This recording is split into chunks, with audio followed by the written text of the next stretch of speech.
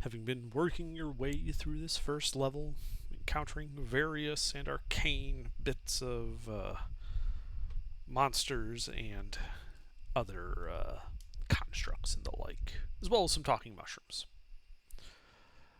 You had posted yourself up in this room where a wall had these glass faced containers filled with crackling snow or mist along one wall, and a number of these constructs with like pincer like claw like appendages that have not been moving.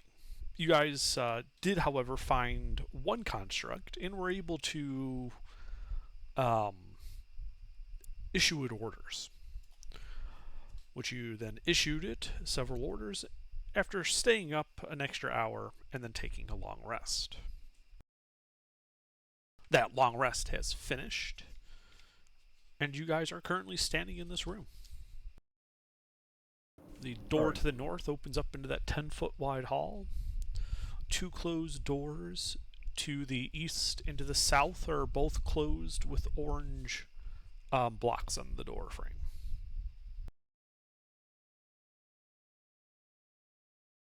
So I think last I remember, we were trying our hand at the VR pod aliens scenario.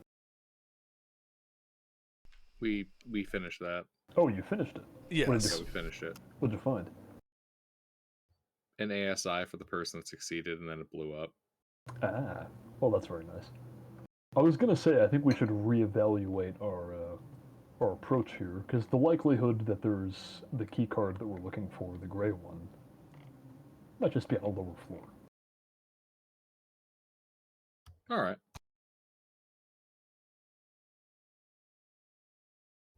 Let's go to the lower floor then. Seeing as we don't have all the keys, we could go downstairs. Actually, Underdark, how long have we been here? Several days. Hmm. You have taken 3 long rests here. Okay. Days.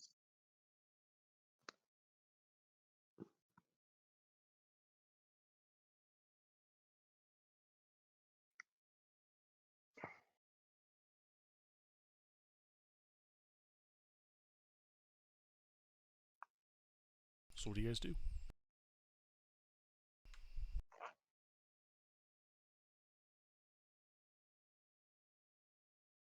Well, I believe in accordance with Pete's plan, we need to make our way down to what are the access shafts?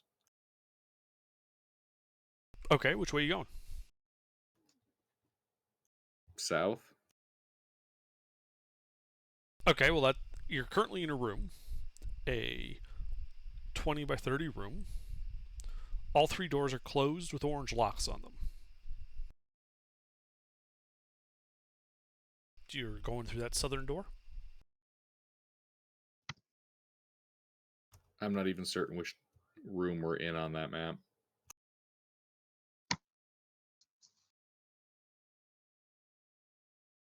So sure. Okay, well, it opens up to reveal a storage closet you have looked through previously. Okay. In that case, I open up the north door and turn west and then south. Okay, so you're going around that way. Yeah. All right, so yeah, you go west, then south. I presume you then go west again. I was going to go east, but yeah, I'll go west upon your recommendation. You can attempt to go east, but there is a wall there.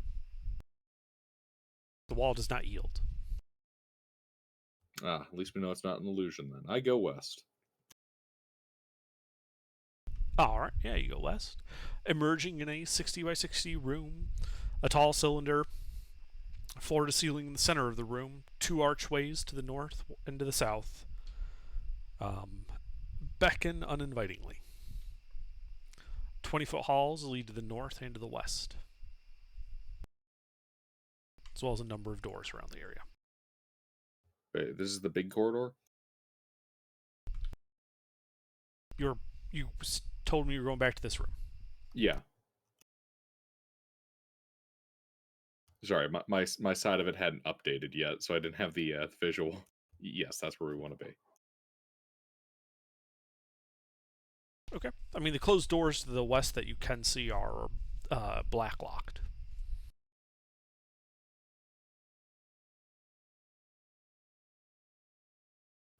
Let's head in. All right. So you approach. Are you going to the north or to the south archway? North. All right. Approach the north archway. Looking into this dark tube, you can see it descending down. You have dark vision, right? Yes. Okay. Yeah. So you can see it descending 10, 20, 30, 40, 50. Basically, your entire length of your dark vision. On the east and the west, you can see spaced about 3 feet apart handholds, like on like ladder rungs, but much farther apart.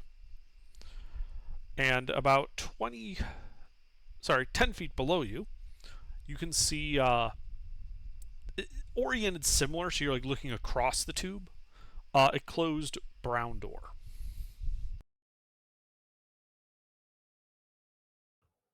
All right.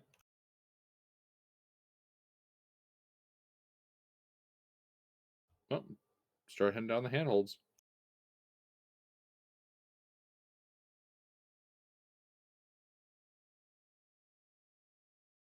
Okay. So you start climbing down the handholds. It's a bit awkward because they're 3 feet apart, like they were made for giants. But ultimately, you have little difficulty. You will, however, have to descend in single file, so what order are you descending down?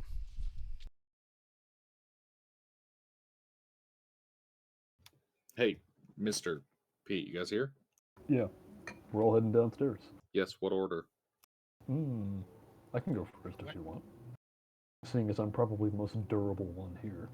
You know what? Hold on. What if we send Stein down first? Wait, what? Yeah, let's put Stein down first. Yeah, you broke your leg, Stein. We're putting you down.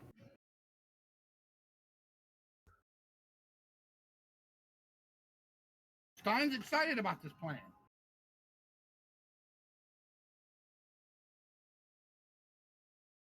All right, here's our marching order.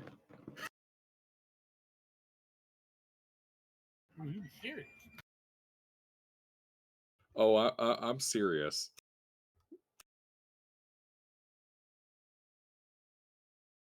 We're veteran enough of this game that we can afford to get sloppy. Go forth, wizard. Take point.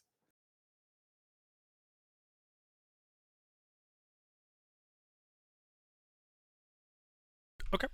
So, Steinling, the way you start scrambling down these, really long ladders. About 10 feet down, you approach this door that has the brown marker on the door frame. You can also see that about 30 feet down are open archways, similar to the one you entered to get into here.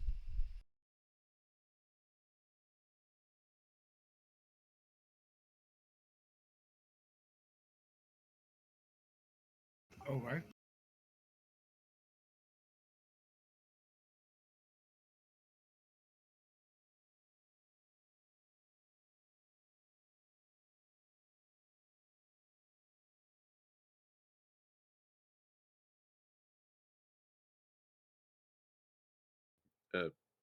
Good visual. Do what? Since we're dungeon crawling, I'm waiting for a map. Ah, okay.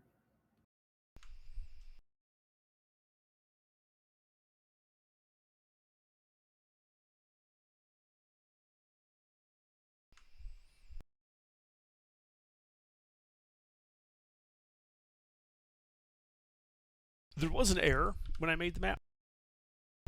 Uh, There is no doorway to the south. There's only the one door to the north. Ah,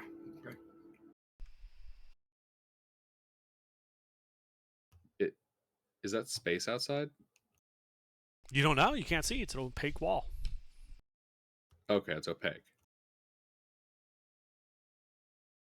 Well, let's head out that one door then, Stein. All right.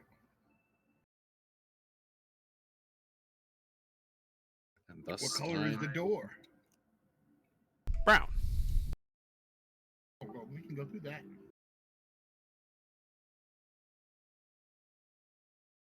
Right? Sure. Gilbert? Do you have a key card? We have a red key card or an orange key card, don't we, Gilbert? Gilbert. Yeah, we have a red key card. You should go through the door now. Okay. Yeah, I'm going through the door. All right. So you open the doorway. And you can kind of you have this scent of you would recognize it as an alchemist of oil, kind of just lingering in the air, stale oil. Oh, And ahead you can see what appears to be the edge of a wall and some grated flooring. You can also see what appears to be a burn mark heading out of sight to the left and to the right. Sorry, that is to the northeast and to the southwest. okay. So does this look like what I've seen before when I was in the thing? It looks similar.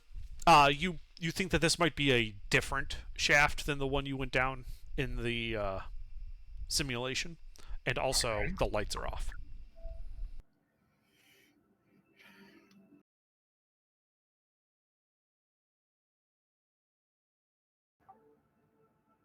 Lights? Correct, it is dark. Oh no, I'm saying lights out loud. See if they'll turn on. Ah, there is no response. Had to try. You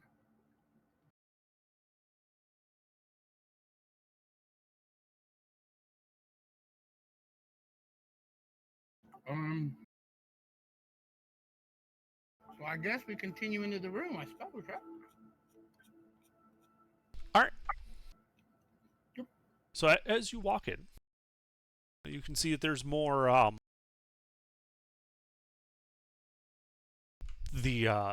You see some of the machinery you would have seen in your simulation, though. But while in the simulation it was kind of lit up, there was like a hum in the background of working mechanisms. It is totally silent in here.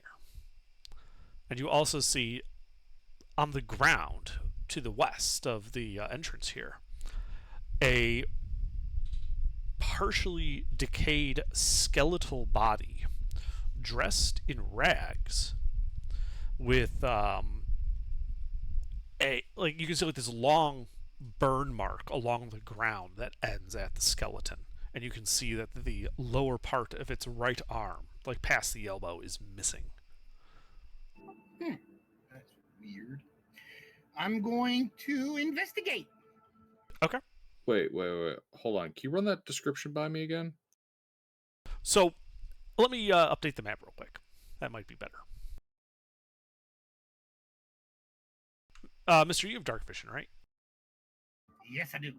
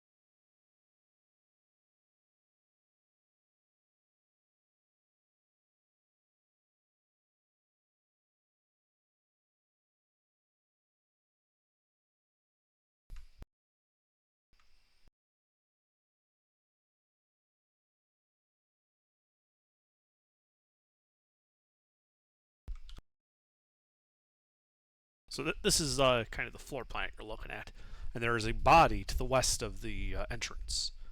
It's a skeletal body dressed in rags, and there is a burn that along the ground, leading from this body towards the corner in the upper right there, just ahead of you, about 20 feet away. On the body, you can also see it looks like the lower part of the right arm, past the elbow, is missing. I want to investigate Sure. the room first. Make an investigation check. Shit. So you start poking through them, and as you do, you realize that it looks like that whatever caused that burn mark on the metal floor is actually what burned off the arm. It was not like a cutting blow. It was burned off. Does it show it like can I figure out from the laser, from the burn scorch marks, which way the beam was fired from? For something to be hot enough to like burn away a limb, if it wouldn't have stopped here. So in all likelihood, this was the origin point of it. Like it would have overshot and kept going after it burned off his arm.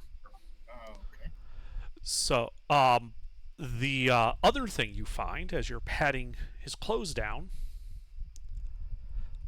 is you find in where the breast pocket would be a cracked gray piece of glass similar to the colored cards you have found before.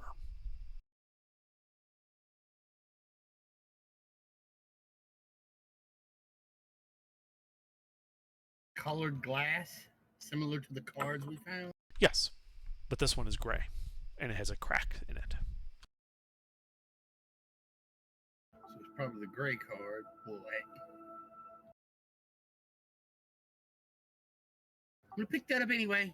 I'm gonna keep that cracked black, brown. Okay. What color did you say it was? Gray.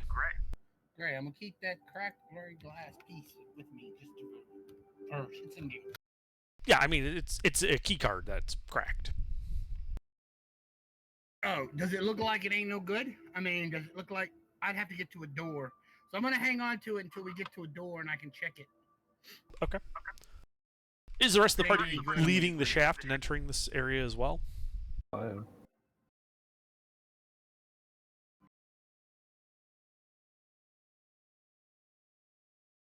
Can everybody see in the dark? Van, Lucina? I can't. Stone Soup? I can. You can? I can. If you need it, I can cast light. Please cast light so we can see what's all in this room. Even though I have dark vision, it's still better. I will allow him to see in color. Okay, thank you. So you said the burn marks start at the body and move away across the floor. Yes, towards that corner, like about 20 feet north of the door you came in through.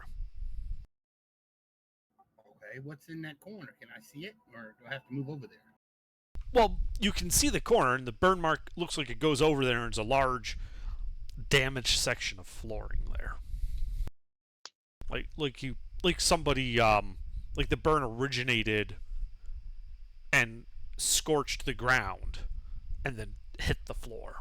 And then burned into the wall. So it started at the gut. No, think more like if you were a wizard casting like Ray of Frost.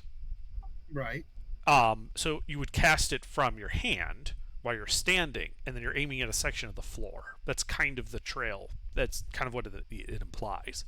Oh, okay. So it ran down along the floor and then up to the wall. That's the order it went, right?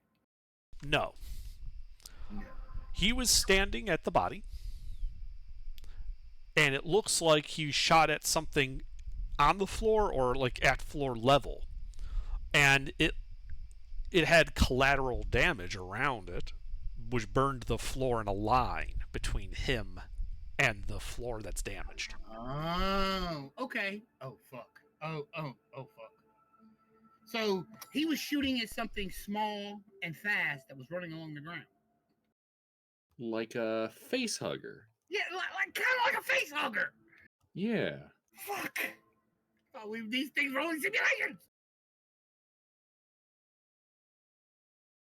Is there nothing else in this room? No doorways or nothing?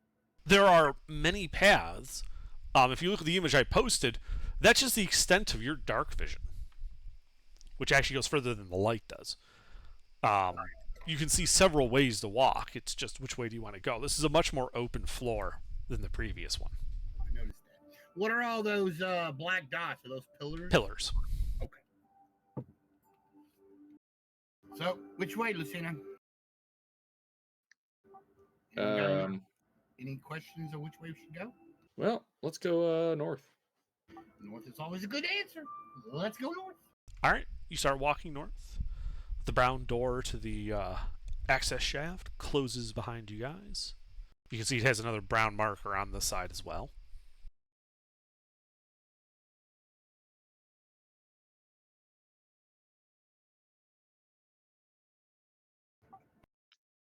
I couldn't tell any type of damage to the skeleton of that corpse, could I?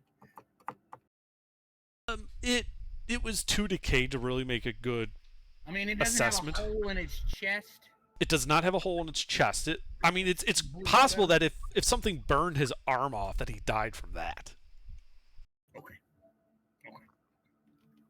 Okay. But yeah, there's nothing bursting out of his chest or anything like that. Okay, that's good. The rib cage looks intact. That's good. Moving on. Oh, As did the skull.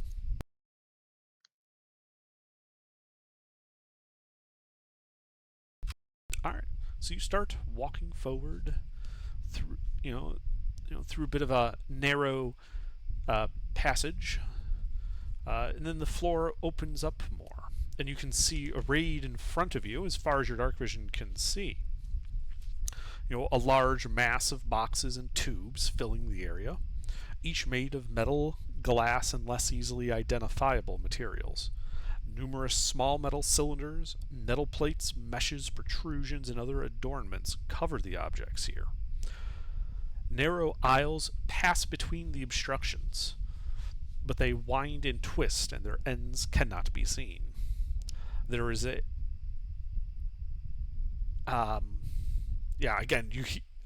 smell of oil, Stein, lingers in the air even more heavily here. And you recognize this actually as kind of the periphery of the area where you fought the queen in your little scenario.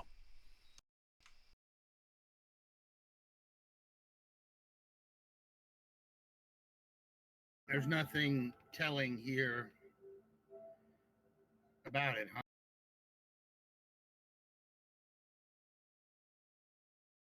No, it was just a simulation. Okay. Yeah, I know, but Stein's having PTSD from that simulation. There was some scary fucking things, real scary. And yeah.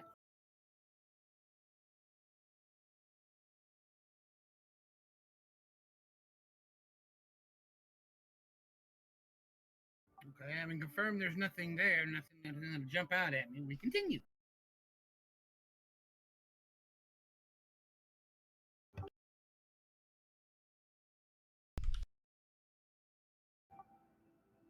Ooh. Now that is a weird arrangement of pillars.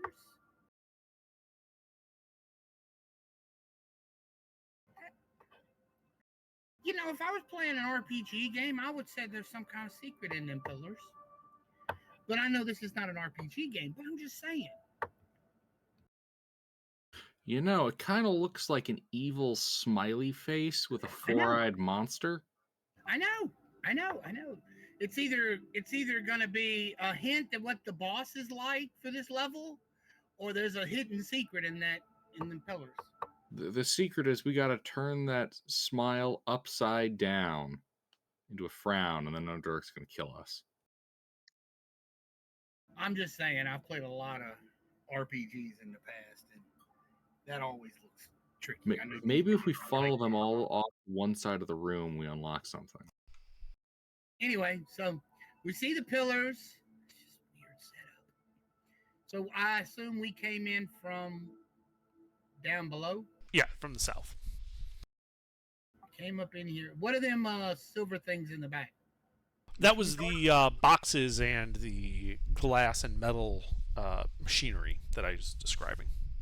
Anything particular about them pillars? The pillars appear to be structural, made of the same material as the floor, the ceiling, and the walls.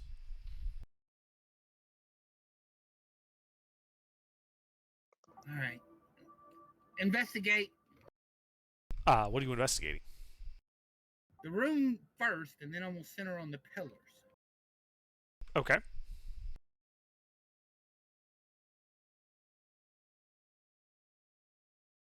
I have to step away. I'll be back in just a second. I'm just telling you.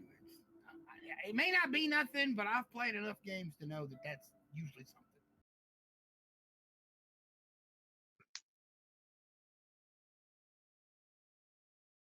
All right, I made a 20. What do I know about this room? Okay. So, you start poking around. And as you start, you can tell that the metal here is not as well cared for as the upper floor was. Where the upper floor, while the metal was old and decrepit and looks like there hadn't been anybody there for a while, it looked like like it was like flat pieces. And here it's almost like the internals are exposed, like they took off the outer skin of the walls. You can see conduits and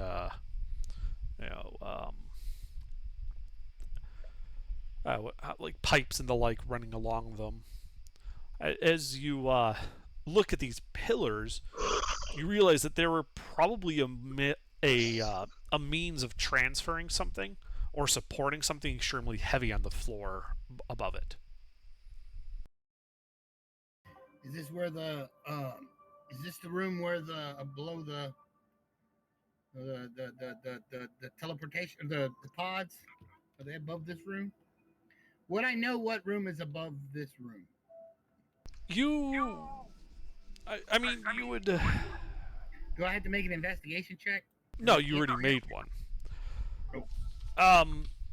I'm just double checking to see what is actually above there, and you would remember that while there were some rooms up there, the closest one you could remember of any significance was the casino room.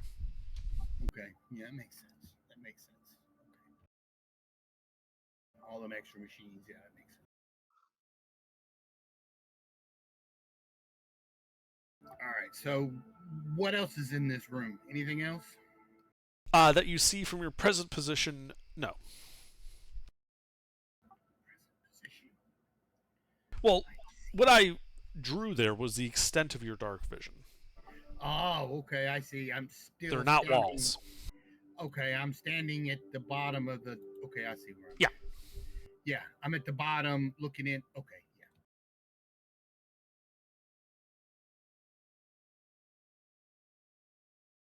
So I guess I'm gonna go into the room. Okay. Look around it.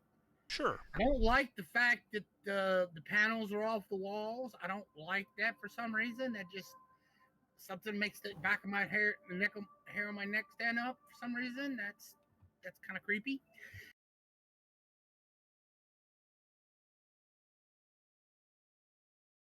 Stein's got one hand on his sword as he moves into this room. It just doesn't feel right. Feels off.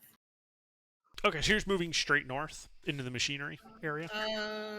Yeah, back past the pillars towards the things in the back, yeah. Okay. So yeah, you just start walking north. You have to deviate a little bit to get around some of the pillars and some of the machinery. And while the machinery doesn't go all the way to the ceiling, and you can tell that the floor continues off, they are tall enough that it would be they're only about like 5 feet high, So you can look over them for terrain, but it would be pretty easy for somebody to like crouch down on one side of these and not be seen.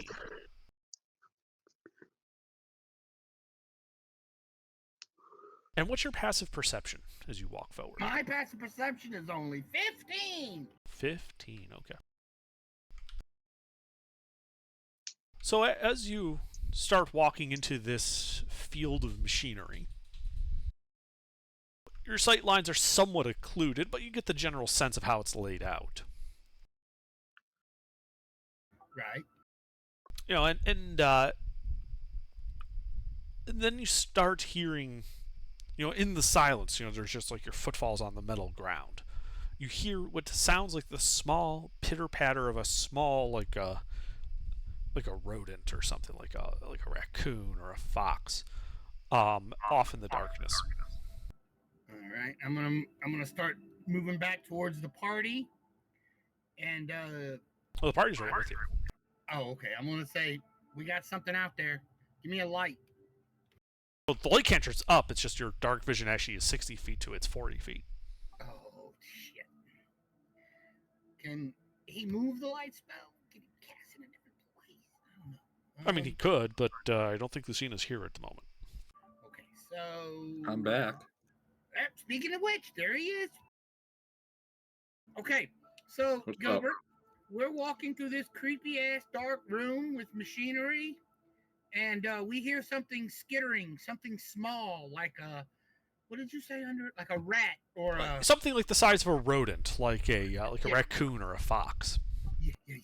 We hear that off to the side. Which direction did it come from? Could I tell? It sounded like it was moving from the north, like in an arc towards the west. Trying to avoid us, or Yes. Like it was maintaining a constant distance from you, but moving around to get out of your path. Okay. I'm gonna tell Lucina to give me a light, and I'm gonna point into the way the monster went. I am literally already running the light cantrip. Can you move it? Deactivate it in Yeah. one place and reactivate it somewhere else? Boom. Ball bearing. Thrown. Where do you want it? Over on to the. You said it started north and went Around to the west. around to the west. So I want it. Toss it to the west. Okay. So you gotta toss it to the west. And it you know, you hear the tack as it hits the floor and starts rolling off. You can see it illuminates nice area. The light cantrip is 20/20, right? For the light. Yeah. 2020. I never understood that because if we're outside of the range of looking into it, Yeah, it's so I know how much of the map to reveal, because that's the only area that's going to get lit up for you to see at range.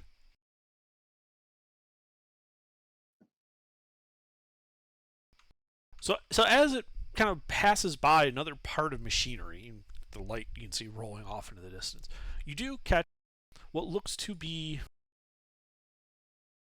a claw not too dissimilar of some type of cat, but a big cat, like a lynx or something.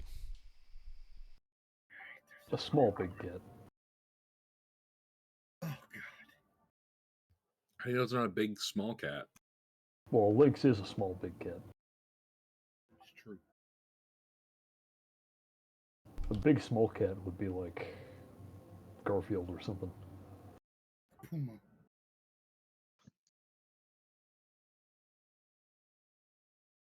A big small cat would be like a cheetah.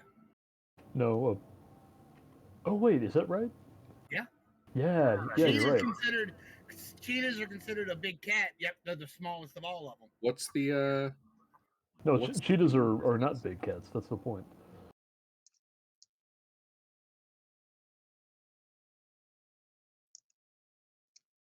Okay, yeah, you're right. under? What's the different distance? ball? From Yeah, oh, so the that ball. would be considered a big small cat. So the ball comes to a stop about 10, 20, 30, 40, 50, 60, 70, 80, 90, 100, about 150 feet from you.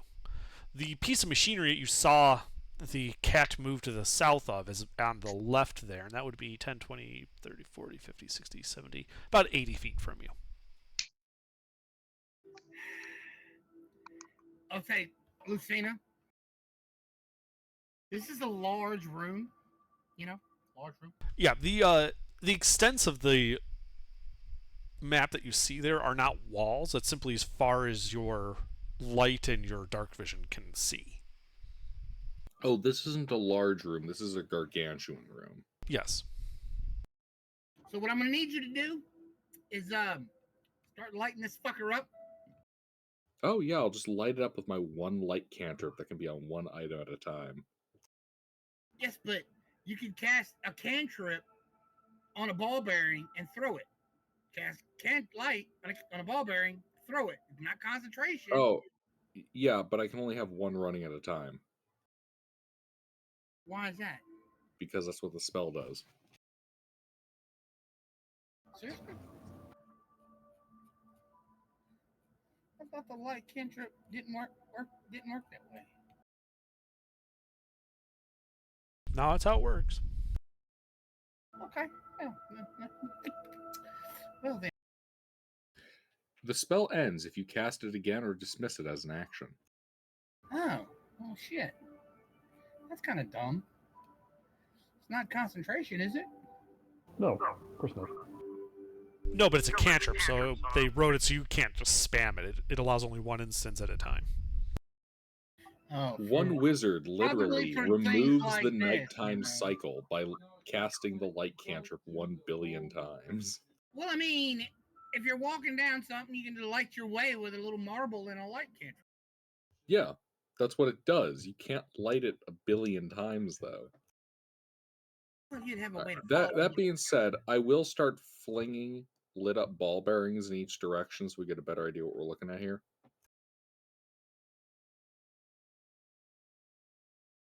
Okay.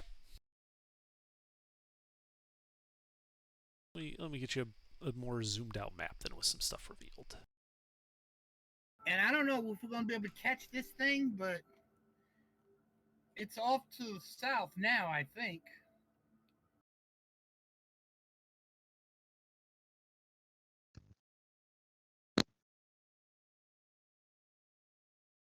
Let me see if I have anything that can light up a room. Hey, Andrew. Mm-hmm. Can we say I have my thing out the entire time? What thing? Hey, put that away. Sunblade. I don't want to see that. Pants up. Yes, seriously. That's just indecent. Could somebody with server perms change my name to Freeman, please? I can't do it mobile. I'm driving home right now, but I don't like my name being Rurik. Sure. Thank you, Gilbert. You sound weird. Yeah, he sounds strange on his phone. Okay, Gilbert, so I I'm can light mobile. up the room. I'm on my phone.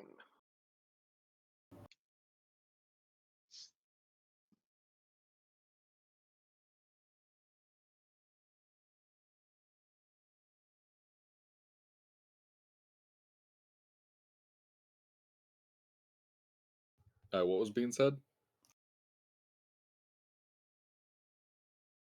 I was asking Andrew if I can have can my cast Sunblade out. some. I can. Does it require concentration or anything like that? The Sunblade is just no. It doesn't request no. It's just an action to turn it on and an action to make it like extra bright. Yeah, you can have it on. Okay.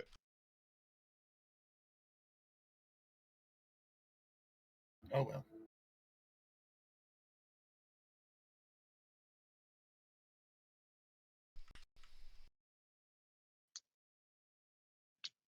All right, so you start whipping lit up ball bearings all over the place. Just to see what we got. Yeah, this Yeah, is a just- large room. Spamming the glow stick button in Dwarf Fortress. Or, Yeah. I mean, in Deep Rock Galactic. Basically, yes. And you kind of reveal it. You're standing in the center of this.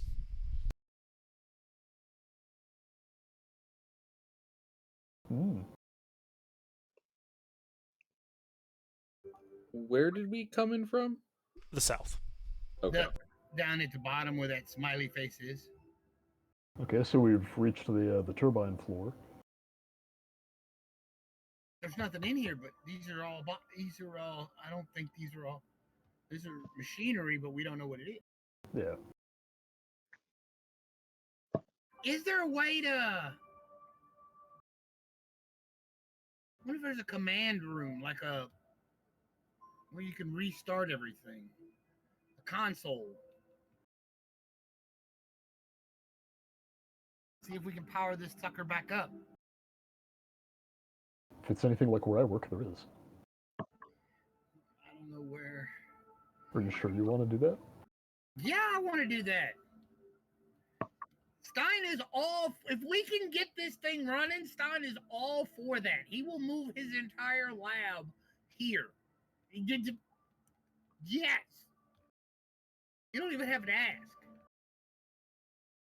I don't think you get what you're suggesting, though, because this was built by the the people of the Flying Cities, right? So what if this thing flies? No. No, you don't think so? No, the historical information that Freeman's got knowledge-wise, it's different than the Flying Cities. It's the same era, the same existence as the Flying Cities, but it But is not different the people. same. Yeah, the architecture, everything's different. It's not the Flying Cities. And Not also, the people that made the Flying Cities. However, that doesn't mean I'd have this to city agree with won't Stone fly. Suit. It's not so much the flying. I have to agree with Stone Suit because if you turn everything on, it's all in standby deactivated mode. You might activate something you don't want activated. Yeah.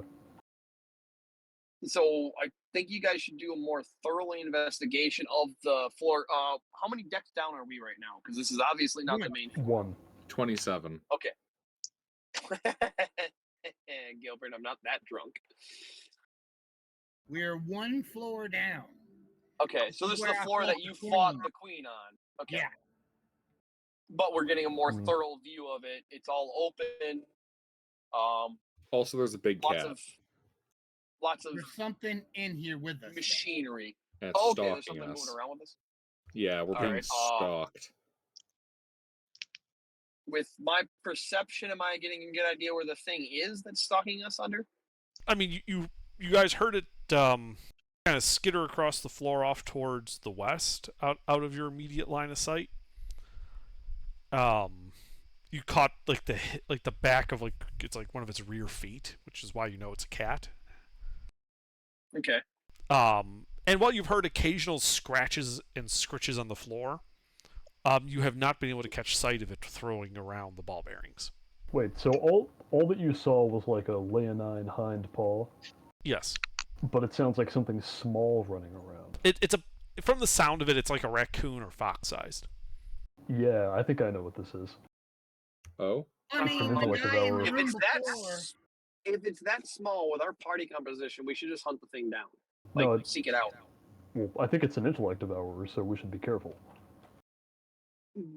Yeah, but with our party comp, we can probably safely take it on. Man, intellect devourers don't fuck around. They're like gelatinous cubes, surprisingly potent for their CR. But you've seen feline style paws. Does that match intellect devour? Yes, they have leonine paws. Okay. Yeah, because remember the guy in the room before that shot at the floor trying to shoot something that was skittering around on the floor.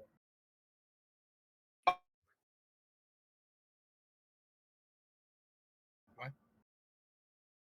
Wait. Didn't we conclude that whatever it was burned his arm off? No, the beam that burned his arm off originated from him, so his weapon must have malfunctioned or something. I gotcha. Disintegrated the whole arm. But there's no evidence of telling why. I just know that the burn starts at him, the beam starts at him and runs to the floor and then up to the wall where, collateral. Okay. So I think party as close together as possible. I think Stein and get as full of a read as possible.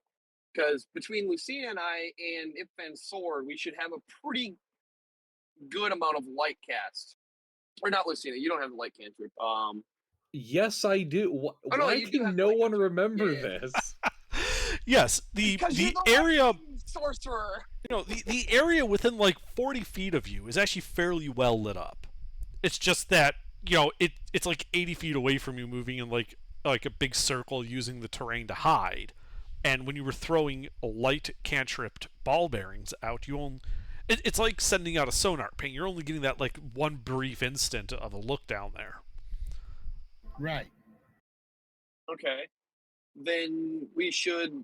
So Lucina can light. Ifan can sword. I can light.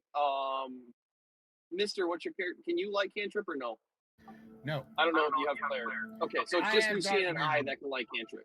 Yeah, no, everybody has dark vision except for Ifan. Or no, except for Stone Soup. Yep. I'm the only person who actually needs light to see at all. All right, guys, I have So- an idea. All right, Well, so between you and I, we should have, with Ifan sword, a reasonable coverage. all right, I do have an idea here, though. You guys ready? This No. is likely some kind of ambush predator. So we take Freeman and put a light on him, and then have Freeman walk in a straight line out, separate from the party, into the darkness, illuminating as he goes. And then, when he gets sufficiently far from us, he will likely be jumped by the cat. However, with Freeman's prodigious amounts of, perception, he will not Perception. likely be surprised. At which point, we can counter ambush the large predator. This will only come at probably really high risk to Freeman himself. And if you know Freeman's character, he does not put himself in high-risk situations. It builds character. Yeah, it's not the character that he builds, though. Stein will go looking for it. It builds character, all right. Other characters. I actually do not have a backup character built for this game. Well, I mean, technically, Stein will Freeman's go looking for party. All right, in that But- case, Ruffles, drive and roll your stats at the same time. I do have D6s with me. Do not drive throw and 'em on roll the your dash. stats at the same time. I am going to go looking for this thing. Are you casting light cantrip on yourself, or you want one of us to cast light cantrip on you, so Nope. you're a flare, or you want to go in the dark? Yeah, I'm gonna cast it on him. Nope. I don't need light. I'm just going into the darkness. No, mister. You misunderstand the point. The light cantrip is going with you. No, it's actually more beneficial that it doesn't, because a light cantrip says don't attack. Yeah, and It's a flare that says do not attack this particularity. So if Stein walks out with the light cantrip on him, it's actually more likely that it's going to attack like Stone Soup at the back of the party, who doesn't have any Fair source enough. of light. Fair enough. We all stand here. Stein, put this glowing ball bearing in your mouth. If it attacks you, spit it out. I do have a source of light, I just need to pull it out. Do you want a light cantrip, something that you can pull out easier? No, because we're using the light cantrip for something else right now. Well, we have 2 light cantrips. I have it as well. Okay, then use them both. I'll use my torch Yeah. if I need it. Yeah, Stein, put this glowing ball bearing in your mouth and walk out into the shadows. When you get attacked, I To, can spit to out the bad clarify, light you when I did hear me when I jump. said there's like a heavy presence of the scent of oil in the air, right? Oh, yeah, maybe not. Then. Okay, Soup, I'll give you a light cantrip ball bearing that you can palm. Yeah, That way it's concealed, but if you need it, you can just, open your Well, hand and it'll drop totally. down below you. I will totally not Skyrim this and light all the oil on fire. I will totally not do that.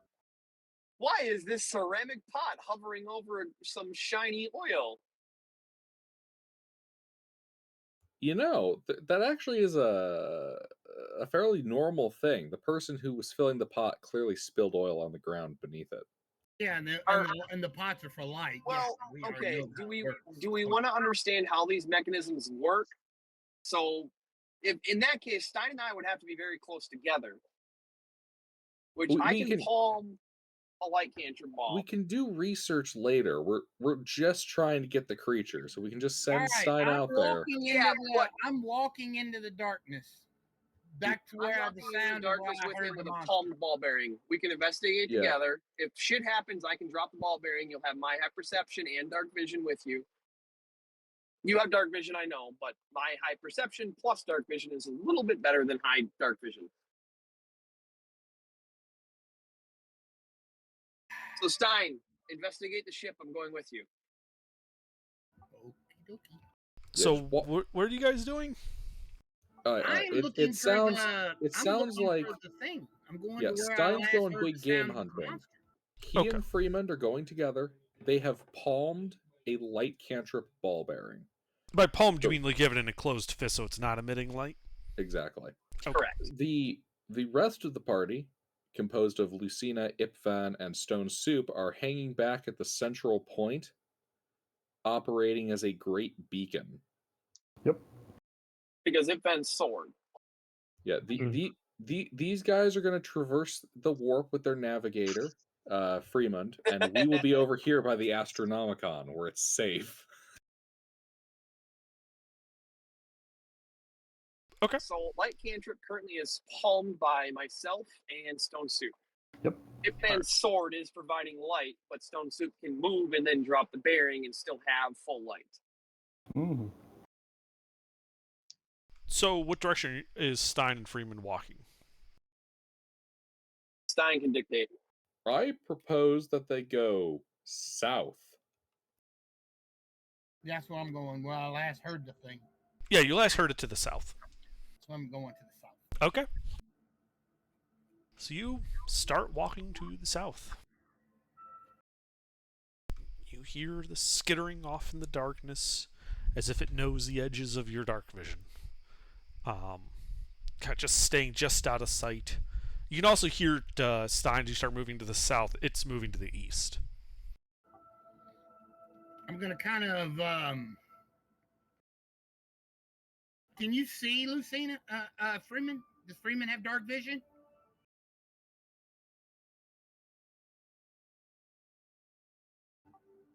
don't know. I presume if he's willing to go into the darkness with you without a light source, that he All right. does. Well, then, what I am If going. I'm a to dwarf, I have dark vision. Okay, what I am going to suggest is that we do a pincer attack. We break off and move in directions to corral it in a certain way. Yeah, you're hunting. One of you is going to be the dog, and the other is going to be the hunter.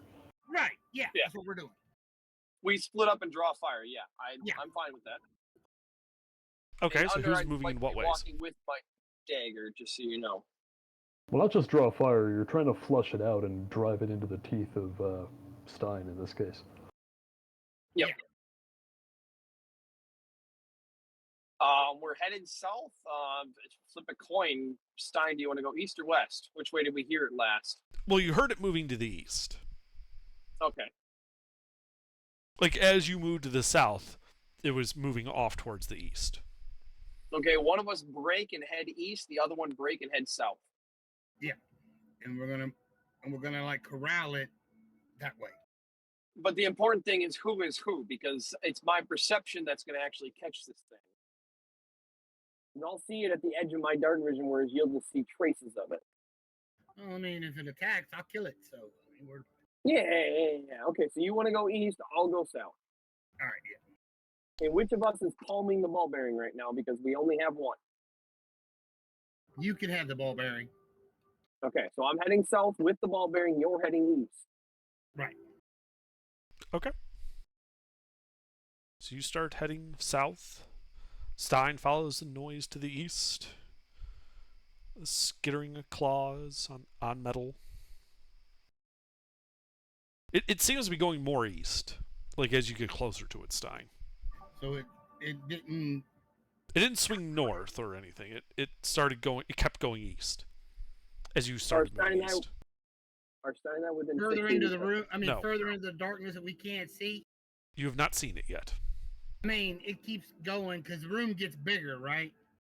The room is big enough that so the rest of the party, Ipfan, Lucina, and Stone Soup, when you guys like get to the point where you heard it last, like if you were to go dead south to where that would be 10, 20, 30, 40, 50, 60, 70, 80, 90. It's about 100 feet from the party. And then you heard it skittering off to the east. So you started following it. It went a little bit to the north to get around a wall, but you heard it keep going east as you followed it, Stein. Freeman started heading south, which is approaching the entryway to the way you guys came. Does that make sense for what I'm telling you guys? You understand? Yeah. What? Yeah. So it's still growing further into the room. We're trying to corral it. Yeah. I'd like to clarify under Stein and I will never break more than 60 feet from each other so we can both see each other. With So what do you do when he reaches that limit? Because you're going south, he's going east. You're at that limit. What do you do now? We're not. I would start heading east. You ever corralled any kind of animal with two people? One goes, you kind of funnel it the way you want it to go. Yeah, so as soon as we reach that edge of the dark vision, I would start moving east to remain in just inside of Stein and Mai's dark vision of each other. But not using the ball bearing or anything like that, but start heading east. So Stein would be on point east most, but I would still be back a ways, but I would start heading east so that we're within dark vision of each other. I know there's machinery and stuff in the way, but we should be able to kind of coordinate roughly. Okay. Let me give you guys an update on the map real quick. Yeah, Stein is taking So this that as X at the center, that's where Ipfon, Lucina, and Stone Soup are holed up with the light. That one that's circled, that's where you heard it, the sound, and started heading towards. It then started moving to the east. So Freeman went to the south, and Stein started going to the east. The creature kept going to the east as the arrow indicates. And now you're telling me Freeman's moving along the east as well, mimicking Stein. Yeah. Stein is going under the impression that it's an animal. And to corral an animal, you want it to go the way you want it to go. Like if I move in front, like if it's going north, I move in front of it so that it'll sense me and turn south. But that's where Freeman is, so it'll turn and go east to get away from both of us, and we continue to move like that, drive it in a certain direction. Okay. Right, I understand what your intention are. I'm just trying to. It sounds like there was some confusion on Freeman's part about where people were. That's why I was trying to clarify everything. Oh, okay. I appreciate that. Yeah, we're basically trying to sweep it back towards the party. So I'm going to swing out as southmost as I can, but keeping Stein in vision. And I'm But going then to I'm gonna start so we can arcing get it to turn back towards the party. and Yes. I'm going to start heading north on that eastern trek, keeping Stein in my vision to push it up towards where the party is so that it might reveal itself to the party or us. If not, then we'll just go in a big ass fucking circle. Okay. Yeah. So you guys keep following it, and it leads you on this nice merry chase about 100 feet from the party in a big arcing circle around the machinery. Like it just keeps staying in front of you, and it starts sweeping to the north. You guys adjust. You start sweeping to the west, etc. Eventually, it just makes a big arc around all the machinery area. So if it's consistent with that arc, then Stein and I should shift positions to start pushing it towards the party, and we need somebody else from the party to go out for the corral. Yeah. So it bends the light source. Stone Soup needs the light source until he drops his ball bearing. So Lucina, you have dark vision Yes. and a reasonably high passive. So you're the corral. I thought Lucina didn't have dark vision. I swear to God, do none of you pay attention? Do you I know have it or Lucina not? has dark vision. It's a half elf. So you have it? No, mister. I don't possess dark vision. I don't possess the light cantrip. I have no spells, and I don't cast time stop. Hey, useless mate. Useless Useless mate. fucking wizard. Fucking wizards. All right, Underdark, I'm reclassing to be a fighter. No, barbarian. We need two of them because Yep. why not? Two's better. All right. so so Stein and I do this big sweeping arc, and we circle the party, and this thing continuously leads us on this arc. Yes. So we'll recenter on the party, regroup, communicate, and actually discuss, okay, this thing is just playing with us and doesn't want to get caught, so we need to force it to get caught. And that's going to rely on Lucina being able to sweep out 60 feet from the party, so she's still in dark vision range. She needs to have the light cantrip ball bearing that Soup currently has. Soup stays by Itfan. And then Stein and I will repeat the heading to the south in the big sweeping arc, and Lucina will go, to the east or to the north, anywhere that'll actually get it to sweep into, and then toss the light cantrip ball bearing to a point where it cannot pass without somebody being able to see it. Because if I'm understanding, this is still the same 500 circle ship, right? It's 500 feet across, or the 500 radius.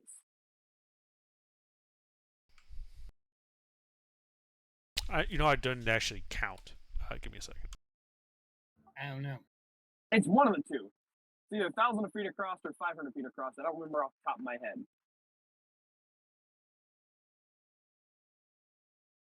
It's about. I'm the It is about 500 feet diameter. okay. So that means The first floor 250 was, feet. at least. Oh, that's true. It doesn't actually have to be 500 cylinder. It could be bigger. From Sinai's, I mean, we're only going 100 feet from the party, 60 feet from each other, so my dark vision would be 160 feet out, which wouldn't be enough to see the edge of a 250-foot circle. So no, we'd have to actually explore to see how big this is. Man, people need to learn how to fucking drive. Anyway, so yeah, that's the only thing I think is to bring it into a sweeping arc and have Lucina with the light ball bearing, because your passive is like what, 17? It's like nothing to Hey. fret about. Lucina. Lucina, your passive is 17? Yes. That's what I thought. So Lucina would be able to hear it as it moves past, and she can chuck the light ball bearing at it. Actually, if I get As- close enough, I could also just time stop. Yeah, that's what true. I was fixing to But suggest. the light ball bearing is the crucial building the wall that it cannot cross. It seems to know that we can see to a certain range in dark vision. And we're not casting light as we're moving around. So it knows the range of dark vision, knows the range of the common stance of dark vision. So if you don't throw the light bearing and you can cast time stop. Yes. But if you throw the ball bearing and get it into a bit of a net position and then cast time stop, you might actually get into a position where you can do damage to it and see it. Whereas if you just cast time stop when you're Lime sure, stop. somewhat sure, lime stop. It's light cantrip and time stop. Time cantrip. Time cantrip. Oh, that's broken. Stop time for 1 turn. But if you cast the light ball bearing and then cast time stop, you'll have a better chance of being able to narrow down exactly where it is for the X number of rounds that you have time stop to be able to drop all of our explosive charges on it. And we're sitting on 30, I don't have my sheet in front of me, 30 something of the 1d8 ones. So those are spread out and fused together. So we have the ability to make that a big ass bomb. That's just a matter of Freeman and Stein spending a couple of rounds, fusing them together and putting them in a backpack. I have one spare backpack that I haven't blown up yet. So we have, let's say, 30 1d8 charges that do a radius 20. We put all of those in one backpack. Obviously, the damage radius is going to go down a little bit. It won't be 30 d8. It might be 20 d8. But You're it'll thinking still too be hard about this. significant. Just go get the damn thing.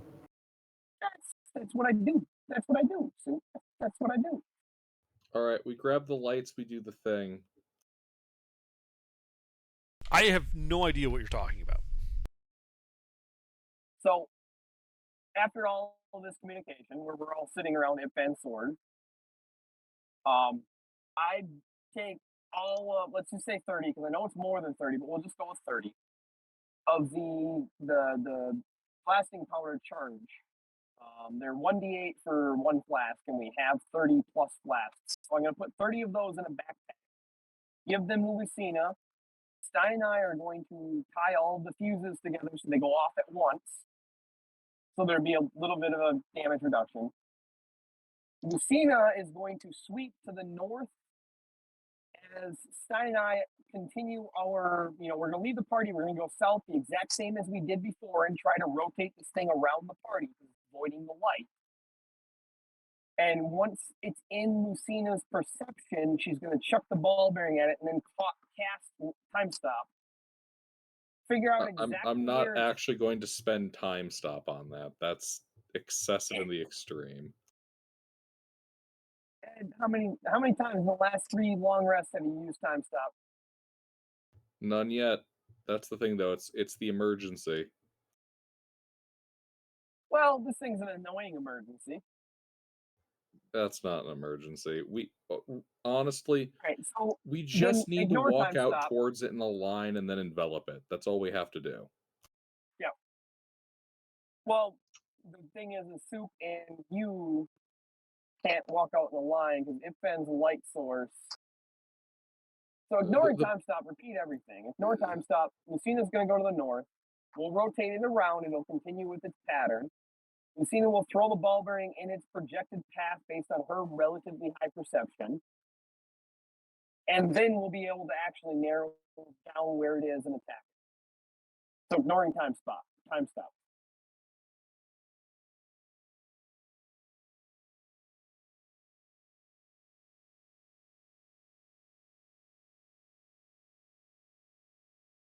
Yeah, so we're just moving to envelop it. Yes. Okay, so let me make sure I have this right.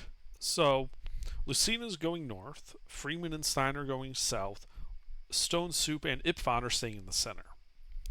After you guys get towards the edge of that with the, assuming the creatures to the east, you would then have Lucina and Stein and Freeman all moving towards it, so you'd be approaching it from 2 different directions, while throwing that light cantrip to attempt to illuminate it. Lucina's stationary. Stein and I are pushing it towards Lucina, for Lucina to have, since she has the second highest perception, to identify where it's moving and then throw the light cantrip at it. Okay.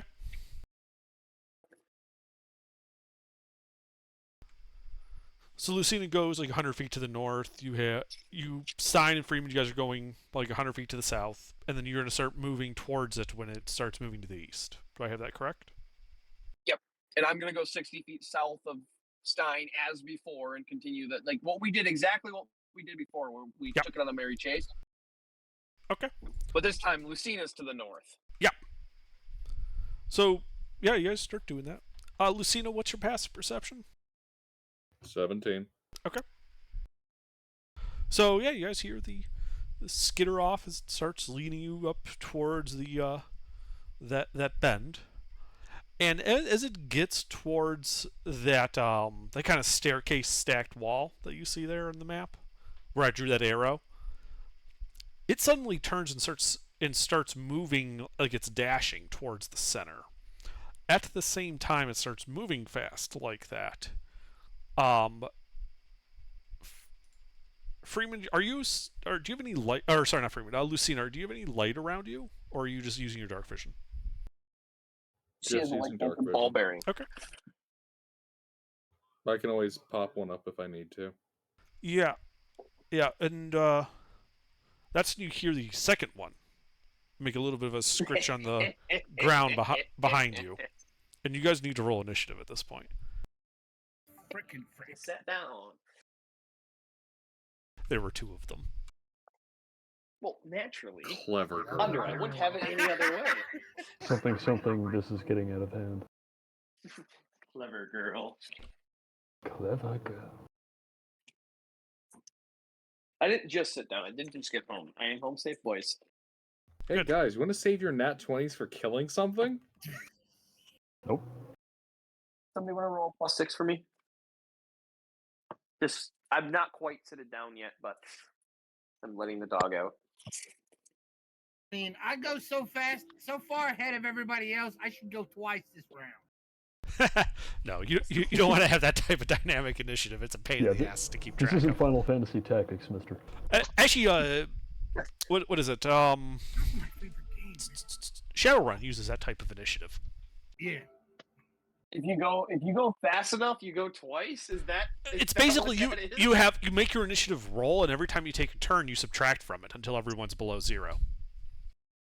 So if your initiative So- roll is high enough, you would actually. You could go potentially quick. go multiple times before the enemy goes. Anyway, that's how D&D works. It's every time anybody goes, you subtract 1 from it. That would be a long first turn. All right, so I believe it's time to fuck up a thing. Can I see where it is? No. Like, you heard the skitter suddenly start moving as if dashing towards the center of where Ipfon and Stone Soup are standing. You would estimate it's Sucks to be about... them. You heard it about 80 feet away from you in the darkness. Bonus action, Shadow Blade, and then move to intercept. Okay. How fast are you? I have 55 feet of movement. Okay. So you start running, and you're like 15 feet away from it. You can hear it on the other side of the piece of machinery you're next to. All right. Anything else? I am going to cast. Oh, I've already cast the spell. Never mind. I am going to take the dodge action. Okay. Just in case. So Stone Soup, you Nobody rolled for me. heard the. I don't see initiative for. So I had somebody roll +6 for me, but you're standing there in the center. You don't see anything outside of your lit areas. You just hear the skitter of feet and the pounding of boots on the metal. People are moving around in the darkness fast. What do you do?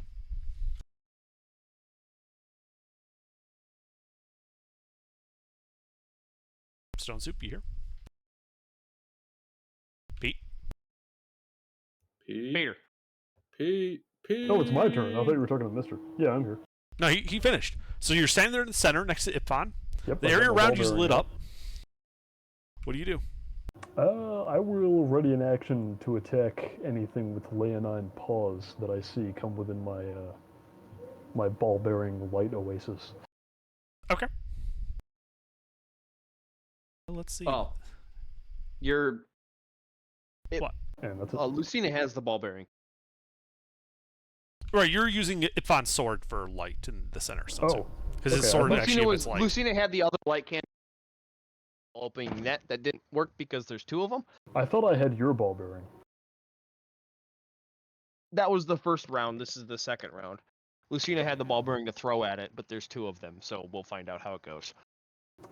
Okay, I'm not sure why I don't have your ball-bearing. That didn't really answer my You're question. standing next to Ifan with his bright ass sword. Okay, but I thought you gave me... Or whatever.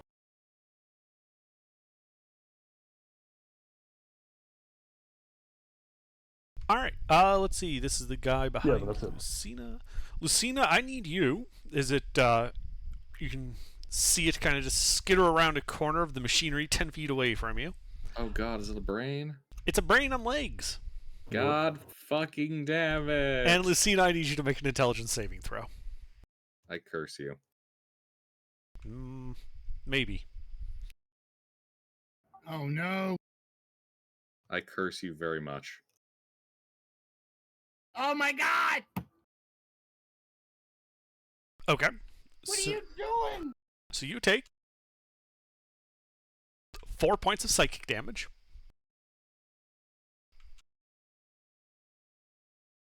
And does that equal or exceed your intelligence score? Okay, well now I'm just offended.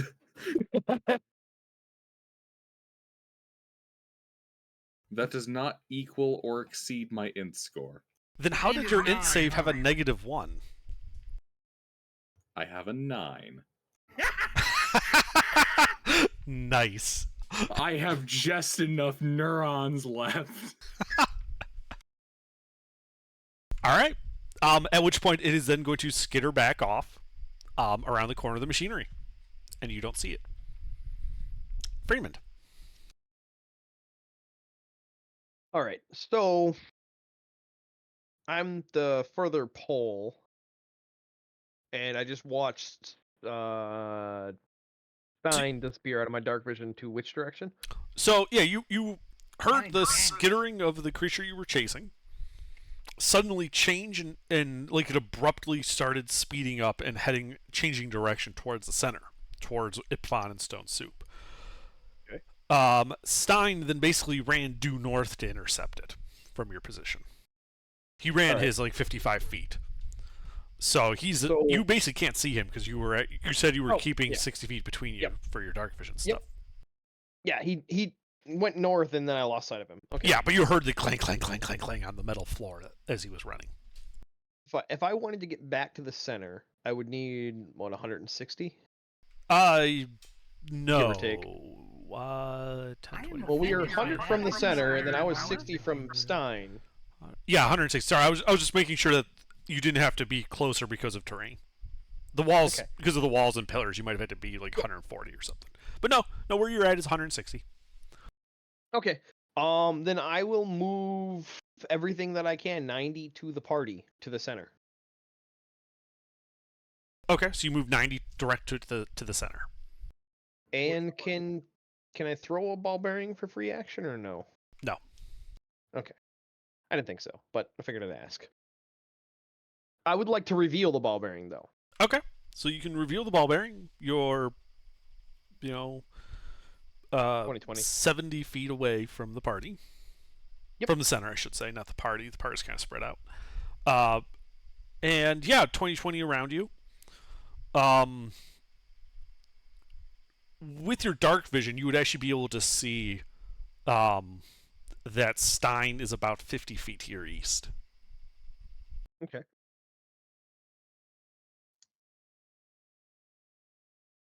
All right, anything else on your turn? Nope. Just regrouping, centralizing on the party. Stein, you here? Yep. So on this machinery, you're next. You hear the creature on the other side of it. You hear like a dull thud, like a hammer hitting an empty tank, as it climbs up and looks at you over the top of the machinery. And I need you to make an intelligence saving throw. Okay. Oh, he should be fine.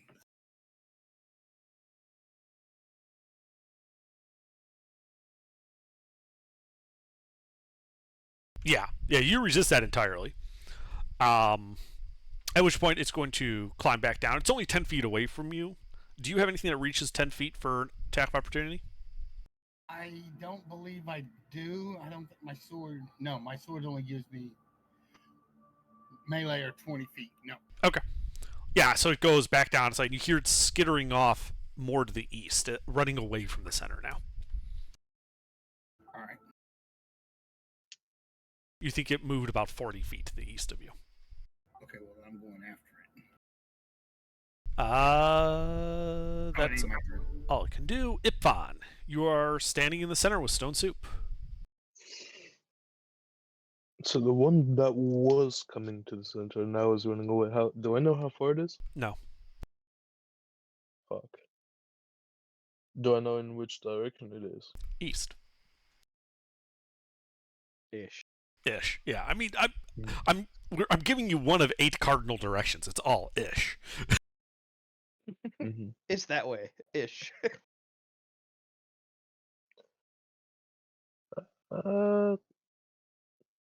Fuck. Let me check what I can. Bonus action. Okay, well, I'm a bonus action. Fuck. Okay, bonus action Shield of Faith on myself. Okay. Then main action, hold my action. Can I do that? Yeah, you can hold your action as an action. What I are will you hold holding? my just if it gets within melee range to fucking attack. All right, you can do that. Lucina. All right. Did that drain my intelligence or No. just attempt to blast it away? You successfully held your wits. With one neuron. Yes. Literally, if I had rolled even one higher on that, this would be a very different conversation. It wouldn't be a conversation. I wouldn't have the brain power. As I said, it would be very different. Alrighty. Do I see it? No. It's Do on I the see other where side it of the went? machinery. Yeah, it went north. Distance? About 25 feet. Alright, I unveil my light and follow. Okay. So you run around the machinery. Takes a little bit of extra movement just because you're moving around blocks that it can climb over.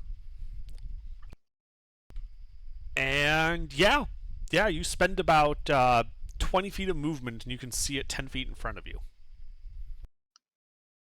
Mm-hmm. 10 feet, you say? Yes. It is next to Oh. some machinery. Okay.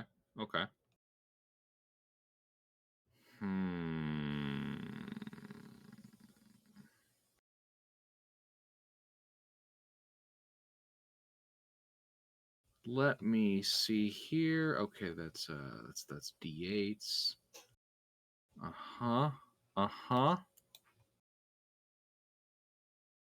Thunderwave, upcast, 5th level. Fuck this little shit. I'm yeeting him. Okay, that's a con save. He shall become Jotun, yes.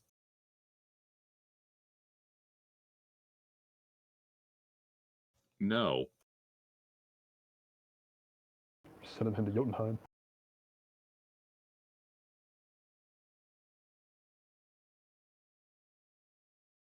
$32 points of damage. So, he is pasted. And spread 10 feet away. Yeah, and just spread 10 feet, kind of covering the floor. The machinery, however, also in the area of effect, begins emitting a piercing screech, like a teapot, but much louder. Oh, bonus action, fly back 10 feet and haul ass. Okay, so you're running towards the center of the party then? Yeah, I'm hauling ass. Okay.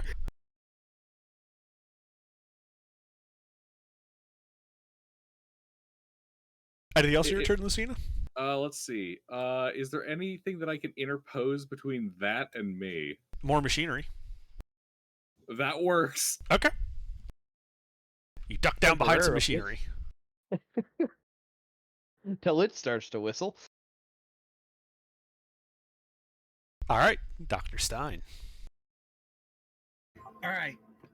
I'm gonna pursue the. You one can also that's hear out the there. whistling, by the way. Sorry. I hear the whistling. The whistling, yeah, from the damaged machinery to the north. I can't deal with that right now. Okay. I'm moving away from the machinery. I'm chasing the monster. All right. So you, it would be, I think I said 30 feet from you to the east? Yeah. Yeah. You said you 55 feet. Yeah, so you can run right up into melee with it if you want. You know where it Yeah, is. I'm gonna run right up in the melee with it and get a swing. All right. Swings, actually.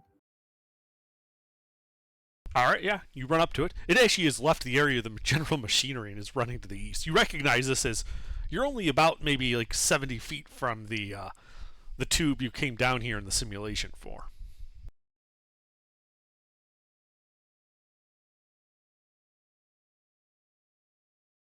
That hits.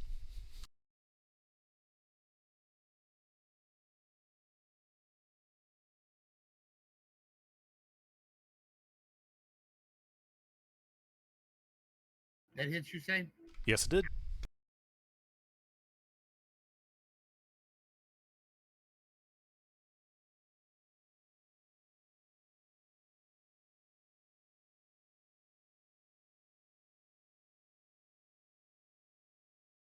That's wrong. That's 2d9.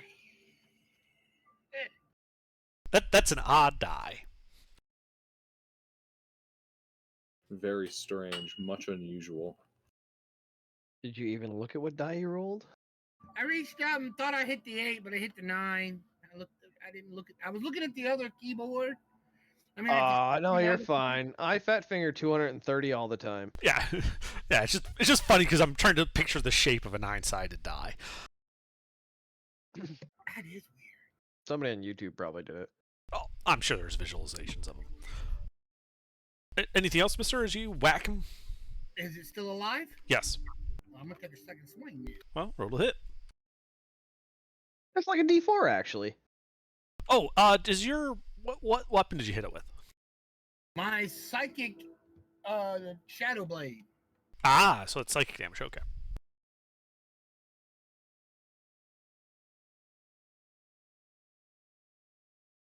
That also hits.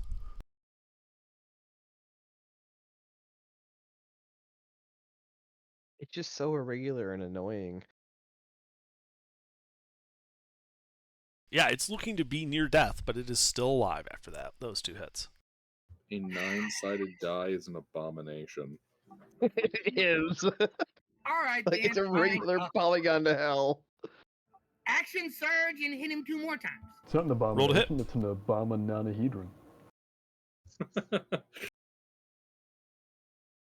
My brain can't keep up. Don't do that.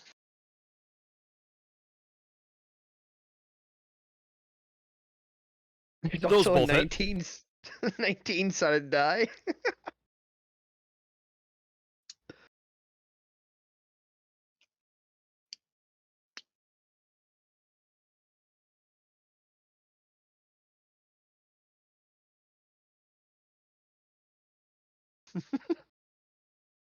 Yeah, Stein. Yeah, you just start mopping the floor with this thing.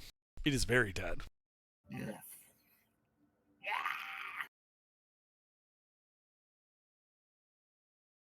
Anything else on your turn? No, I believe that's it. I killed it. I'm Alright. good. I killed Okay, those aren't dice, those are jelly beans. Stone Soup. Pretty much. Stone Soup. Stand there in the light. You I don't haven't see seen anything, so Nope. I'm gonna keep waiting. For Remond. Zoom back to the party. All right, yeah, you run back to the party, joining Stone Soup and Ipfon at the still lit center. I hand Stone Soup the ball bearing. I take the ball bearer. Okay. Anything else on your turn, Freeman? Nope. All right. Initiative 6. It's a mind flare. Woo woo. You hear a large explosion to the north.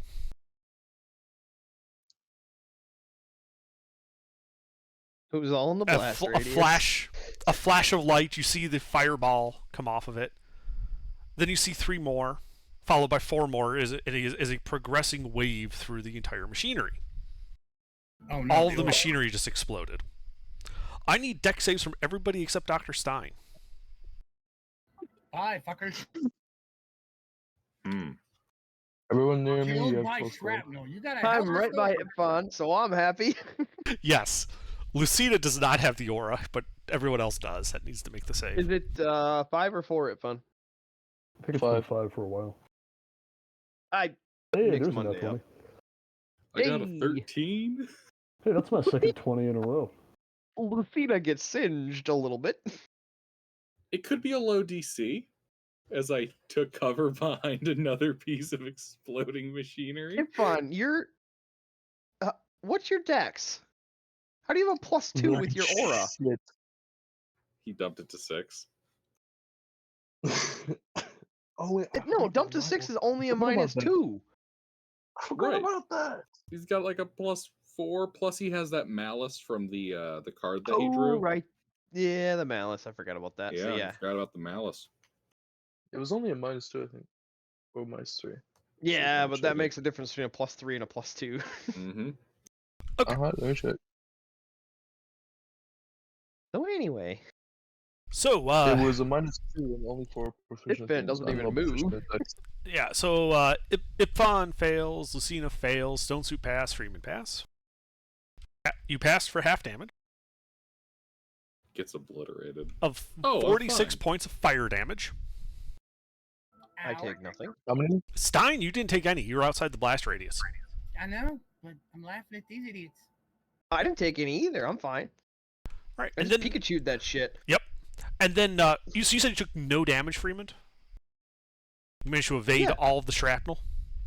I passed and I have evasion. Yeah, no, I'm just verifying because everyone who took damage from that now needs to make a con save Oh, versus poison.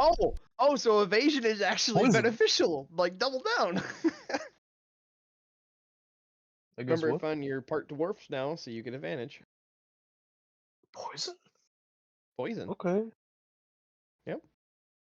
You have the belt of dwarven Poison. kind, so you have advantage. Mm-hmm. well, I might not be able to dodge the shrapnel. I can certainly tank it. It's 2d20 KH1, right? Correct. Your poison running Okay. through my veins. So congratulations, I'm you all right with passed. poison, right, Lucina? You It's passed, based on and so what, you mister? only take 17 points of poison damage. Based on our previous experience, this poison is probably radiation. We have Oh, no. radioactive shrapnel burrowing its way into our bodies. You guys are now out Hey, of you initiative. You didn't The area is die, also- now you're radioactive. The area is also heavily obscured with the smoke. Another reactor explosion, completely no-sold. Lucina, you want to do something about that heavy obscuring so we can see each other? Hold on. You want me to do something about the heavily obscuring stuff? It's smoke. You should be able to handle that, Miss That's- Windy. Yeah, I can. Lucina flatulence in the How- general direction of the smoke. How big is the cloud of smoke? Well, it's hard to say because it's heavily obscuring and you're inside it. Okay. Gust of wind. That's blow all cool. that Just shit turn away. on the Control fan and point winds. in all the directions. I use control winds to affect a 100-foot cube Where do you center it? on me. Okay. So you blow away the 100 by 100 by 100 cube around you. Which direction are you blowing it? Let's see here. So, if I'm seeing this, would I be able to use the downdraft? Blast it down and thus away? Well, it's a metal floor. So while you could do that, and it would probably clear enough of it to see above it, so you could see around you, like from your knees down, it would essentially be like pea soup fog thick. Just center it yourself, blowing away, and move towards the center where you know the party is. Yeah, I'll blast it north. Okay. So you blast it north, kind of clearing this 100 by 100 by 100 cube around you. And you can see. So that would be 50 feet to the edge of it in any direction of you. You've probably cleared only like a fifth of it. Well, this lasts for an hour. Okay. So you just start walking towards the center? Yeah. Alright, yeah, you start walking towards the center, kind of vacuuming up the smoke and blowing it north of you. You're now standing in the center. If needed, I also have a series of other effects I can run right next to that effect. Well, you might want to, because when you get to the center, you're essentially standing inside of a clear donut with smoke all around you outside the wind. Yep. Let's see here. I can also, as a bonus action, choose the direction of the wind in a 100-foot radius. Yeah. So I can just continue to manipulate the atmosphere around me. Okay, 100-foot radius can actually get most of that from the center. Yeah. Barely.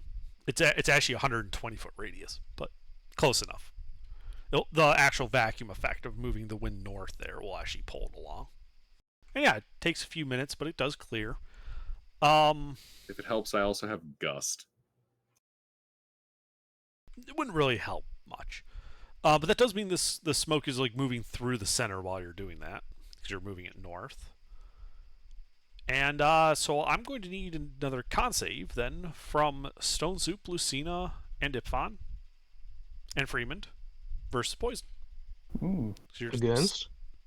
against poison. Yeah, because it takes a few minutes for this to clear out. Radioactive smoke. You basically sat in it and got exposed while he blew it away to the north. Oh, that's some good shit. Hmm. I seem to have inhaled at least a little bit while I was manipulating all the atmosphere. This is giving me You're at new the center of the storm, but you're the one that failed. Yeah, this is giving me new ideas for barbecue. All right. There is currently a hurricane inside the basement. A tornado flew around my room before you came. Yeah, so you guys are out of initiative. The cloud's been cleared off to the north.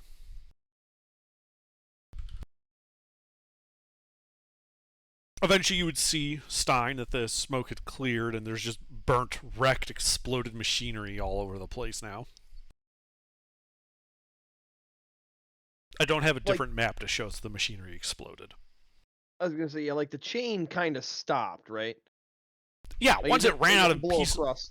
Yeah, once it ran out of these big pieces of machinery in the center of the room, it stopped exploding. Okay, so there's still some intact to the like southwest.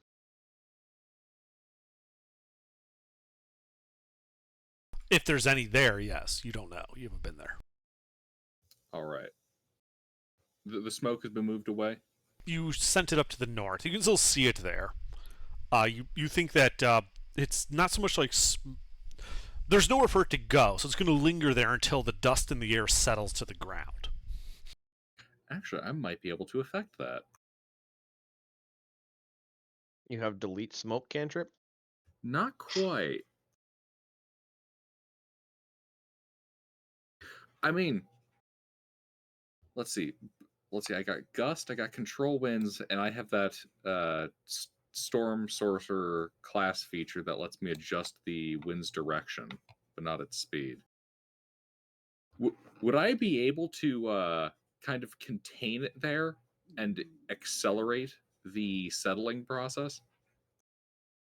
How would you be accelerating the settling process? Putting a slight preference towards a downward draft. Not a strong one, but enough that it'll settle a little more rapidly. I mean, it would take some time, but yeah, you think that would have helped. I'll do that. Okay. All right. While he's playing with the dust, I think Stein and I should do a good sweep of the floor. Do we want to remove the shrapnel from our bodies? What shrapnel? I'm fine. Could someone remove the shrapnel from my body while I get the dust out of the air? I don't know what you're talking about.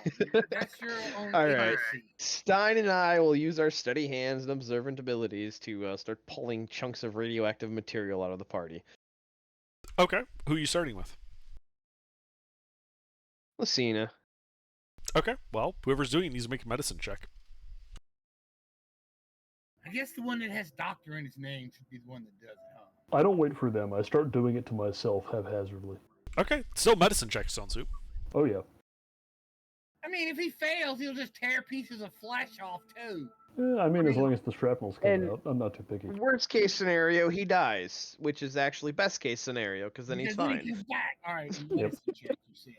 There's now a statue with pieces of radioactive shrapnel embedded in it. Downside, Ipvan has to use a spell slot. I still have lay on hands. Well, No, shit. not lay on hands. Why not? Remove Well, curse. you both fail.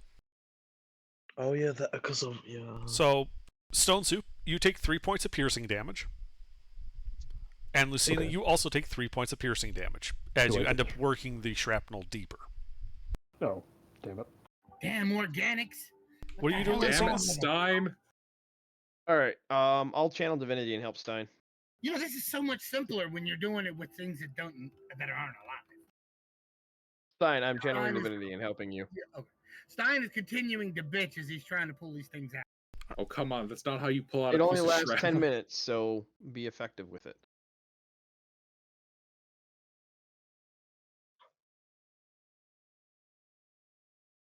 Yeah, so Stein, with the help of your trusty assistant, Freeman, you're able to dig out the various pieces of shrapnel without causing Lucina all that much more damage. It was uncomfortable and painful as hell, but it didn't actually like cause any more hit point damage, and you get all the shrapnel out. He didn't roll it with the channel divinity. He rolled it with guidance. Channel divinity means I'm proficient, so you get the help action, so you have advantage. You managed to cure Lucina just fine without Yeah. my help. Oh, okay. He was too busy bitching to pay any attention to what you were saying. Yeah, he was. All right. So next is Ipfen a stone soup. Flip a coin. Heads. Stone Damn soup goes first. All right, we'll make a No, medicine I check. called heads, but whatever. Heads is 1, tails is 2, right? I was going off of chat order. Okay. Ipfon Oh, is good, 1. Stone soup is 2. Okay, makes sense. So I have advantage and guidance. Well, you could have guidance yourself the entire Already time. rolled? You have advantage because I'm, burning my channel divinity to give myself proficiency in medicine.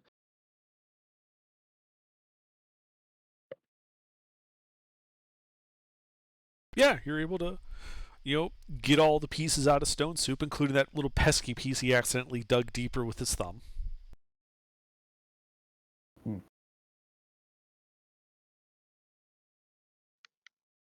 It gets dug so deep it comes out the other side.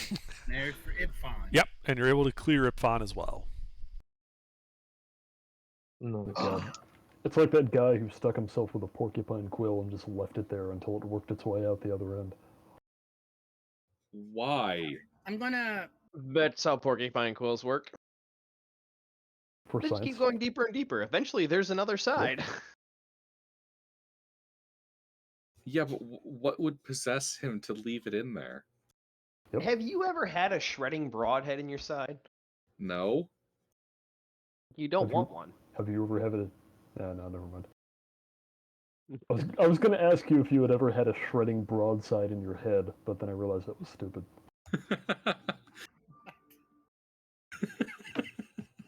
No, a shredding broadhead or shredding broadside or broadhead. Yes, Pete. I've it's had a barbed. shredding broadside in my head. The British Navy dumped an entire salvo on me. Yeah, no, it happens all the time around Charlestown Navy Yard, because the Constitution just sort of does that to people for some reason. Yeah, shredding broadhead. Blah, blah, blah. Drunk Yeah. words don't work. Like, It's removing basically 18th a century broadhead that naval has a games bunch from of barbs on it. It is impossible to pull out. Yeah, you just walk around a corner in Boston. There you go. There's some guy in a powdered wig and a 9-pounder. Yeah. And it's covered Ow. in metal burrs, and the whole thing just gets stuck in you, and you can't pull it out. Oh, right in the kisser. Wait, Yeah. so how do you remove a porcupine's quill? You pull it out. You either pull it out and tear a lot of flesh, or you have like there's surgical like a cylinder that you can put around it that will cut the flesh on the outside of the barb, so you can pull it out, but you'll remove a lot of flesh with it. But it Mhm. won't be as bad as just yanking it out. Man, there's a lot of images of dogs that got by porcupines. Yeah, that's usually what happens. Dogs are a curious sort. All right. They see a porky friend and well, they're not so friendly. So you're just standing in the middle of this ruined set of machinery. I'm going to touch myself and give myself 63 more points of HP. You Okay. can do that in private. Yes, I wanna seriously, go somewhere else. All right, I think Stein and I'll do a sweep of the floor.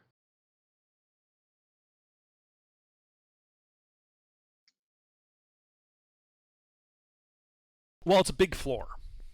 So where are you going? Can we do quarter sections? Southeast, southwest, northwest, northeast. Just the two of you? I mean, the party can come with. It doesn't harm anything.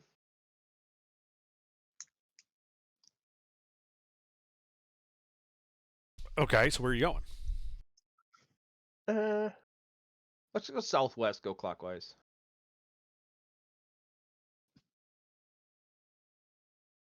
So we're waiting for Lucina to finish dealing with the radioactive dust, and then we'll go southwest and sweep, Yeah. northwest, northeast. Have I southwest, blown the or southeast. fallout away from us and had it settle on someone else's city? Yes. Excellent.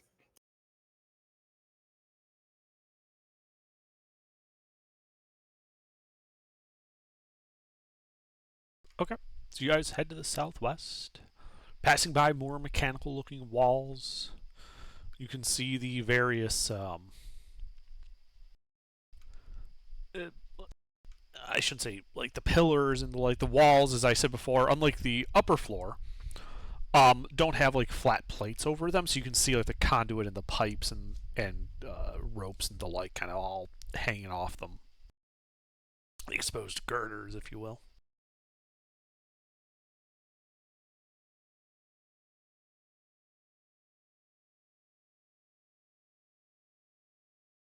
And yeah, you kind of look through it. You don't really find anything. There's a couple of pillars that look like they might be designed to support something, but whatever it is above you. Based on the map that Friedman has drawn up, does that somewhat line up with some of the structural walls of the upper floors?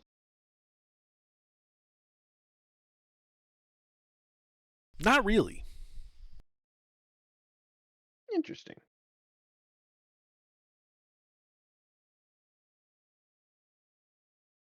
All right, let's give her a sweep. Well, make an investigation check then. We're doing it by quadrants, so 4 different quadrants, or are we gonna do it separately? Well, we'll do one by one, yeah. Separately. We might find something interesting and spend some time on it, so no point in rolling all together. That's the first one then. All right.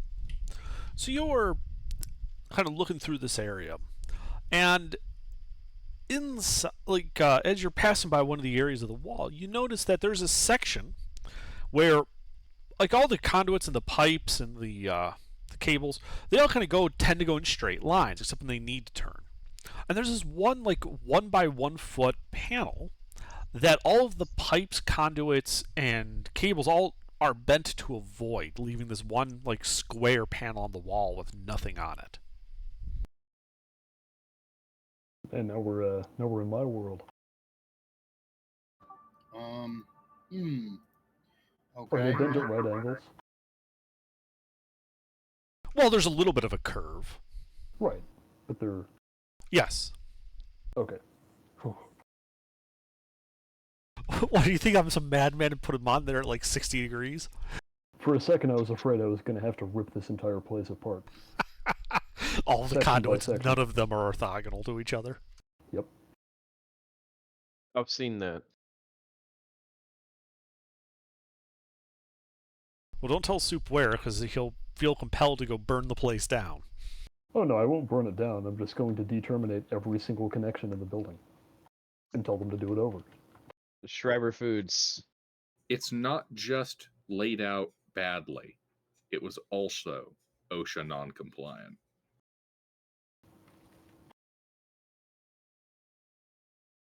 All right. Well, we got this cluster of pipes that's worth paying attention to. Let's give her a closer look. Yeah, okay. Sure, make another investigation check as you examine the panel.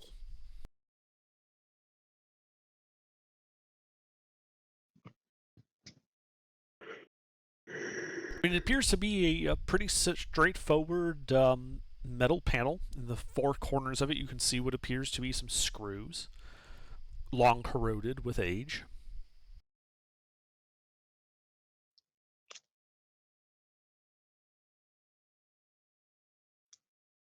Pull up my impact and make sure it's running clockwise. It's a good thing you checked, because it was running counterclockwise before. Run the screws in so the heads snap off. All right. So wait, does this panel have an obvious mechanism to open? I mean, it looks like it was screwed shut. Oh, okay. then yeah, Stein and I can pop it open. Yeah, as I said, threads did exist in medieval times. The concept of like a nut and bolt did exist. Yeah. So you could just—it's actually threaded studs with nuts on them, so you could easily just Are they captive? No, Disgusting. absolutely. Heathens. Who builds a spaceship like this? So you're gonna undo the nuts and pull the panel off? Yeah. Alright. You undo the 4 nuts. Panel's kind of sitting on there. And I need a strength athletics check, because over time it has actually rusted shut.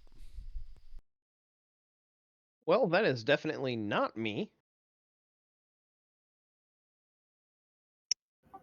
What check? Strength athletics to actually pull the panel off, as Well, that it is appears to be definitely not rusty me around either. the edges. I Nope. hand it on the crowbar. Yeah, we step back and look up. We look at the big brute behind us. If on a stone soup, somebody's holding a crowbar, somebody grab it. Yep. Stone soup grabs the crowbar. Oh, right, the crowbar. Yeah, sure. Pry this up for us. Be Use sure the it comes crowbar close in if case, not the something crowbar. goes shady. And Yep, 1 second. so Uthon's within 10 feet, while Stone Soup pries it off. I open the panel. Yeah, you just put that right in there. There's a pop, a hiss, as a poisonous-looking green gas envelops all of you. And I need Constitution saving throws from everyone. Mm. God. Versus poison. Am I in the aura? Yes, everyone's in the aura. Ifan's right there. Well, I hope I did well. The aura's +5. Yes. Correct.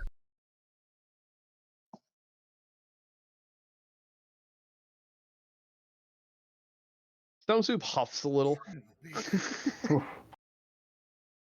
What is this gas? Lucina, are you here? Oh shit! Sorry, I was Con save. porcupine He's reading. spraying poisonous gas at us. I'm reading about porcupine. God damn it, Wikipedia. Sorry, con save. Yes, versus poison. Am I You within have the aura? Iffan's aura. Yes.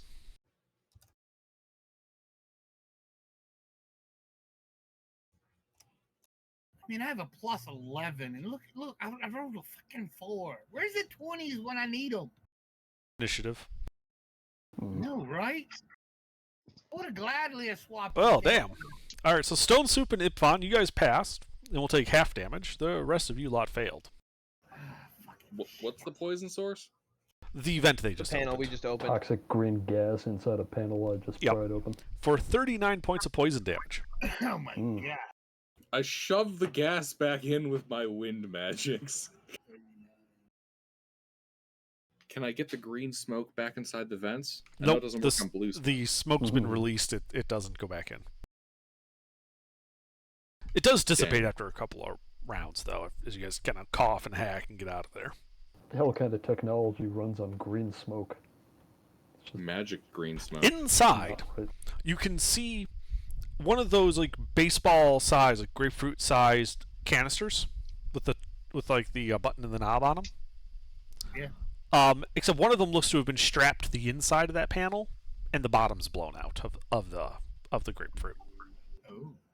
Does it look like the panel caused to be blown out? Like, is there a string or any sort of trapping? There is in fact a string. Ah, okay. So somebody rigged this if you pulled the panel off, like a trap. Yes. Okay. I gotta start Alright. doing that at work. That in your toolbox. You're saying our thief should start checking things for traps. You're better at checking things for traps than I am. I investigated, but we never. You rolled an were after 18. traps. You just rolled low. You rolled an 18. Okay. I'm just It was saying. probably a DC 20. Like, you I'm rolled just two saying. 18s in a row, so it shit happens. I blame We're you. fine. No, that's fine. I don't give a fuck. Oh yeah? Well, we blame you, nerd. And I blame you. Remember what happened last time one of your characters blamed me for something? We attempted to kill you? And I got away scot-free. Only because I didn't actually kill you. I mean, you could have, but you didn't. Exactly. Because you trusted me. Anyway, all right. So That's a mistake I won't make again. it was a mistake that I will not make again. Okay, so this panel is like recognizable. It's distinguishable. Yes. Okay, so we just have to pay closer attention next time we come across one of these panels for potential traps. Was there any other grenades inside of it? And what color was this one? This one has a color that I will be. I'm just double checking. I'm checking my notes about what color I Looking told up. you. I'm looking up. Where's our robot buddy, by the way? You guys left before he showed back up. Ah, okay. Yeah, we told him. To This stay. was a green one, and in the space behind this panel, you can see two other green ones. You also see two tall, like 1 liter glass bottles with a dark, translucent brown liquid inside of them. You also see 3 necklaces, all of them made out of what appear to be heavy platinum, like a heavy platinum chain, but for a necklace size, like style. One of which also has a small, like diamond pendant hanging down from it. The two plain platinum chains are worth 2,000 gold. The platinum chain with a diamond is worth 3.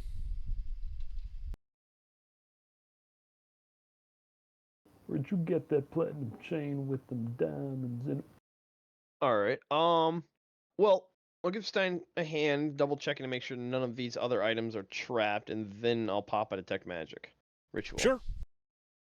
Make an investigation check if you're checking it for traps. You get that, Stein? Check to make sure none of the other gas grenades are rigged to some other trigger. Okay. Wait, now And let then me. I got a question. There's 2 more gas grenades and 3 necklaces. So just do a Okay. quick investigation, and then Okay. we'll start divulging what's inside of here. Roll better than a goddamn 18, okay? No. Yeah, do such thing. That's better. You do not see any evidence of further traps. All right, I'll pull those 2 grenades out and add them to the collective. Okay, you said that the one that went off was a green one, and there's 2 green ones left. Yes. Correct. That means we know what the green ones are poison grenades. Correct. Okay, so that means I have now. How many did you give me? 14. 2? I have 14 now, and I can go ahead and make these poison grenades. We still don't. It's probably Go ahead. worth noting in the way this trap was set up is that the string looked like it had like a bit of metal, like a hammer that hit the grenade that was on the back of the panel. And on the dial of that grenade, you can clearly see that it was set to the X position. So X is instantaneous if we're going off of what we're seeing off this information. X is now. So basically, when we pulled the trap door open, it pulled the pin on the grenade. And It was instantaneous. We had no reaction. There was no indication that it was going to detonate. It just detonated. So the Right. X position is most likely instantaneous, used for triggering traps, etc. So the other 2 positions must be timescales. What are the what are the other 2 positions? What? The grenades have 3 positions, an X and 2 others. I don't remember what the 2 others are. Isn't it 2 different numbers? They were 2 different numbers. One was like. One was 4, one was 10. Yeah, 4 and 10. 4 Okay. seconds, 10 seconds, instantaneous. Is what I'm assuming. Yep. So knowing that X is instantaneous does infer that the other 2 positions, because of your comprehend languages. Actually, it implies you inferred. Mm. I'm sorry. No, I was thinking the same thing as soon as he said it, Gilbert. I was like, that's not what that means. Making inferences. Oh, whatever. Something you do, not something it does. Anyway, so, Exactly. so It's basically, thinking grenade. infer. God damn it. so we pretty much figured out how to work these grenades. We just need to figure out what the yellow one, the red one. I'm assuming red is fire and yellow is lightning. But then we have a No, black that's a one. I that's a don't know what the black broad one is. assumption. We Yeah, also but have I black. mean, I don't know what the black one is though. Death. Well, magic? we have spares. Do you want to go to a big room and chuck some of them? Because we can. Now that we know that X is yes right now, that would assume that We can 4 do a is not test. right now. Yeah. Let's stop right here and I'll do a test. Not It's not also not right what that here, means. not in the room full of explosive machinery. Why not? No. We didn't In blow the most room of it full up. of... All right. Oh wait, all right. yeah. Let's go to the north. Let's go to the north east where we blew everything up already. Yeah. Okay, so you walk back to the center of the room. The ruined remnants of the various machines sit All right. there. What was Alright. the blast radius of that gas cloud? Like give or take. Like a quick glance.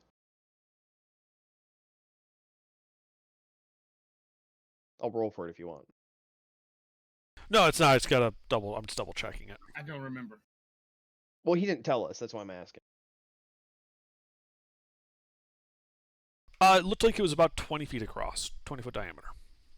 Okay. So as long as they're thrown far enough away, then we should be fine. So let Stone Soup throw him. Okay. He can throw him far enough away. Okay. So we're All gonna right. take. So one red, one yellow, and one black. Stone Soup, you have those now to throw. Yep. How far do I have to throw them? Yes. Okay, as long as there's enough room. Wait! Before you throw them, we have to arm them. Well, yeah. We'll set them to 4 and then give them to him. We know X is bad. We don't want it to be X. So we'll go with the lowest setting, set it to 4. Because you know, with the comprehend languages and your linguistics, you know those two numbers. It's not a thing that you need to, recast comprehend languages for. You know the distinction between those two characters. Right. Yes.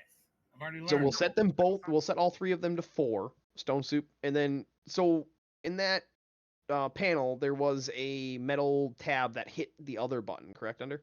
And No, it was hitting. It was hitting the body of the grenade.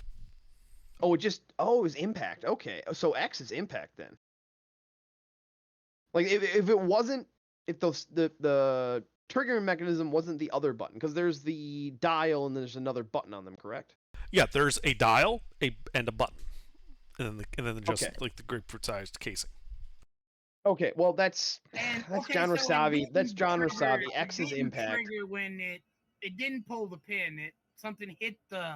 Yeah, And X then has went got to out? be impact. X has Okay, got to be yeah, impact, but makes that's sense, just John yeah. Rasavi. So we're going with the assumption that X is now, but we didn't really, characterize that hitting the grenade and the grenade hitting something of the same thing. We don't understand how an impact grenade works. So we're just gonna set it to 4 based on their assumption that X was now. So we're gonna set them to 4, and since we know that dial is some indication of time, Soup can press the other button. Actually, I'd point something out, Ruffles. Go From a technical sense, in terms of handheld thrown weapons, the impact would actually be among the more historically precedented. Old school, I guess, predecessors to the hand Greek grenade, fire. where you would typically be putting like oil or scorpions or something like that in there, were usually just ceramic containers. It's actually putting a timer on it that would be more unusual, at least historically. Well, based on, I'm going off of the fact that Stein knows those numbers are numbers, and we can go from instantaneous, X. We don't know exactly what the X means, but we know that those numbers are numbers based on Stein's knowledge of those characters. So that's why I'm saying, like, we could make the leap that is a time stamp or time scale of some sort.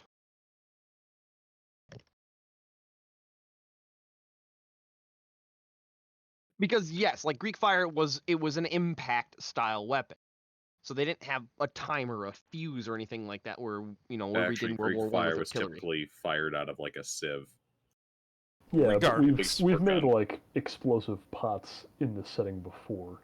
So I think the assumption when finding some kind of throwable explosive device would be that it shatters on impact and then maybe explodes or catches fire or what Yep. have you.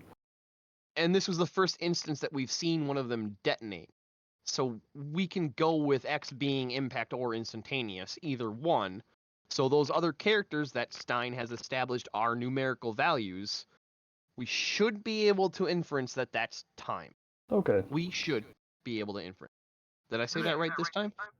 we should be able to infer. Yeah, we should Infer, yeah. understand that it means time. There you go. So I'm saying set them all to 4, give them the stone soup. We don't know what the other button does, so the first one, stone soup, can just press the button and throw it. If nothing Yep. happens, I'll go over and check it out All right. after more than the 4 seconds. All right. Don't take this the wrong way, but I really hope it's on just long enough of timer for you to get there and for it I to know, blow It's that's up. what 4 I'm saying, minutes, man. and I cautiously approach it the entire time. In 4 minutes, it blows up as I get to it. No, that button actually turns it into a throwable proximity mine. Anyway, assuming that that's what it does, I set it to 4, push the button, and throw Which color? it. Which one should I do first? Red, yellow, black, doesn't matter. Red. So you set the dial to 4, you push the button, and you throw it. Yep. Ka-tink, ka-tink, ka-tink. If I had to guess, I'd say red is incendiary, yellow is gas, and black is explosive. Green was gas. Oh, well, yellow So- is a different kind of gas. You throw it, 4 seconds pass, nothing immediately happens. You guys doing anything, or what? All right, go do EOD. I gotta I'm use the gonna bathroom. investigate it. I'll get it closer. Okay. What's your Actually, movement? it thinks- How quickly are you getting closer to it? normal movement, 30 around. Okay. But before I do, like after we throw it, 4 seconds pass, which was our assumed. Be like, if Ben, you want to touch me real quick because I am not great on hit points, and this would probably kill me if it did. As you finish saying that, the grenade he threw, 8 seconds no. after he pushed the button, erupts into flame in the area that you are not standing because you didn't walk over there before you could finish saying that. Well, that's good. I'm glad that I was at low health. Yeah, it looks like it was a like a flash of fire. It was some type of incendiary device. Okay, so red's fire bombs. All right, so now with that information, let's set a yellow to 4 and chuck that. Okay. And then we'll Stone wait Soup, you're just longer. to confirm you are doing that. He had to step away to use the toilet. Well, you definitely don't want me throwing it. It'll land right next to us. I mean, I'll throw it. All right. So you're setting the dial to 4 and pushing the button and throwing it. Is that the plan? Correct. Yes. Okay. So you set the dial, you throw it. Ka-tink, ka-tink, ka-tink. 8 seconds pass, nothing happens. Do you do anything or? No. All right. Well, let's just repeat the previous conversation. If Ben, you want to heal me up, I'll go check it out. Yeah. As you finish saying that, at the 10-second mark, you hear a psst, and you just hear that same like a teapot sound. Well, this one's a little different. Well, now that it's making noise, I will, not bother if anymore I'm and just gonna watch. drop prone. So red was fire, right? Yes, red was a Alright. firebomb. That's one correct guess. After you think about 30 seconds or so, the hissing stops. Was there I seen where Lucina threw it. Was Yes. there any visual indication of anything happening, or was it just No. the noise? Just the noise. Okay. I mean, you can see at the like on the one by the panel, the bottom of the grenade opened up. Okay. I will hold my breath and go over there with an open vial. Okay. As I get closer, do I feel anything different? No. All right. Once I get right up to it, I'll kind of scoop the vial so I'm right at the base of the grenade, and then Uh-huh. cork it, Okay. and run back to the party. Full Okay. dash. You do And then so. I'll hand the vial to Stein and be like, there might be something interesting in here, otherwise it's probably just air. We don't know what the yellow one does, but it hisses very angrily. Say again? It's a snake grenade. Yellow is a So- snake grenade. No. Two little spring snakes. So we threw a yellow grenade. After about 30 seconds, it blew and hissed and made a bunch of noise, but it didn't actually like detonate or anything. Like there was no big kabang. There was no visual indication that anything happened. I ran over there by holding my breath, and then scooped a bunch of the surrounding air as close to the grenade as I could into a vial, so 1 ounce of volume. Corked it, and then ran back to you and handed you the vial. I wouldn't open that vial, but there I'm might sticking in be my little something vial. interesting in it. Yeah. We'll have to Vial do of see. yellow grenade gas mystery. I don't know what to call it. So that's 2 correct guesses. The yellow one is gas, And now the black. which I'm guessing is just going to be high explosive. I would probably not throw it near the yellow grenade. Oh, you sure? Well, I might be able to find out what it does. gut. Just Yes, a gut do feeling. it. Throw Alright, it same fine. place. Yes. I throw it somewhere else. Okay. No. Here, catch.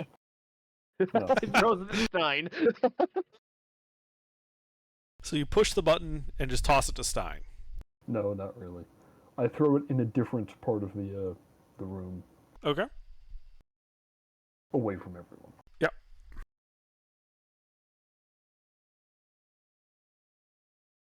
Six seconds pass. There's a loud bang. And you hear what sounds like bits of metal kind of falling, hitting other metal. Amazing. 3 for 3. Perfect. So black is shrapnel. Yeah, like I said, red is incendiary, yellow is gas, black is high explosive. But we don't know You what the mean it's a yellow frag gas grenade? is. Okay. Yeah, We know it's gas. we know it's a gas. Yellow Watch is it be like fucking probably, chlorine gas or some signal shit. smoke. Oh god. Yellow is probably signal smoke. Well, Or yellow no, signal, it wouldn't yeah. be chlorine gas because even if I held my breath and walked over there, you're still walking into a cloud of chlorine gas. Like your eyes would immediately have a bad time. Also, you'd be Mm. able I to see thought it. mustard gas. No, you'd be able to tell. Maybe it's just like flammable gas. Well, how many Wait, yellows hold do we on, have? hold We on. had a dozen, right? What color is it? Yellow's the one Some we're kind of not highly sure about. flammable, heavier than air gas. It's Wait, wait. piss. It's piss What- gas. What can we actually see? What's the color? When we threw the yellow grenade, the one that you threw, it detonated by making a high, like tea kettle noise, high piercing shriek. But we seen nothing else. That Can we was smell the anything? only- I held my breath when I walked over there, so I didn't smell anything. And Did you I didn't- have any smell permeating from me when I walked back to the party? And you didn't feel any kind of irritation when you passed through it. No. So it's not like CS gas or something. Yeah. So the only thing I can think is what you're saying. Maybe it's some sort of flammable gas. So throw another yellow grenade where there's a lit flame. Go gadget gas grenade. Oh, actually, you know what it could be? Maybe it's a defoliant. Oh, a suppression grenade. Yeah. So when we threw the yellow, there was no other visual indicator, nothing, just the audible tea kettle Pretty noise. much, yeah. Okay, so it's not a flashbang because we would have seen that. Yes. Okay, do we want to throw a yellow grenade at some fire just to see what happens? If it's a suppression grenade, that's useful. Better to throw some fire in the existing gas. All right, I'll light up a quick fire arrow and shoot it over towards like where the yellow grenade is, trying to aim at the yellow grenade to get it as close to center as possible. Sure. Make an attack roll.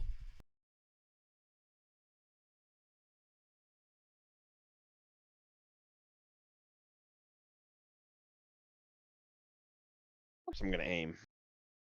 You hit the grenade, which shatters. Your fire doesn't seem affected. It was just like going through air. Okay. So it might be short term then, because we did throw another grenade, so that's at least a minute or two. So my arrow's still lit and burning. Stein, grab another yellow grenade out. -1. Give it to Stone Soup, see if he can hit my arrow. All right. Set it to 4 seconds. The arrow should burn long enough. I'll shoot another arrow over in the area, just so that there's, Stone Soup will throw, and then I'll Alright. shoot the arrow in the general vicinity, so that there's Yeah. a lit arrow in the area to see if it's a suppression grenade. I do the same as before. I throw the yellow grenade over in that area after setting it in the same way and hitting the button and all that. All right. So you set the dial. You push the button and throw it. It lands pretty much right next to the arrow. And 3 seconds later, you're a pop and a hiss, and more hissing.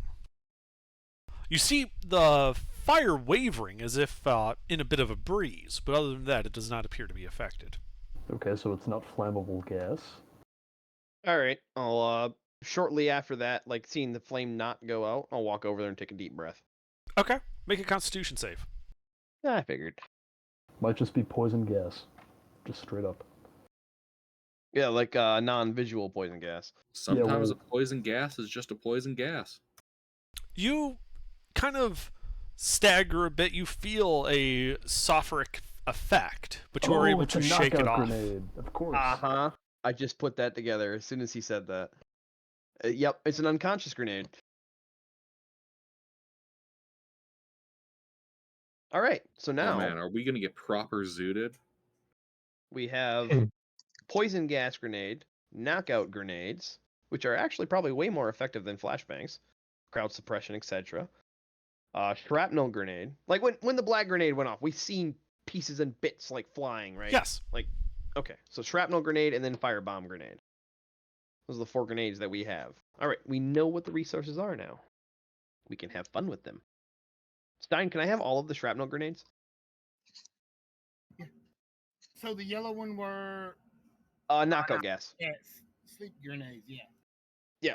I felt woozy, but I managed to, stifle That'll through it. come in handy. All right, so Yep. we have 11 frag grenades, It's a shame we had to waste 2 of them to figure that out. 14 Those are poison, valuable. Yeah, if I walked over there and not held my breath, we probably would have figured it out. and 11 fire grenades. Correct.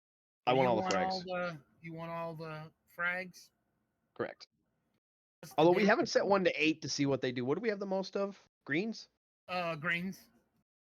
The All right, set poison grenade. let's set a green to 8 and Stone, so you're gonna give that a yeet somewhere.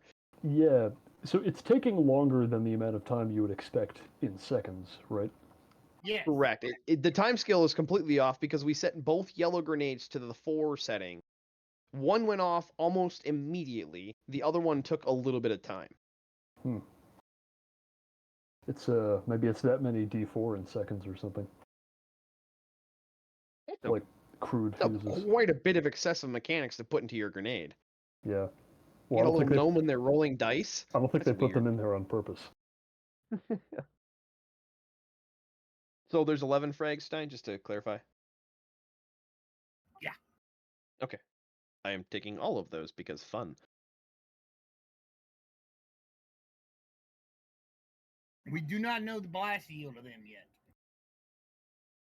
Yeah, we have a rough idea of how the blast radius. I took them off my character sheet, so Yep, I have 11 frags in my inventory. All right, so we're throwing a green grenade out set to 8, the You mean the 10? larger of the 2 numbers. Or 10, sorry. Yes, the larger of the 2 numbers. Okay. So you're setting it to 10, pushing the button, throwing a green grenade. Correct. 10 seconds pass. Nothing happens. 20 seconds pass. Nothing happens. We get back to town. Freeman's getting a goddamn stopwatch. All the shit we're doing in seconds. After 27 seconds, there's a bit of a pop and a rapid expansion of thick green gas that fills a 20-foot diameter area around it. Very similar to that trap that you guys triggered. All right. Okay, so now what the Uranium grenades? bomb? No, just like You- poison gas. Okay. Because we were all standing around the first one that went off, and it was marked green. Mm.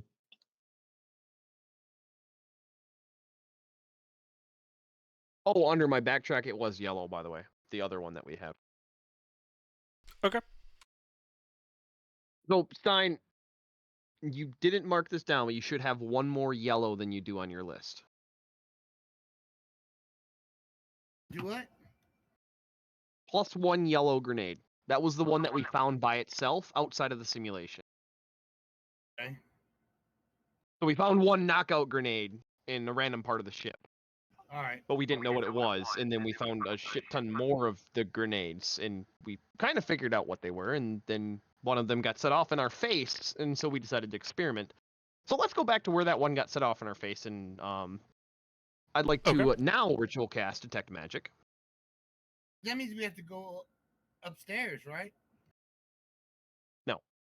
The panel that we just opened. Oh, okay. Yeah. Yeah, that's on this floor. There were 3 necklaces in there. Yes.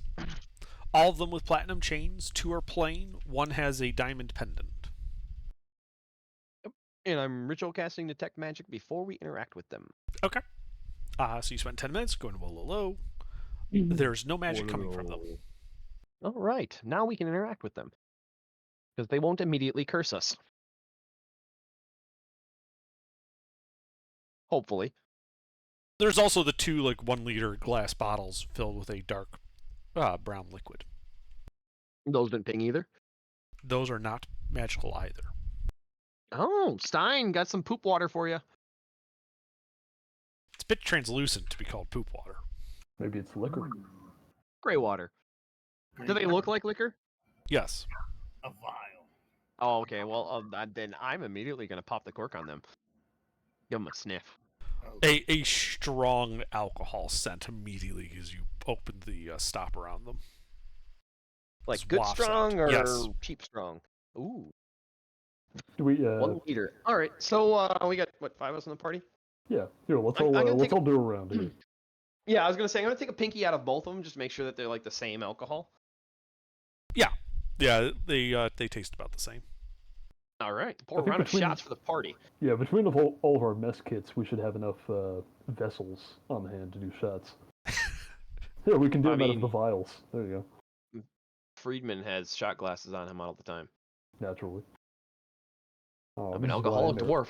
This is why I married you. Or Exactly. this is why I agreed to marry you. Yeah, we haven't gotten married yet. We keep forgetting to do that part. Yeah. Hey, Lucina, you want to cast ceremony later? I am literally a cleric. Oh, no, we can't do that yet. I've got a- Wedding? I've got a whole country to take over before I want to have my wedding. That way that's we true. can double it up with the coronation. Save money that way. Save money, but double the spectacle. All right, so 1 ounce, so 5 ounces out of one of the liters, and we're all Uh-huh. gonna do a shot together. What? Lucina's doing a shot. I don't care. Yeah. What are we drinking? Liquor. The mystery Alcohol. liquor you found. I tasted it, and I didn't have to do a con save for a pinky. So Freeman, are you proficient with brewer's supplies? no, I'm a carpenter dwarf. Damn it. I was gonna say if you were, you might be able to taste and like determine what kind of liquor this is. Well, that I can do. Like, I don't need brewer supplies to do that. I'm just a dwarf, so I can roughly tell yeah, I you whether suppose. it's whiskey or rum, but not proficiently. Yeah, meanwhile Stone Soup couldn't tell scotch from brandy. Yeah, I made you drink the brandy. All right. What is the liter, like 32 ounces? Thereabouts, yeah. It's about 100 milliliters. Oh, 1,000. Lord. I think it's closer to That- 33 technically, but yeah, 32 shots. All right, so the party does a shot of alcohol. All right. Everybody. It is surprisingly smooth going down. This appears to be an exceptionally high quality type of whiskey. This is too nice to sell.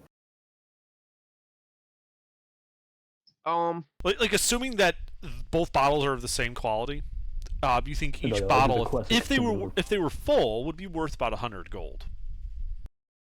That's some good whiskey. That's like small potatoes for us. I'd rather have the enjoyment of drinking. Yeah, oh yeah, fine we're grain gonna sip alcohol. on this. 100 gold ain't nothing to us. Yeah. Stein We got wants to be- whiskey wants for some days other now crap because we have the down. other 4 decanters of good whiskey and then the 1 decanter of cheap ass whiskey. Well, hold on. Now you have to determine what this actually is, Freeman. So use your dwarven expertise here. All right, just to int roll. Yeah, it's just straight up in roll. It's whiskey. It is in fact a whiskey of some kind.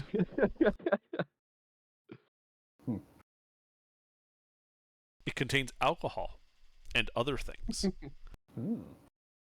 Like poison. Just for the hell of it, let me see if I can find out what this is. Wait, what kind of check are we making?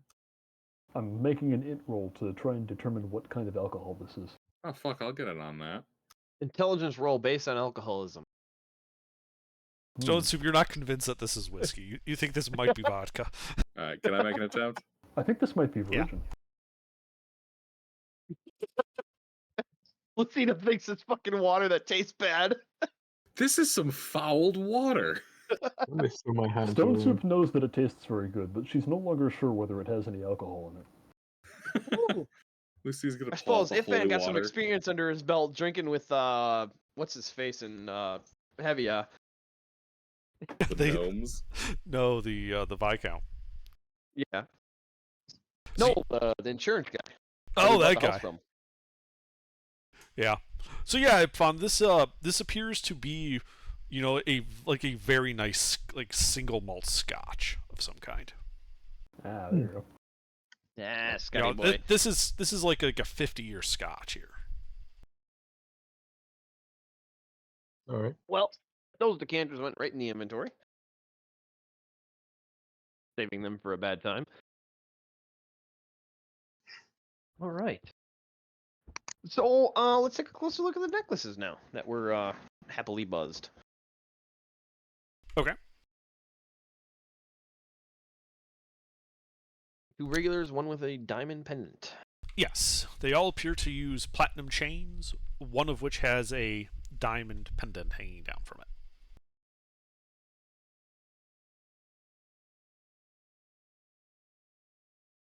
All right. I'll give him a quick thievy appraisal. Okay. This actually In requires proficiency? this requires a perception check. Oh well, that's better than in plus proficiency.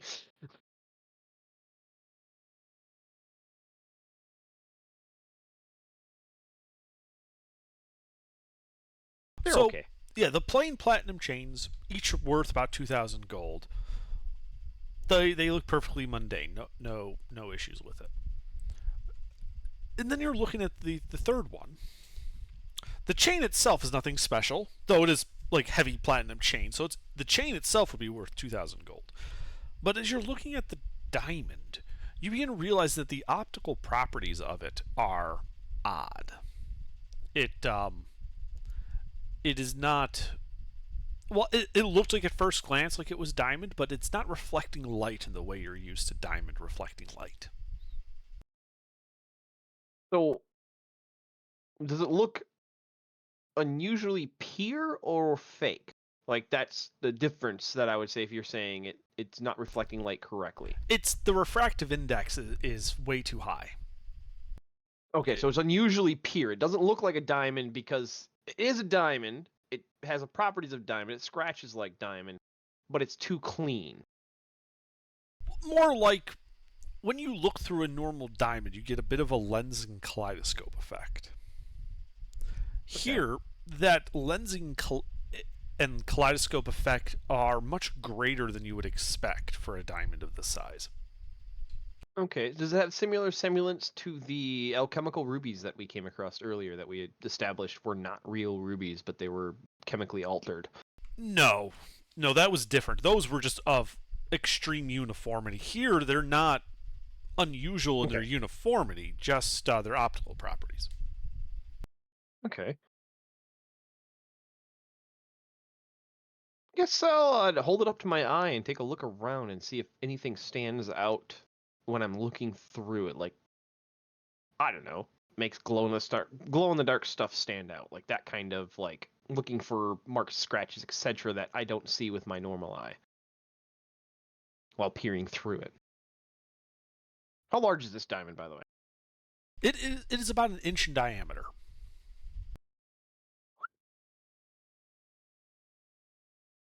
And it's So somewhat if- flat. Like it's not like your like stereotypical table cut. It's like a flat disky, but with the facet. It's still faceted, but it's like a disc. Okay, so I can like look through it. Is like it's like a lens of sorts. Like a monocle, yeah. Okay. Yeah, so I want to look through it real quick just to see like anything that stands out. I'll pull some random crap out of my Oh, inventory and here, kind of I look have at the back of a cereal box. Try this. it. Yeah, you look through it, and because of the weird optical properties, you can't really see through it. It's just like it's black. Like you're looking into blackness through it. Oh, okay. Just because the way the light gets bent through it. Yeah, it's Strange. fully obscuring. Which you wouldn't. Okay, so But you look like straight through it. If you look at it Yeah. at an angle, at the edges, you can still see the sparkle like you would expect a diamond. It's a material with a perfect refractive index. exactly. If I was to try, so like based on all of my experiences with gem dealers and everything like that, if I was to try to sell somebody this diamond, what would I think that would be worth? So if it was Not just the a chain, just the diamond. yeah, if it was just a normal diamond of this size and cut, it would be worth maybe like 600 gold or so. But the weird optical properties would throw off any jeweler that would take a look at it. And they very well may refuse to buy it at all, thinking it's some type of weird alchemical fake. As I said, when you look like right up to it, like if you were to put on like a jeweler's loupe and like look at it, it would not look like diamond because you can't see through it. Yeah, it's like, oh, this is just a rock with a very clever illusion cast on it. Or Implying something, that. yeah.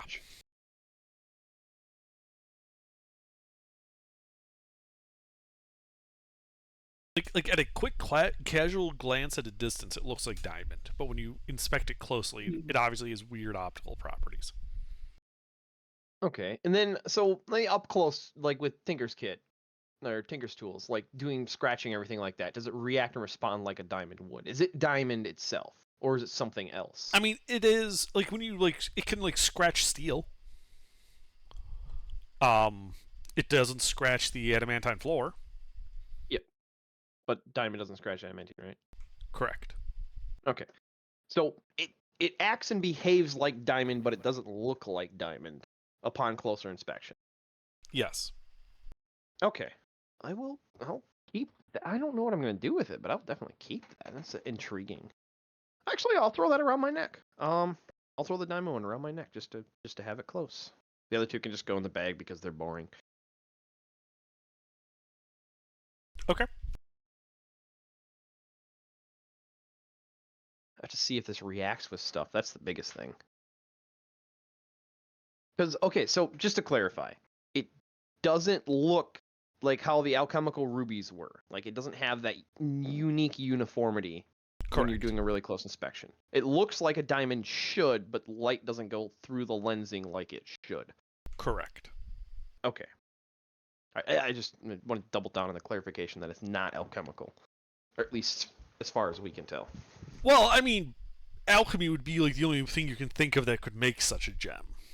You've never seen a gem that you couldn't actually look through, but you could look through at like a shallow angle only, so you could tell that it's a gem at like the edges of the facets.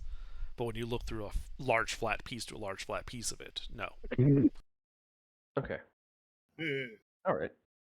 So Do you think it could be then, like a spellcasting focus?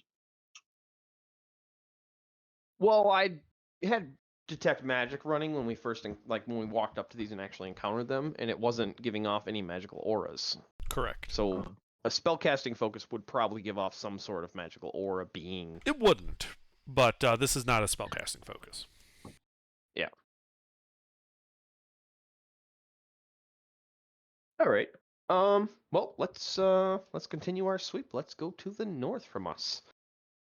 Let's sweep that whole south or northwest quadrant. Going clockwise still. Okay. Soup. Or not soup. Stein.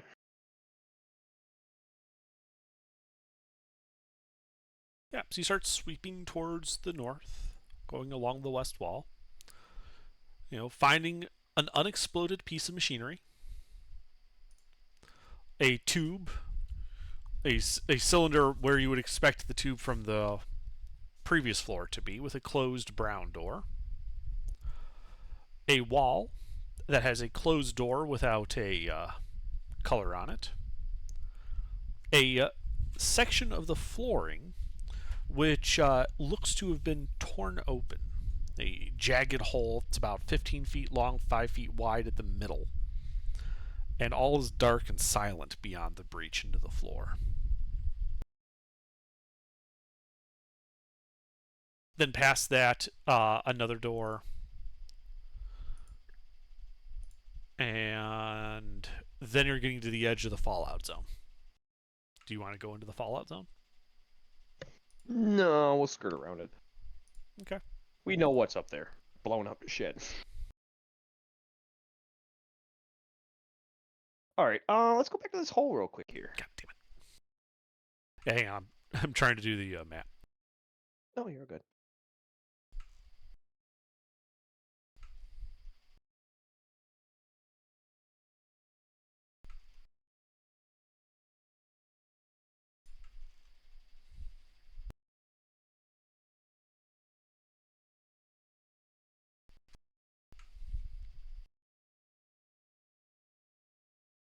Oh, my math was way off. We have 45 blasting powder grenades. Not 30 something, 40 something. I'll be right back.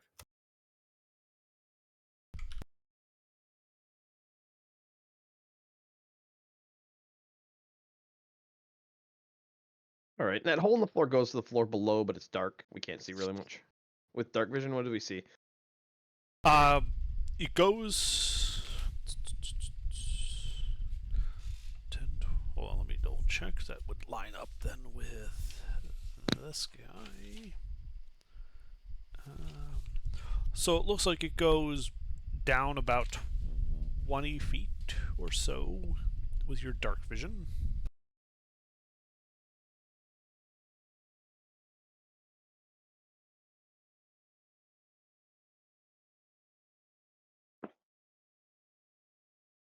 And you can see, looking through it, a large altar-like structure. The altar is 10 feet in diameter and bowl-shaped, and perched on the floor, about on 3 sturdy-looking legs. 4 odd-looking bent pylons loom over the bowl, which end in discs with spear-like protrusions in their center.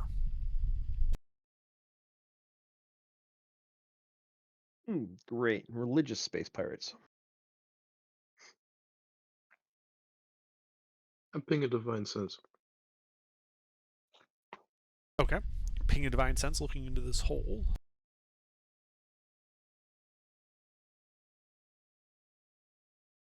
It does not detect anything. Okay. All right, I'll pop another. Are those the altars and stuff like that? They're within 30 feet, like through the floor and everything. Yeah, like you're looking down through the floor, down 30 feet to this altar on the floor. Okay. I'll well, hello and cast detect magic.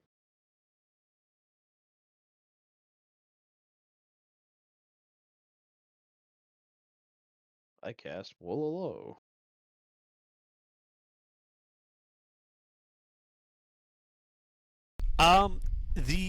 The altar itself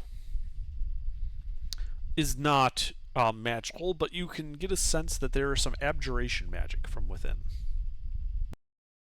Okay. Like, we're looking at it from a distance, but is there an obvious opening? Or open, like a door, hatch, etc.? Or is it just No. the interior has abjuration? Correct. Okay. Alright, we'll jot that knowledge away for a later time. Alright, so we got 2 doors in this quadrant, it looks like. They're both brown? They are both. Hold on, oops, wrong map. They are both uncolored. Oh, okay. Oh, the elevator was brown. Yes. Ah, okay. Alright, well, let's go to the south unopened door. Okay. Stone Soup, do you want to go first? Sure, I'll go first. Stone Soup approaches the door. Yep. The door slides open. Yep. Revealing an oddly shaped room, and an especially inconveniently designed one. Right on the other side of the sliding door is a pillar that you'd have to like squeeze by to get into the room.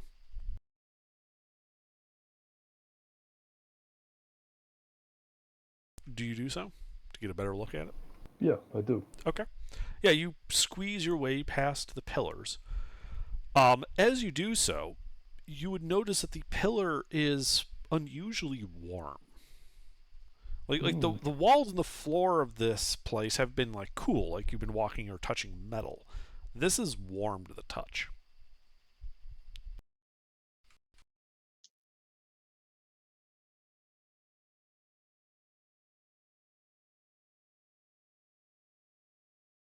Do you point that out? Because Stein and I can take a look, but Yeah, sure. all right, Stein. We got a hot chopstick to look at. It's a really Okay. big chopstick. Okay. See the black dot next to the door? Yeah. We can go play touchy pokey with it. Okay. Well, make an investigation check.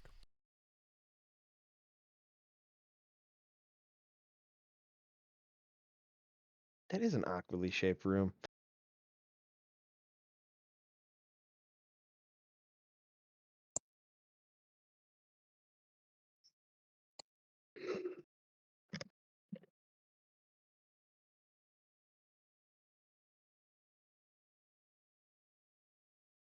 Yeah, so you're looking at this pillar, and the pillar is warm to the touch, oddly so. And as you're looking, you can see the vertical, like outer surface pipes and cables and conduits kind of running from floor to ceiling here. And you also notice that there is a space where the piping and conduits are kind of bent around to avoid going over it. And this is a like circular panel that has a full dozen nuts on studs kind of holding it shut.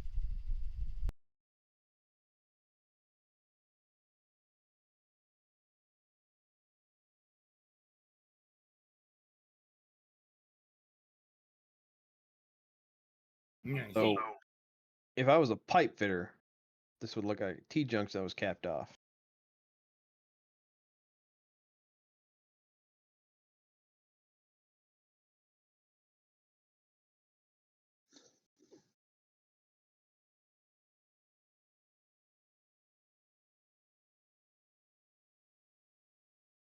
Okay. So besides that, nothing else intriguing about the pipe. No. Nothing else about that. Pillar Alright. seemed odd. Let's check the rest of the room before we start fucking with the obviously dangerously capped off warm pipe.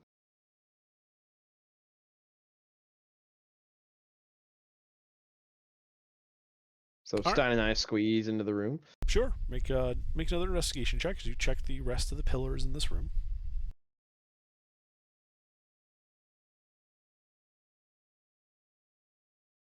And you notice, Stein, as you're checking these, that one, they all have a similar looking panel facing the inside of this room. But also that none of the pillars are of what you would consider like a normal metal temperature. The first one by the door is unusually warm. The second one just south of it is unusually cold. And you're pretty sure, like, that if it was much more humid in here, it would start having condensation on it. The one below that is also cold, and then the two in the lower area that are both warmer than normal. That's interesting. So, moving to this room from the altar area with the hole in the floor, I'd still have detect magic for a little bit. I'm Anything back. ping when we get closer? No Like in magic. this room? No? Okay. Just figured I'd ask real quick before it canceled. We found their heating and cooling system, Lucina. Mm. Apparently they care more about heat than they do about AC. 2 to 3 ratio. Well, they should be easy to hit if we ever meet them. I'm gonna say, do we want to do the obvious bad decision and open one of these panels? I don't think so.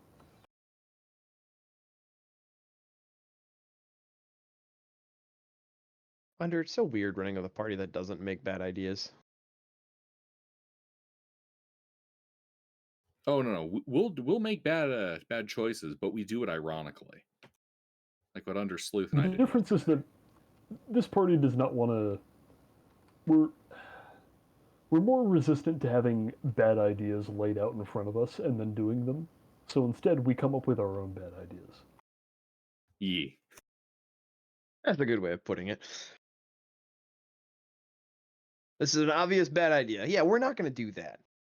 We'll come up with our own plan. We'll talk ourselves into new and improved bad ideas.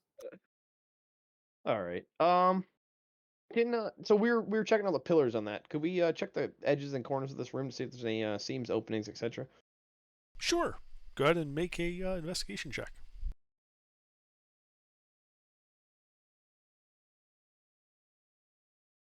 Master.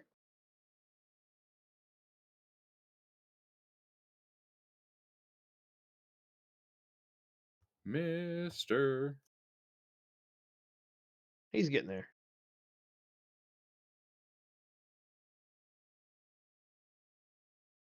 What up, Mister? You alive? Yeah, you do not find any seams or indications of secret doors on the walls. All right. The heating and cooling room is a bust. Let's move on. So we got another unmarked door north of the hole. Pop that open, see what's intriguing besides it. Okay. Who's opening it? Yeah, I'll do it. All right. So you open it, which is a like a 20 by 25, 20 by 30-ish room with two pillars in it. And similar, now they've been pointed out to you, to the other room, these pillars also had those panels on them. But on this one, the panels themselves are missing, and you can see that the pillars are in fact hollow.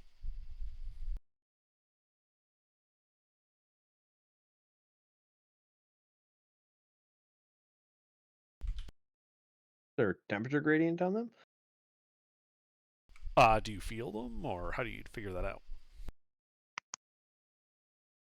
Well, after Stone Suit walks in there and doesn't get, face planted by a gelatinous cube, I'll meander in there. Then see that they're open and give them a touchy touch.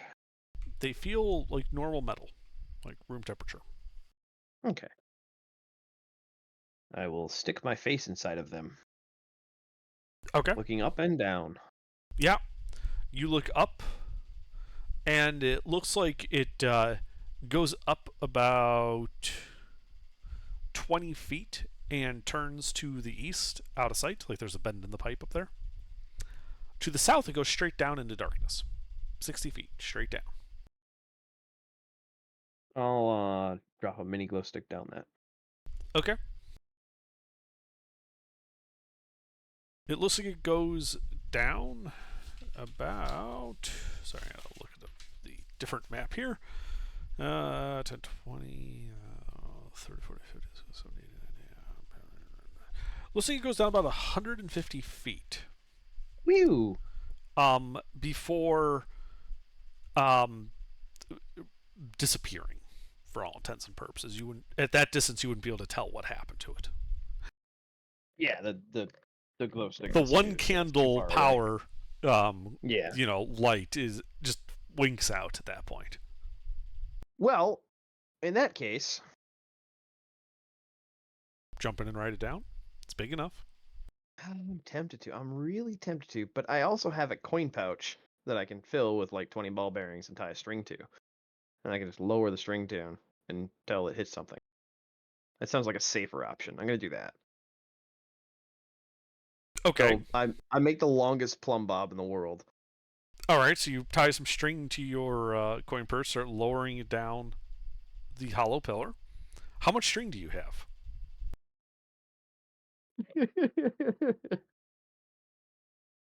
500 feet.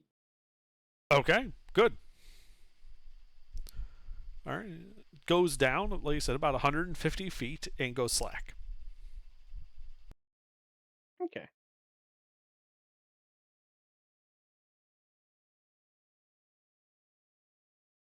I pull it back. All right. You start to pull it back up. When you start pulling it back up, you feel the normal weight of it for a moment, and then it gets significantly lighter. Hey, Stone Soup, you want to go fishing, babe? Sure. All right, we need to figure out what this thing eats. Clearly, it eats Yep. ball bearings. Because once I pull it all the way back up, I'm assuming my string is very much empty. No, the string is tied to the top of the bag. The problem is the bottom of the bag is gone, and so are its contents. Mm. Hmm, Well, if you want to what kind replace of that string with damage- rope, then we can. Yeah. What kind of damage is done to the bag? Was it like, Make an investigation check. hey Stein, look at this bag. Something chew on it, or did it corrode? Mister. Somebody stole my ball bearings. But I have 4 bags of ball bearings, so I'm not really short on ball bearings, but I'm still irritated. Yeah. I have a coin pouch that had ball bearings in it, and now it does not have ball bearings in it after I lowered it 150 feet into a pipe. I need you to tell me why I don't have ball bearings in my bag. Which is an investigation check.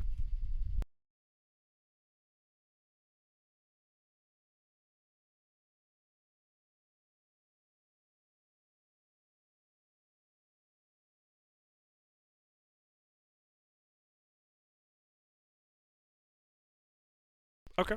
So the edges of the bag that remain, Stein, look to be burnt. Like it shows signs that it was burned away.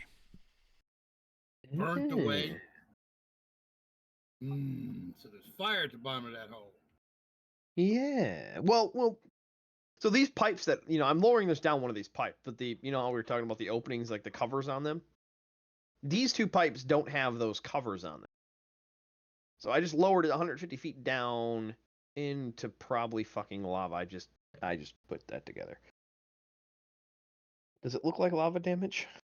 Wait, It's thermal. so these are steam pipes? They're using it to heat the building? Yeah, they're doing it geothermally. There's a bunch of lava down there. Yeah, broad stroke assumption, but yeah, it's probably going down into a geothermal sort of vent. And I just lowered a leather pouch. No, I'm depressed because I don't have. If that were the Somebody case, give me that their would coin pouch. wait, if that were the case, that would fairly likely rule out the idea of this being a ship.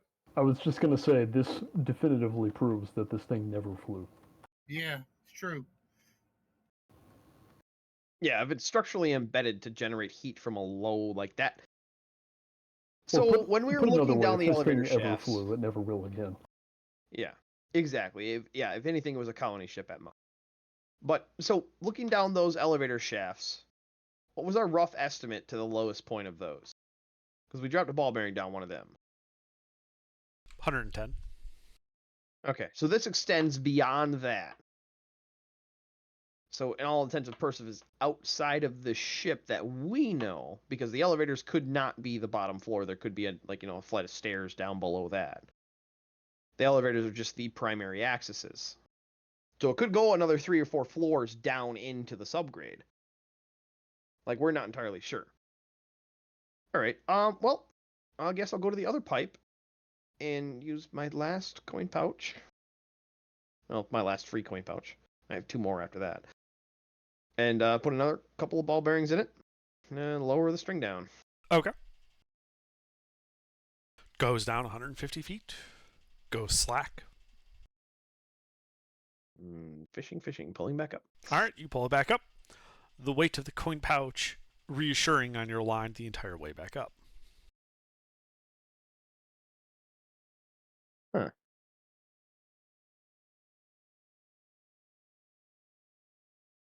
Anything interesting about the coin pouch once I get it? Nope. Stone Soup, how fast do you think you can pull this back up? String? Just by itself, I mean, pretty fast, I think. All right. Stone Soup, go fishing. Let's see if it's cold down there. So, if nothing else, if I dash, I can pull it up at 100 feet per round by just running. I don't know how that translates to, like, spooling it up with my hands. I mean, I could use a piece of ceramic as a bearing. So If I stood at the opening, held a piece of ceramic into the center of the pipe, and Stone Soup ran away with the string, it should go up pretty quick. yeah, the fastest way for him to pull it up would be to take it and then just like sprint away with it. Yep. And then, yeah, like use like a flask or something as a ceramic bearing so that it's not burning on my fingers or the metal pipe itself. Okay. So I'm not sure entirely what you're doing besides you're sending something down one of the pipes and having Stone Soup second haul it pipe. back up as quickly as possible. Yes, the pipe that didn't burn things. Okay. I'm seeing if it's cold down there, and we're not getting up fast enough to see that it's cold. Ah, That's all I'm doing. I gotcha. Okay, sure. So you spool it back down there. It goes slack. Do you wait any time while it's slack, or do you just immediately start pulling it back up? I say we'll wait, like 5 rounds, 30 seconds. Okay. And then Stone Soup goes zoom. Yeah, and then Stone Soup starts hauling ass, string out Yep. the door, running away with it.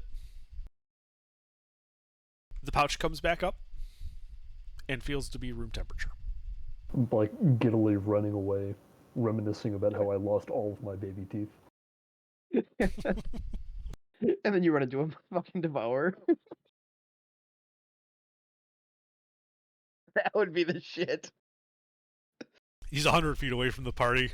All of a sudden you Yep. hear guard because he runs into the Mind Flayer. Mind Flayer. Let's get the fuck out of here.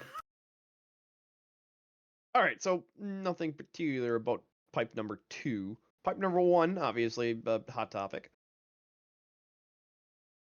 But all right, let's keep sweeping quadrants. We can't do much with the information I've established from these 2 pipes, so go northeast. So you're going into the fallout. Oh, is that? That's where he Oh, blew is it. it yeah, we'll skirt the fallout and get south and east of the fallout, and then continue sweeping, ignoring the fallout area. Okay. Just speed things up a little bit. I'll just update the map. So you start sweeping back, south along the eastern wall. As you approach the cylinder, Stein will be able to point out that, oh yeah, that is very obviously, he recognizes it, the same layout from the simulation when he came down here. And eventually making your way back to the southern entrance where you guys came in. finding 2 more working pieces. Well, not, I shouldn't say working, not exploded pieces of machinery. Are these pieces of machinery identical to each other, or are they just... They are similar, but there are variations between them. Okay. Well, we got 2 intact ones that are next to each other, but not distinctly similar to each other. I think we should spend some time looking at them side by side, comparing the differences, etc. Mister, you here? I'm not sure what you mean, because you only have 3 instances of machinery currently to look at, and they're spread across by the three elevators. Oh, okay, I see what you're saying. So we found 2 total. I thought you were saying the 2 that we just found were close together. No, you That's found my 2 bad. total. That's my bad. I was speeding it up because there really wasn't any like doors or anything that would slow you guys down. All right, then yeah, we should. Oh, I see. Okay, yep, I see the explosion radius of the machinery, and then the 3 pieces that are separated. Okay. Yes, they were far enough outside that they didn't get blown up in that chain reaction.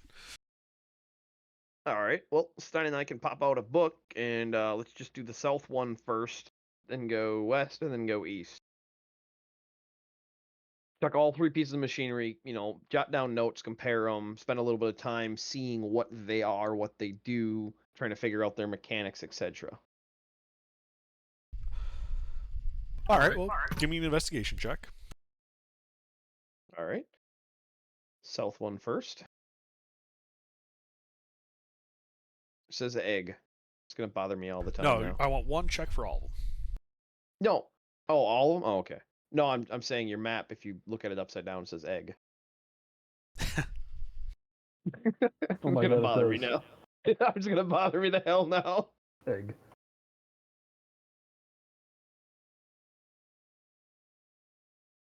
Yeah, so you look at pieces of machinery. You see that they're large masses of metal boxes and tubes. They contain bits of glass and other less easily identifiable materials. There are numerous small cylinders, metal plates, meshes, protrusion, and other adornments covering them.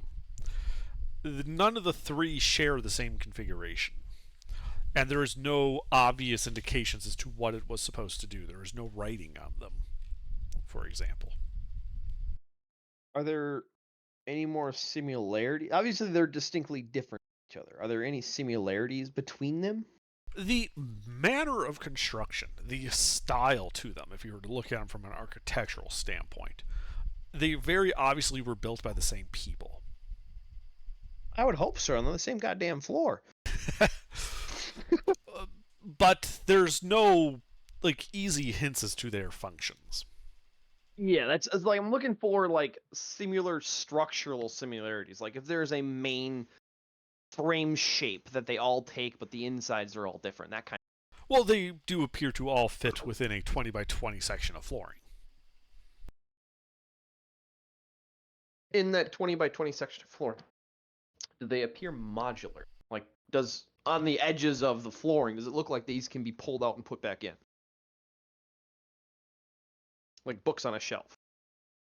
Not so much. There are indications that it could be removed from the floor, similar to what you found in the first floor, where there were the nuts and bolts on and to hold it down to the floor. But the other connections off of them that run to the floor and some to the ceiling don't appear to have any easy way to disconnect them. So while they have that similarity that they're both bolted down, the configuration of pipes, of struts and cables are not identical, and there's no obvious way to reconfigure one and do it into the other. All right. Do any of them have an obvious controller interface of any kind, buttons, switches, etc., or are they just hunks of machinery? Like, do they have big ass turn valves or anything like that on them? Yes. All 3 pieces of surviving equipment each have multiple what appear to be what would you call them? Hand cranks. Yes, thank you. Hand cranks, or valves, or things of that nature. All right, so with Stein's scientific knowledge, like a valve isn't an unfamiliar thing to him. A shut-off point in a linear pipe. A hand crank is not unknown to him. The closest you would know about like valves and the like would be like irrigation and sluice gates and things of that nature. Indoor plumbing isn't really a thing yet. Yeah, I'm stretching a bit on that one. So there's very obviously like levers. There's things that are meant to be rotated like hand cranks. What they do, you don't know. Okay. There's no, as I said, there's no writing on them. All right. Well, Stein, you wanna like turn the valve and see what happens?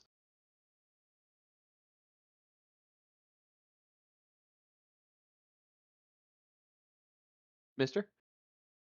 Yeah. Do we want to play turn the valve and see what happens? We have Sure, let's do 3 it. intact pieces of machinery. Let's do it. All right. Well, you're the most proficient for What role do I making the need least under? mistakes. There's no roll. There are 4 like hand cranks on the eastern piece of equipment. Which one would you like to turn? Well, let's start now. Clockwise order. Okay, so the most north one, then going around. You're turning all of them then? Yeah. Okay. I want to, as I turn it, I want to see what it does. All right. So you start turning the first one. No real reaction to it. It's just kind of spinning in your hand. Eventually, you feel it hit like a hard stop.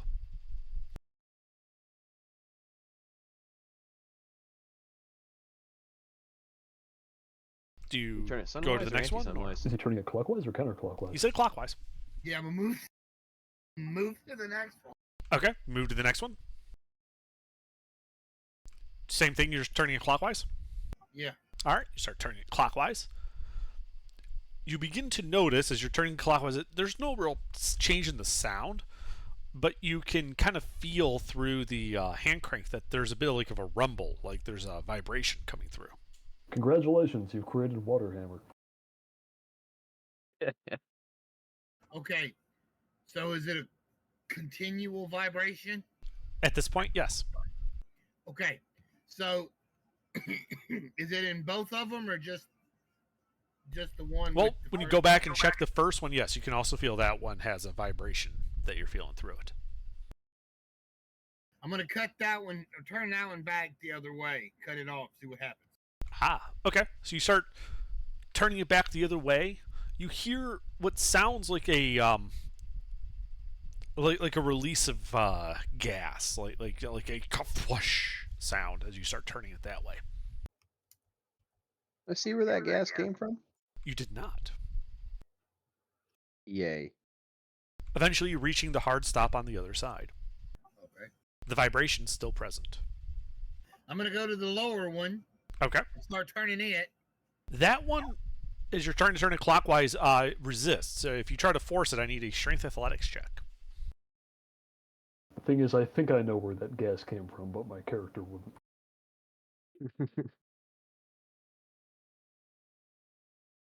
Athletics, I wouldn't be able to turn it. Okay. Well, it's like when you go to turn it, it's not as easy to turn as the others. So if you're trying to force it, I need an athletics check. Ooh. It does not turn. Well, this here, one move does- over. I'll look at that. I'm gonna say this one's busted, and I'm gonna move on to the next. Okay. You move on to the next I was one. gonna say, does it feel like he turned all the other ones? Does it feel like it's the same as the hard stop? Like he just can't turn it anymore? If he went the other direction, something might happen? You don't know. Well, I'd voice that out loud. What I mean is, you wouldn't be able to tell the difference. Well, he's turning them all clockwise. Right. And that one, it didn't feel like you could turn it. Okay, Yeah. then let's try to turn For it him, the counterclockwise. resistance was so strong as to be It also indistinguishable from a hard doesn't stop. feel like it can move that direction and would require a strength athletics check. That's what I was It's fucked asking. up, yeah. So the last one, I guess, is West. the western one. Okay. So you start turning that clockwise.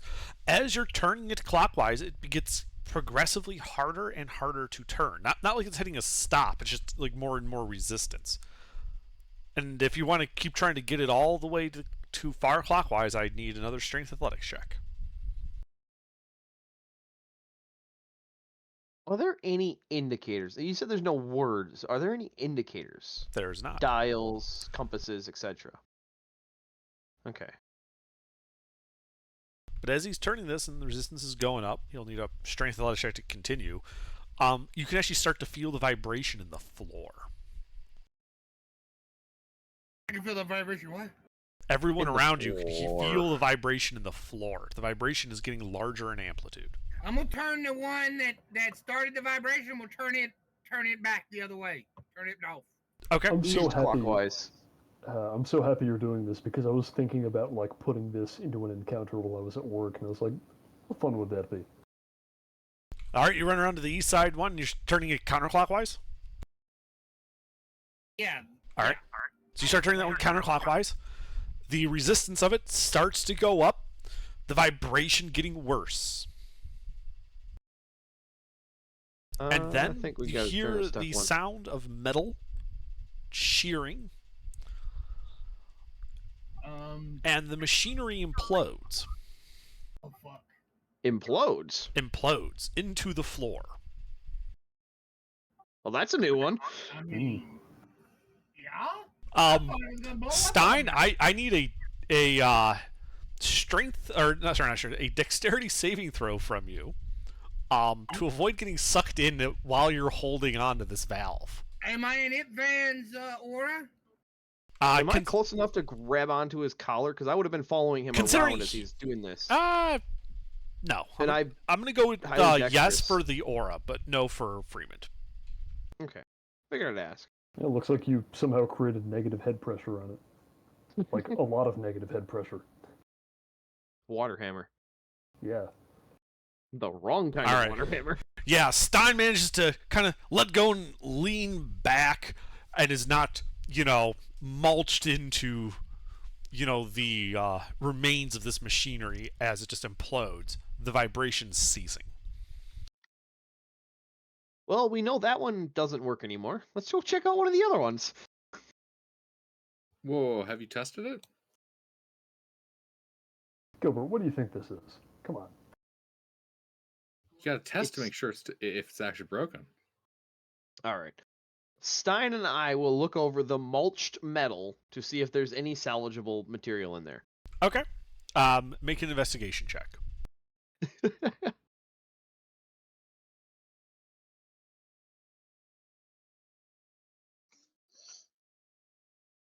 Hey, I mean, if there's a chunk of adamantine in there, we can just pull it out, right? Exactly. Who knows? It's clearly a very resistant material. So, as you're looking, you realize that even the wreckage is like nearly indestructible because it's made out of adamantine. Except one of the hand cranks from the valves, one of those got broken off, and you're actually able to pry it free. Whoa, did you just say it's made out of adamantine? Yes, I did. Yeah. The whole ship is. Ah, And whatever he did No. was enough to mechanically destroy it. Was it yeah. made out of adamantine and it imploded on itself? Yes. Yes. But we got a hand crank out of it. How much does it weigh? 1 pound. Wait. How damn it. distorted is the metal? It was like the bounding box of it, if you want to call it that, was like a 20 by 20, 5 feet tall. Okay. It is now 20 by 20 and about 1/5 of an inch tall. Hmm. Can What, we like, fold it in on itself? basically. Guys, I have an idea. Physically beat the adamantine into the shape we want it to be through implosions. Well, we got 2 more to play with that we can probably implode as well. However, we have 1 new pound of adamantine. So there's that.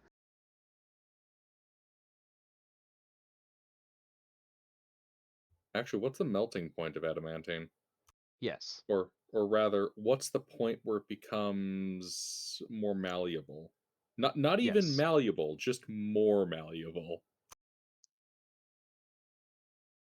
Yes. Now, you have to understand, it was kind of like this occurring. But adamantine. And a But 20 adamantine, foot yes. by 20-foot cube.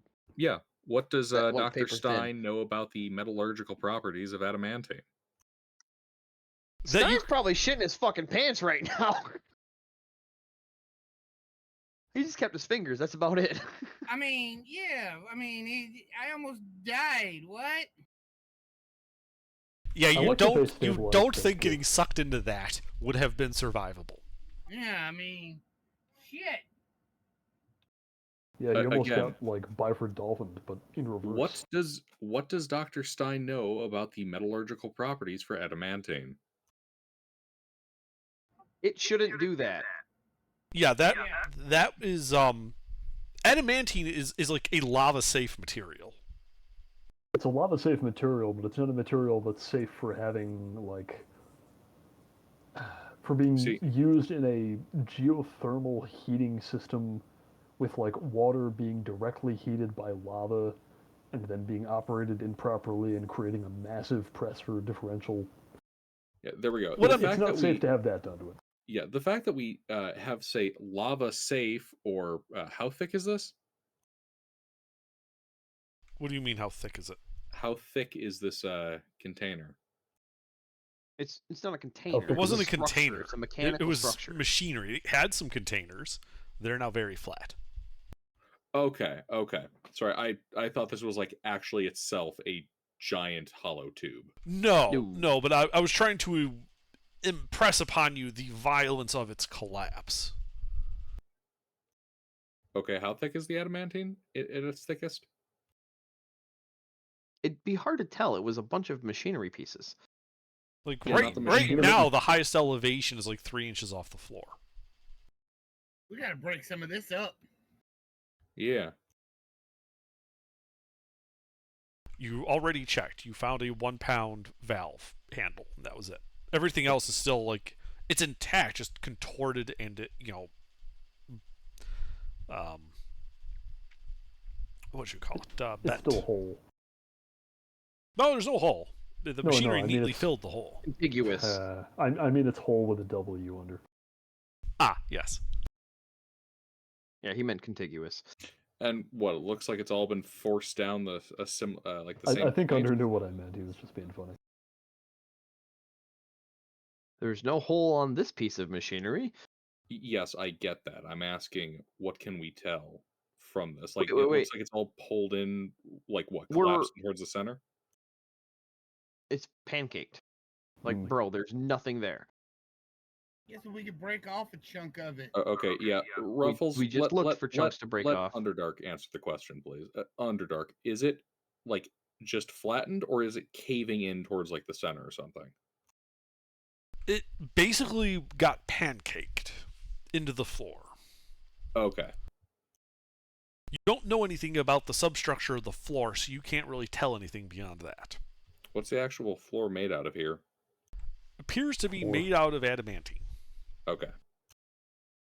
However, Luciana, you do bring up a very fair point. You know the piece of machinery that you blew up, and then it blew up all of the other pieces of machinery? Mm-hmm. Those didn't get compressed into the floor. They just got blown Yep. up. Yeah, those also weren't made out of adamantine. The 3 pieces of machinery by the elevators are different. Okay. Yeah, that's part of why I was asking about like the thickness of the adamantine, because the other machines exploded pretty readily and didn't destroy me, despite But they were a standing next different to it. mechanical structure. Yeah. Right. But the amount of adamantine can be, generally The whole useful to ship's know. made out of it. Actually, wait, what was that? That shrapnel was what you said, not adamantine? Right, yeah, it looks like it was just steel. But the other 2 that we haven't, concaved are still intact. Yes. Do they have similar valves and stuff, but not in the same configuration? Yes. Wait. Like the one to the south has only 2 valves, and the one to the west has 10. Guys, I have a terrible idea. Let's try inverting what we did with this one to see if we can get it to explode rather than implode. Well, the one to the south sounds the safest with only 2 valves.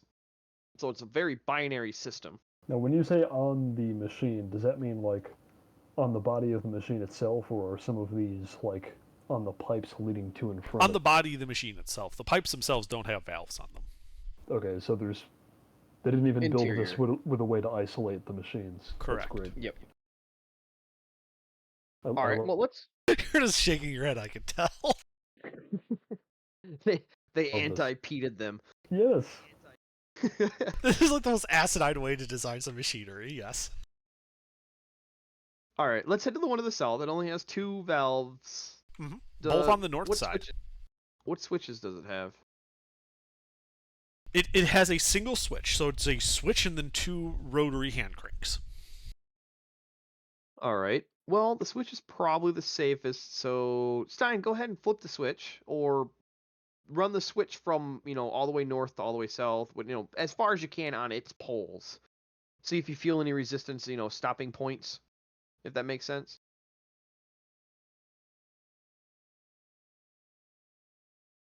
I'm not gonna. Sounds like a great idea. After watching the first one, I'm just like, yeah, you go ahead. Stein, mister?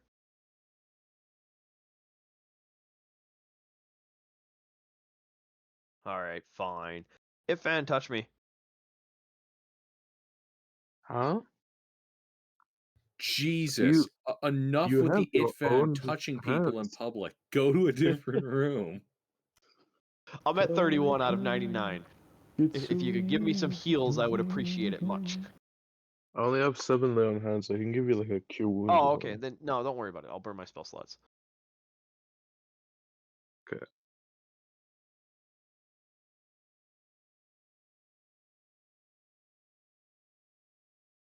What's the one that I want to use?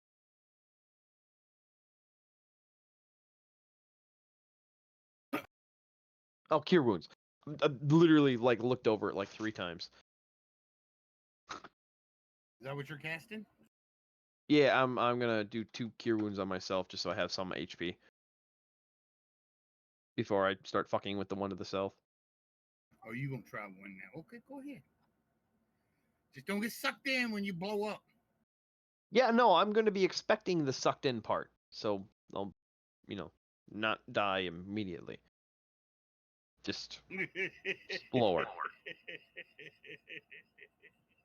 You'll Well, die I a know if you slower, more open this one horrific death here- of crushed organ damage. We know if you open up this one and then open this one and then turn this one and But then turn no, the other one back. Stein, they're all different. All 3 pieces of machinery that are intact that we have access to when we investigated them, they are all different. Oh, The first one, the one to the east that you interacted with, had 4 valves on it. The second one, the one that I'm interacting with, has 2 valves and a lever, a switch. The third one has 10 valves and an undetermined number of levers. We don't know exactly because we haven't asked. Oh my god. So we're playing with the one to the south because it has the least discourse for change. So I will run the lever. Is the lever all the way to 1 pole? It is all the way down currently. Well, I will push it further down just to make sure it's bottomed out. Yeah, it is bottomed out. Okay, then I will slowly raise it and run it through Okay. all of its poles. Yeah, you slowly raise it all the way up till it can't go up anymore. Did I feel any resistance through that entire raise? No, just the weight of the lever itself. Okay. I just realized that should have been a +2. Woohoo, 1 more HP. Alright. Did I hear any changes when I did that? No. Alright, then I will reseat it back to the down position. Okay. And so I have 2 valves on the north, so east and west. Yes. Alright, go east first. Okay. And I'll slowly start So- moving it. Which It direction? doesn't Before move. you, bro, before you start like messing, if you're gonna die, I'm gonna cast Death Ward. Oh, that'd be handy, And you- actually. Except for if my body gets eviscerated, that's not as handy. No, that's not how Death Ward works. Death Ward is if it would do literally any of the other death to you, you're instead at 1 HP. Wait, really? Yes. It literally, the instant It kills counters you, insta-gibs? not dead. Yes. Okay, yeah, go Like, ahead. if I cast Disintegrate on you, Death I Ward don't steps disintegrate. in and says, no. A couple of his Okay. atoms can stay together.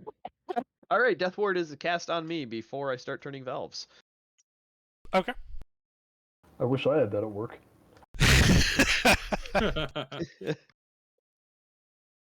Pete, did I send you the electrician son? Yeah, One. you did. I saw Yeah, that. I love that. Yeah, it's real good.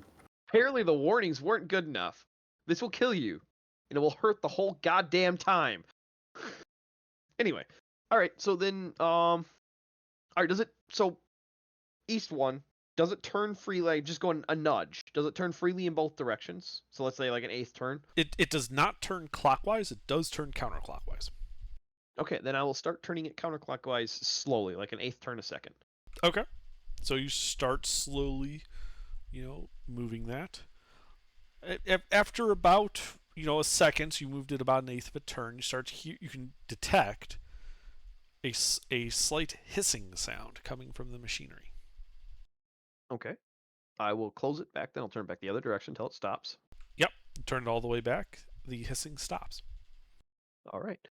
Then I'll go to the west and do the same thing. Test it, see which way it spins, and then sprint. Does it spin freely both directions? It does spin freely in both directions. Okay, so I turned that one anti-clockwise and it started moving, or clockwise? I'm sorry.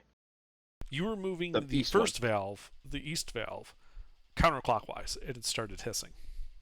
And then you moved it back to the hard stop far clockwise.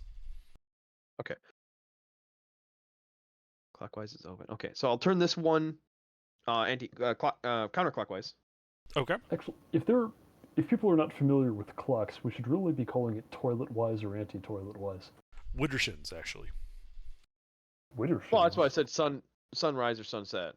No, toilet is better. They don't have toilets. We Well, have toilets, they're just not flushable toilets. They don't have toilets, but my character would be privy to the concept of a toilet. Get the fuck out of here. Actually, I Hang have on, 1 second. I Where have is it? shape Where is it? water. There it is. I can actually make a flushing porta-john. There you go. You can be a porta-john. All right, so then I want to turn it the same direction that the other one stopped hissing, so counterclockwise. Okay. You start turning it counterclockwise. Going slowly. Again or quickly? Slowly, Okay. eighth turn per s- second. Yeah. You slowly move it, eventually hitting as far as it feels like it will go. All right, now go back No to the east change. one Okay. and start turning that one clockwise until I hear the hiss again. So about an eighth turn or so. I cast It's at- counterclockwise. It's at the hard stop on the east one. You have to go counterclockwise. Counterclockwise, god damn it. Oh, I'm sorry. Yeah. Go counterclockwise. All right. So you start moving it slowly.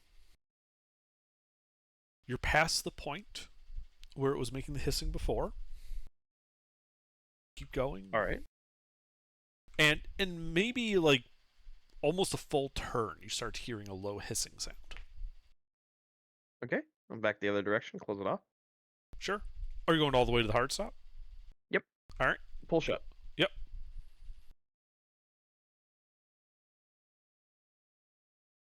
All right. Now, with it, both of them shut, they're both turned the same direction. I think I'm tired. Sorry. You have them both hard clockwise. Okay. Yep. Now I'd like to flip the lever. Okay. You Anything hear interesting happen? you hear a sound when you pull the lever up. Did it sound like oil catching on fire? No, it sounded like you released a bunch of gas. Oh, okay. So like a bottled breath going on. Yeah. Okay. I'll reseat the lever, but down, Okay. and then I'll repeat lifting the lever. Do the same thing. Nope. Okay. All right. Put the lever back down, and then we'll go to the east and start opening it slowly. Okay.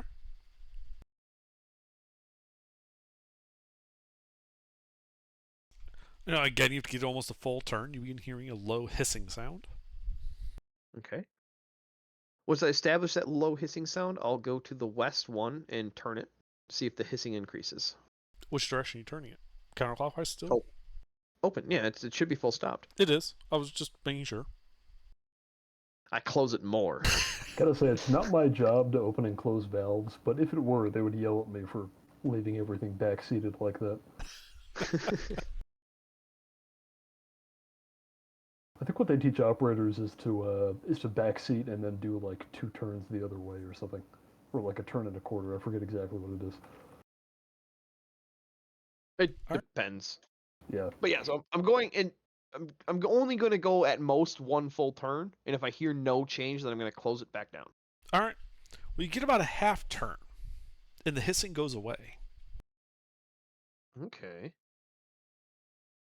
I am too drunk and too tired to problem solve this. Pete, do you want to take over? Are you sure you want me to take over? Yeah, what's the worst that could happen? I mean, You die and come back as a stone statue that lives? yeah, okay, fine. I can take over problem solving here. Okay. So far, I've got the right valve, east valve, or left valve, east valve, Mm-hmm. full open, so 1 Yeah. turn, and it's making a consistent hissing noise. Does that change at all? It has not changed.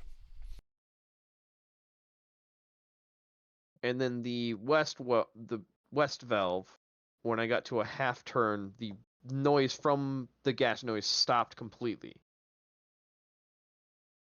Correct? Yes. So there's no noise coming right now. Correct. Okay. And the lever is in the down position, and with both valves closed completely, when I opened the lever, it gave a gaseous whoomph noise. I'm thinking it's a boiler. Like, that's just the problem solving that I'm going through right now. But I'm stuck because I don't want to blow something up. So I'd rather somebody that's more cognitive processing than I am. You want the guy who knows about boilers to do it? I get it. What I'm hearing here is Maybe. cowardice. No, Gilbert, I promise you, if I was sober and not as tired as I am, because I've gotten 4 hours in the last 3 days, I would have much more fun with this right now, but I also feel like I'm holding back people right now, so I'd rather somebody else take over. All right. Well, let's see. Cowardice. On this machine, we're working with 2 valves, which can be either all the way open or all the way closed, or you can leave them in the middle, but let's not do that. And then we have a lever, And a lever. which can be up or down.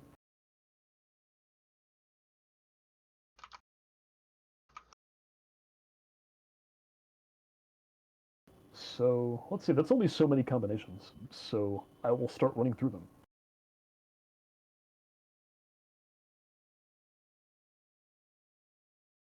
So what do you do? That's the current state that it's in right now. Valve east, 1 turn open, lever down. Yeah, I turned it about 1 turn open. Like, let's just not do counterclockwise, clockwise, because it'd be too confusing. Okay. We know that it hard stops somewhere, and those were both, we'll call closed conditions. Yeah. So it is 1 turn open. The west, I did 1 turn, or 1/2 turn open. And that's when the gas went away. The hissing noise. Okay, what are we trying to accomplish here? I think I'm thinking it's some sort of ignition system with the lever in the middle. Oh, Like, well. In I that case, didn't throw the should be lever up. with the gas noise. That's the only thing I haven't done.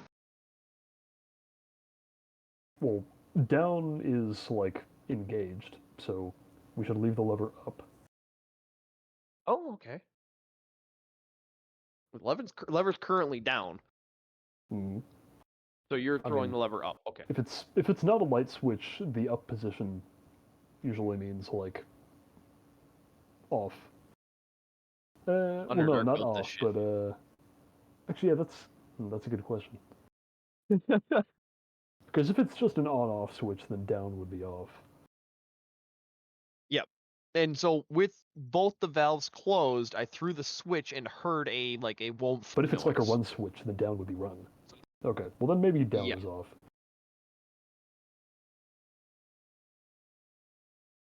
Well, it wasn't okay. I'm misconfusing myself with the woomph noise. It was more of like a hiss when I threw the lever to the top position with both valves closed. Correct? It No. wasn't a short burst. It was a long burst. It was a short burst. Okay. So It was a all short I can burst think and is a like hissing sound? oh Or I mean a woomph sound. Say again, Pete. with both valves closed, when I threw the switch, what was the noise that I heard? That's what he asked. You heard a type sound. Okay. I mean, out of character, I know what that is, but my character doesn't know what that means.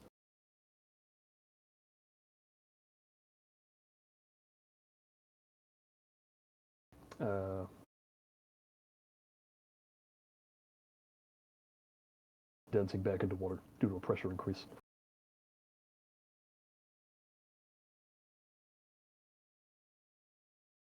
The way I see it, we've got 3 bits that can be up or down. So we're just going to run through every possible combination until something interesting happens. Okay, what do you do first? So we'll start by opening everything. Okay, what do you do first? I open the east valve as far as I can. Okay, so you start spinning it counterclockwise. Yep. The hissing getting louder and louder, and as you keep going, it's multiple turns. As you keep going, it then starts to get softer and softer until it ceases as you hit the hard stop. Hmm.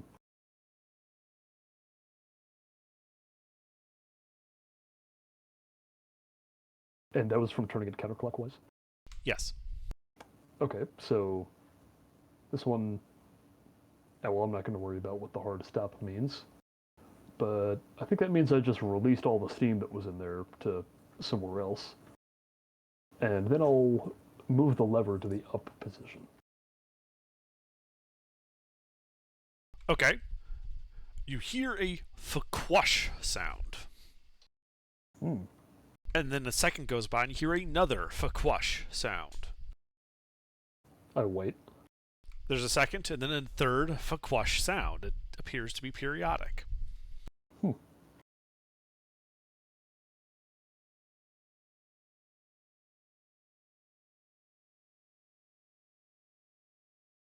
Well, that's interesting. This just keeps happening. Just every second. Yes. for Every what? second you just hear this, this thquash, thquash, thquash. Does the vaquish sound like oil being lit on fire? That noise that it makes. No. It sounds exactly like I said. No, this wouldn't be oil. This is probably a water hammer. It doesn't always sound like banging. And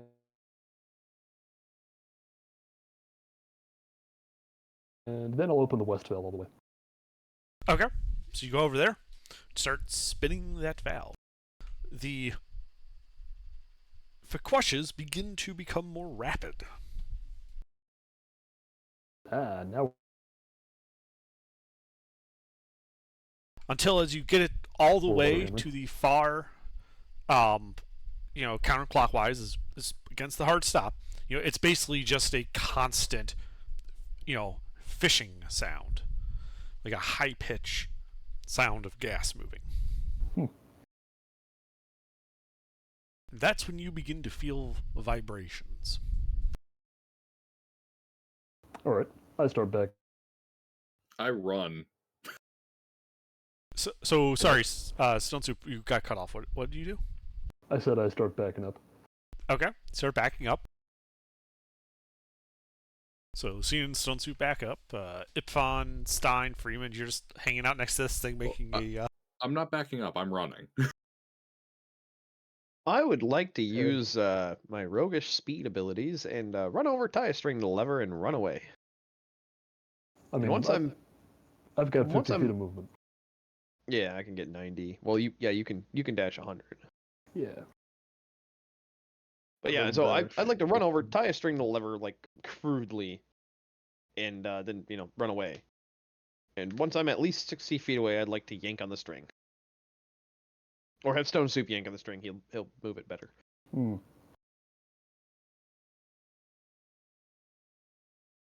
You notice as you're doing all this and starting to get away, this high-pitched noise still going, still vibrating.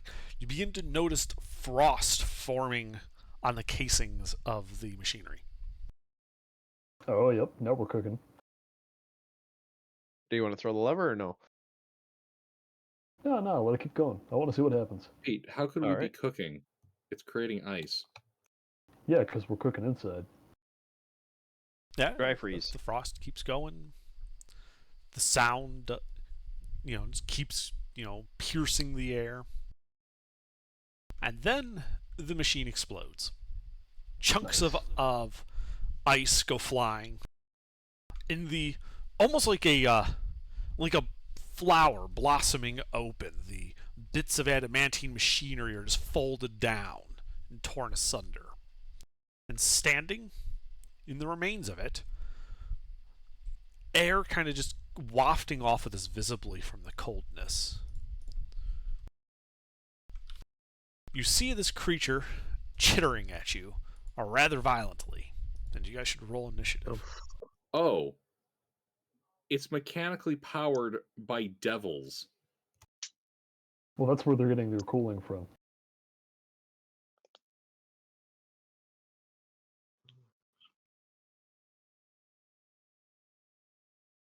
Yeah, Damn, I mean, apparently my goal in doing that was to make it blow up, so I'm happy.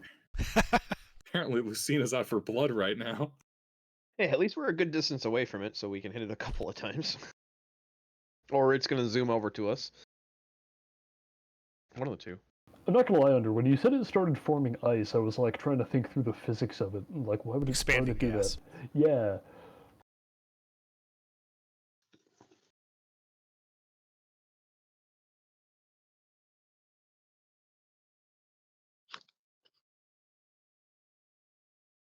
How was my string looking?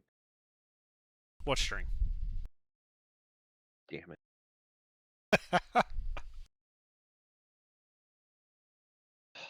440 feet of string. Stein, you gonna roll initiative? Mister.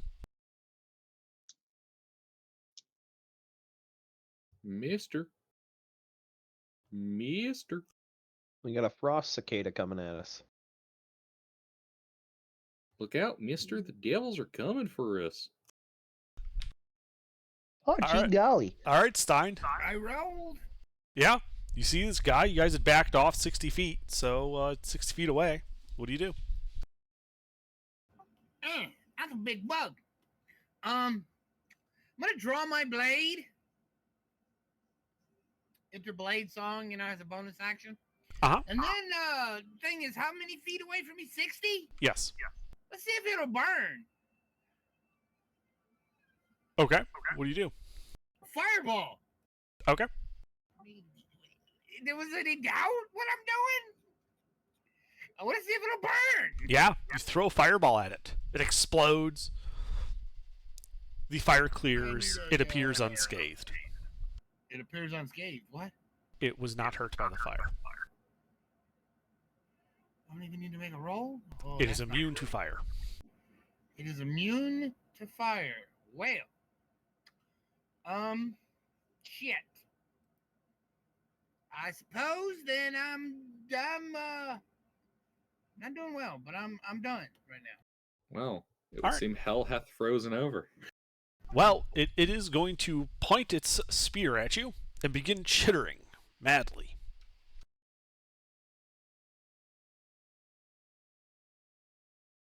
And a second such bug appears amongst you. Fiddly fuck. Now, to see where it falls in initiative. And then both of them start chittering, summoning 2 more. Yeah. This goes on and on and on.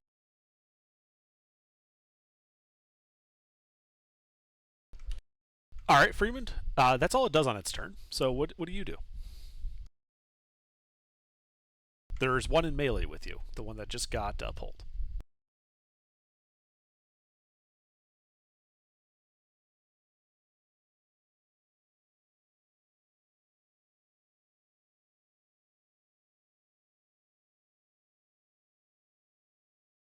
Freeman.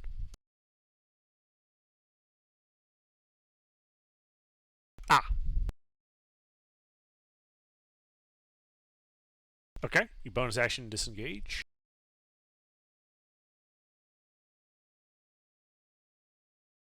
Ah, I see. Well, do you move? I see. Okay. Yeah, you can back up. Anything else?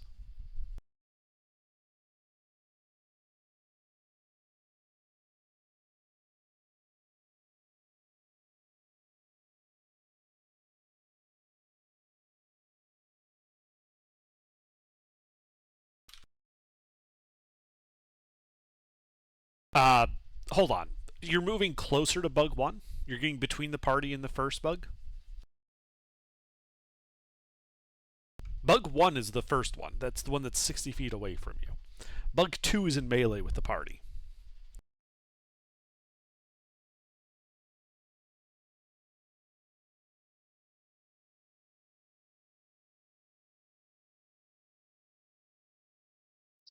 Ah, I see. Okay. So yeah, you can back up, putting you 90 feet away from bug 1, 30 feet from bug 2 in the party. Go ahead. Roll to hit. You hit him.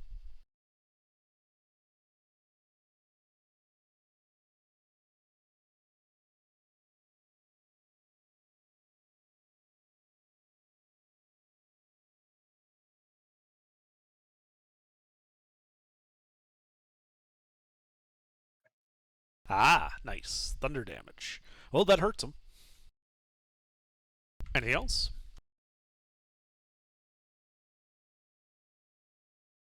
Alright. Well, on his turn, he's going to start chittering madly.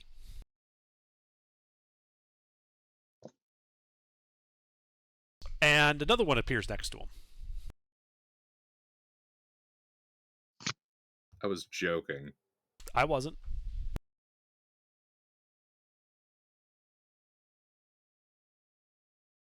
I can tell. But that's all he can do on his turn. Lucina, you're now in melee with 2 of these guys. Well, I bonus action fly away 10 feet. Okay. Am I still feeling menaced by them? How far? 10 feet? I mean, not particularly. Okay. Normal creatures can't reach that far.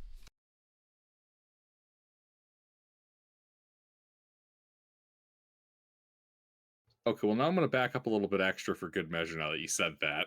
Okay. Well, as you... How far can you... Are you back in using your normal movement then, or...? Yeah, so I've flown back the 10 feet, and then I'm backing up a little more. Well, as you back up, he's going to use his... they're both going to use their tails to take attacks of opportunity.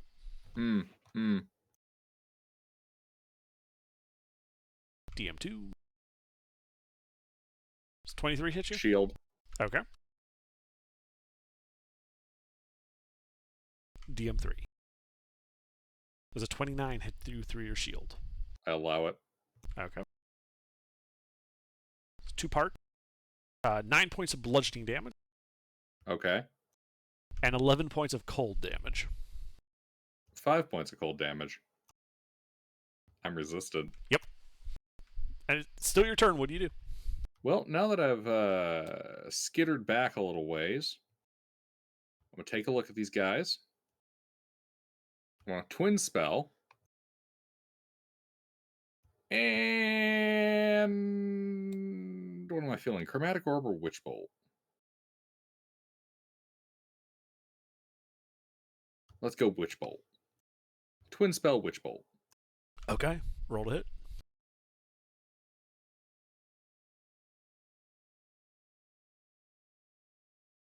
Do I have advantage on these guys from anything? Not that I'm aware of. Alright. You miss both of them. Okay, bear with me 1 second.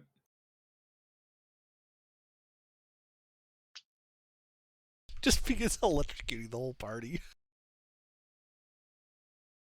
1 second. He I'm ru- turned I'm ru- on you I'm- guys. He's pretending to play for the Devils. I'm running the math here. Hold on.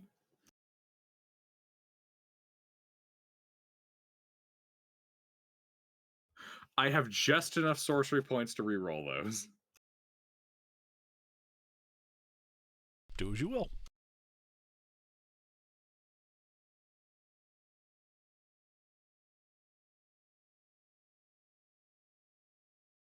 Looks like you hit DM3 with the 18.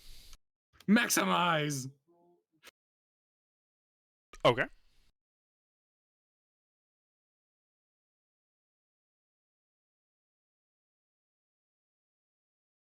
'84 lightning. All right, yeah, that gets you some good, smoking prawn scent in the air. It's still there, but it's hurt. My god, I almost completely wasted a 7th level spell slot. Anything else? Yeah, I'm gonna scuttlebutt even further with my full movement speed. Okay. Which is 30 feet. okay. So you So get 30 feet away from them. That should put me a total of 40 feet away from these guys. Yes. Anything else? Nope. All right, this guy. He's in his earth chittering madly.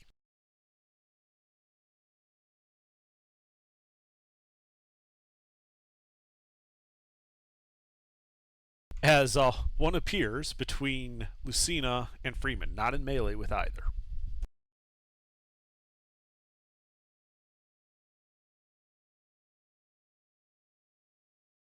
God damn it. That's all he can do. Stone soup.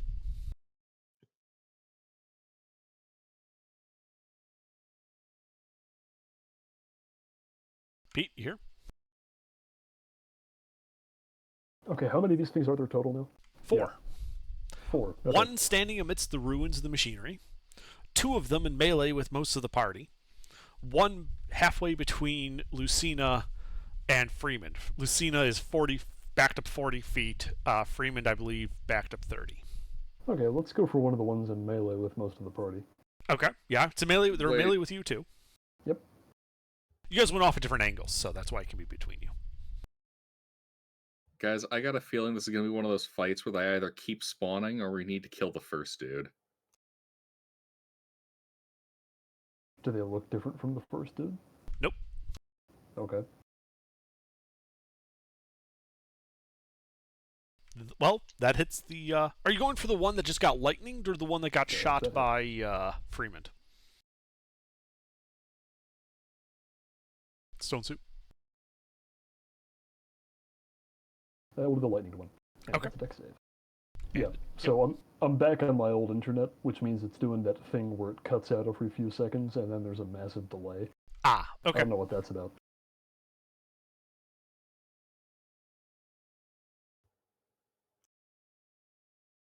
What is 5? Oh great, it's cold. Should I bother rolling that? No.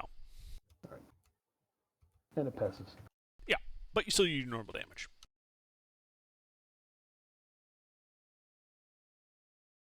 22 magical bludgeoning.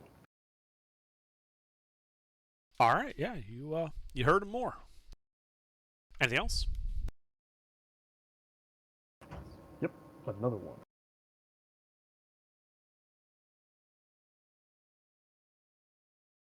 Actually, there are two of them in melee with me. Yes. I'm gonna hit the other one. Okay. You hit him. Dex save.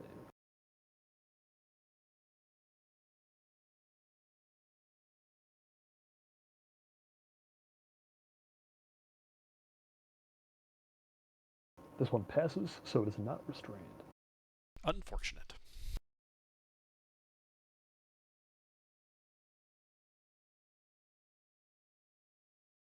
Alright, that is 27 magical bludgeoning damage. All right, yeah, you pound onto that one.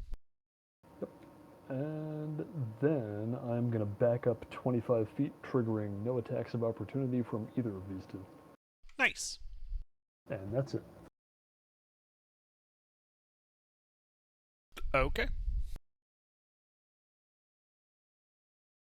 Ipan. Holy shit. Yes. So there's two in melee. There are Right. two in melee with you, yes. Stone Soup just attack both. Yes, one each and then backed up. Are we still in the area that has like dark light? Because if so, then I would have had my sword still on. Yes, and yes. Okay. Then, bonus action, Shield of Faith on myself. Main action, attack the one that looks worse. Okay, do you Whichever want one looks the one that got lightninged by Lucina or the one that got shot by Freeman? They look both are about the same injured.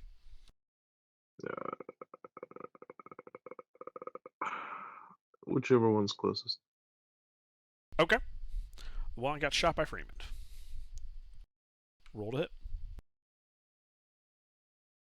Check what is my hit again. It's been a while. Oh yeah. Guys, we might want to just try focusing them down. So they can't keep summoning more.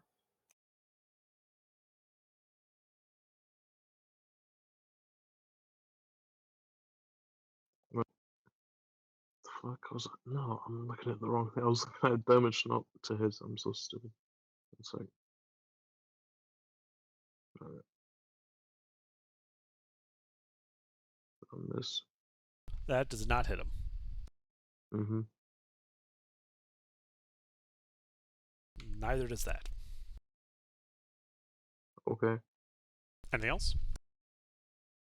Nope.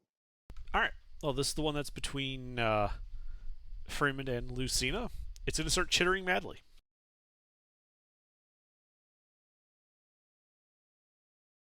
And another one appears next to him. Okay, yeah, guys, kill the first one.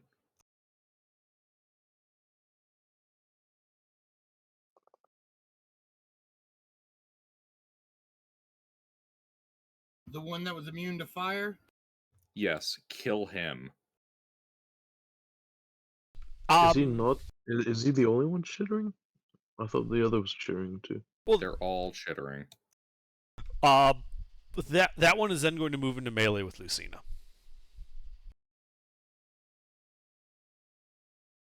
Actually, they're both going to move. One DM, let's see, that would be DM4 is going to move into melee with Lucina. DM5 will move into melee with Freeman. Stein, it is your turn. All right. How far is the first one that I saw? It is 60 feet from you. 60 feet. Yeah, it didn't move. I can only get 55 feet to it. So You're also in melee with two of them.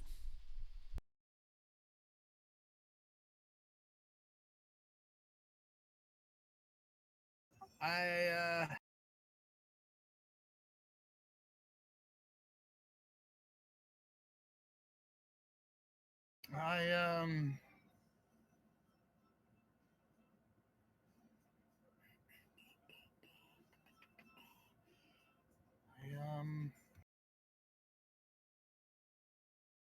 am going to Misty Step away from all of these back towards the one that was I saw originally. So that's going to give me a bonus action Misty Step of 30 feet.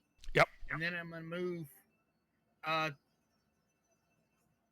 30 more feet to the monster. You can do that.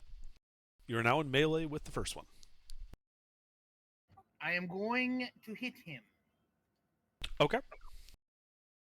Roll to hit.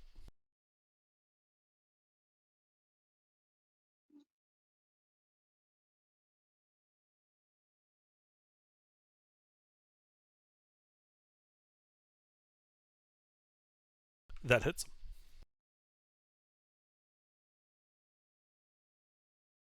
All right. Let me see here. Let me check something real quick.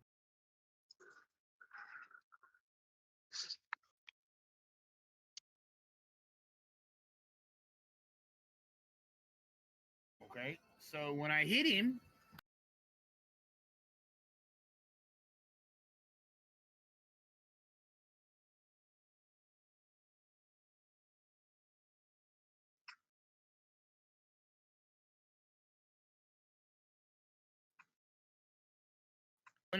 I cast Booming Blade, and that gives me. Let me see what my bonus is. Okay, 7. Go back. 17 thunder damage.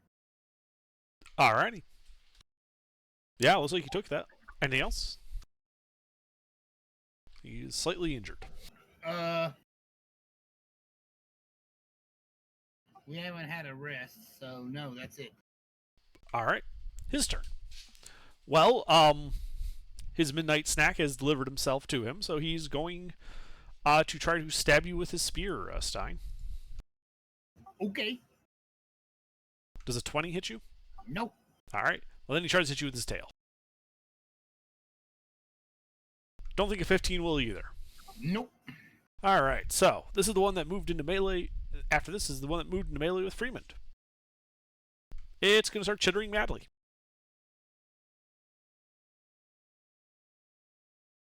And another one appears. This one will appear in melee with Stone Soup.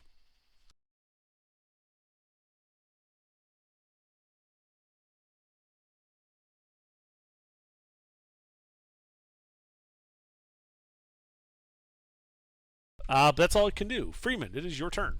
You are in melee with the one that was just chittering madly.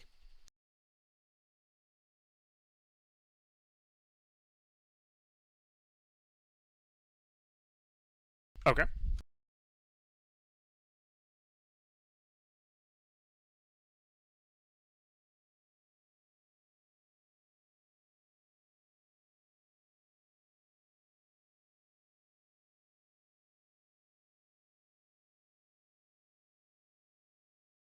Okay. That would put you.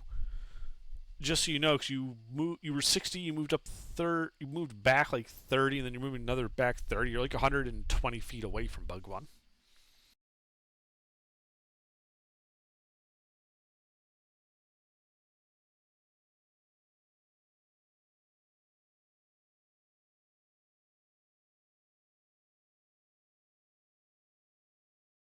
I see. You're trying to loop around. Got it. Yeah.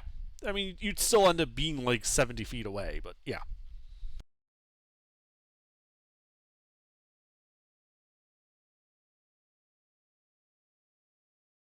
Roll to hit.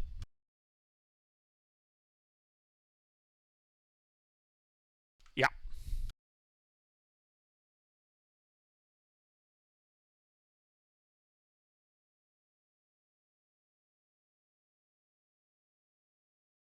Another thunder arrow.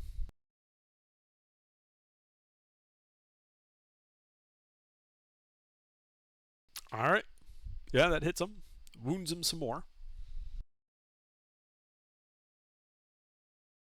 Anything else? Okay. DM2. This is one of the ones in melee. Let's see. Well, Ipfon's there. It's going to try and stab Ipfon with its spear. Okay. It misses. Tries to shoot with the tail. 26 hits you? Yeah. Alright, it hits you a total of 24 damage, a mixture of bludgeoning and cold damage. Okay.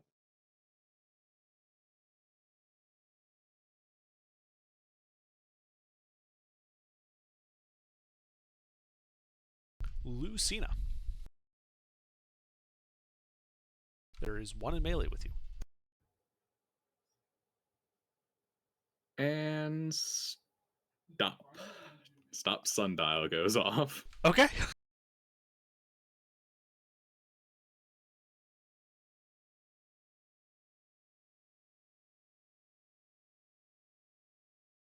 Not optimal, but I can work with this.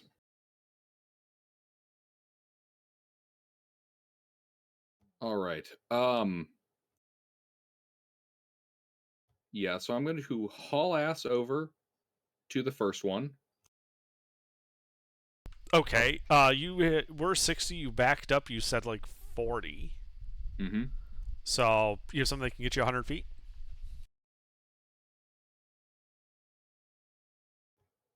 Oh, he was 60? At the start of combat, you guys had backed up 60 feet from the machine before it exploded. Oh, shit. Okay, good to know. Slight question then. Mm-hmm. Because this would have this would require a different order of operations. Would I be able to cast my spell, then have used my action to do this? The spell I'd cast would be a bonus action. Yeah, you can change the order of action to bonus action as you wish. Okay. In that case, I would have bonus action thunder stepped to get up to this guy, then action time stop. Okay. Sorry, I thought the distances were shorter than that. No. Is Thunderstep when you leave or when you go? Where does it do damage? At the origin or? Thunderstep does damage at the origin. Okay. So DM4 will have to make a con save. Con save.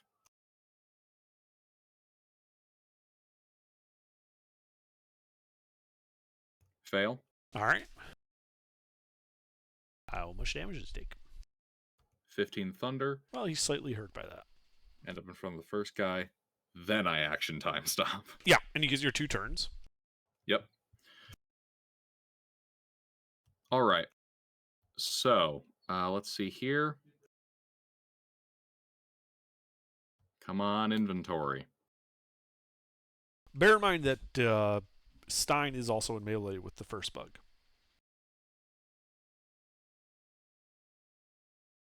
Acceptable losses. Okay.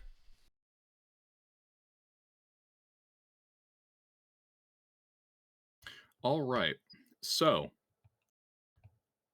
I am taking my little container of which has my flasks of detonation, the old school ones with fungus powder,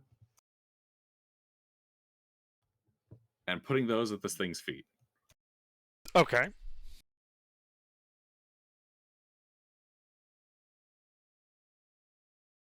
All right, so let's see what that would be the item interaction on the first round. Sure. All right. Toss that on the feet. Basically just drop it, where you're standing. Yeah. What is it to open up the hole? Portable hole, I believe, is an action.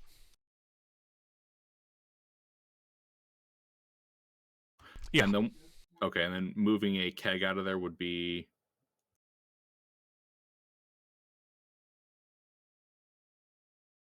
a keg of blasting powder. I'm looking because it doesn't say, so it's not like a bag of holding where it takes another action. So I would given that you guys have stuffed a whole bunch of crap in your portable hole, I would say it's gonna take, a bonus action. Okay. I'll pop that open.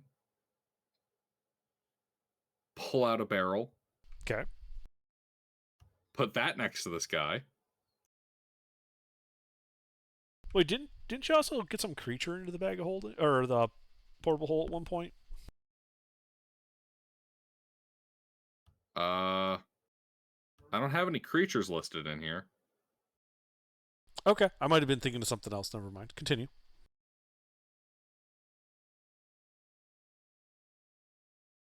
All right. Plop that barrel there. Wasn't there a mysterious like crate we found that we never opened? Don't know. No one told me about it. Close up hole. Closing is an action. Okay.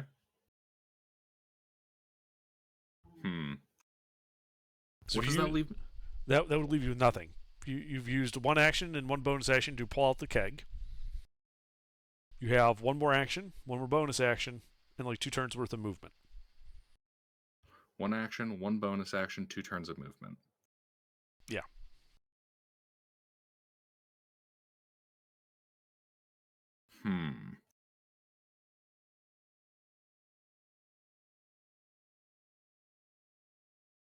Well, worth the risk. I will be putting some distance between me and all of that. How much? And then 2 turns of movement, 60 feet. Okay.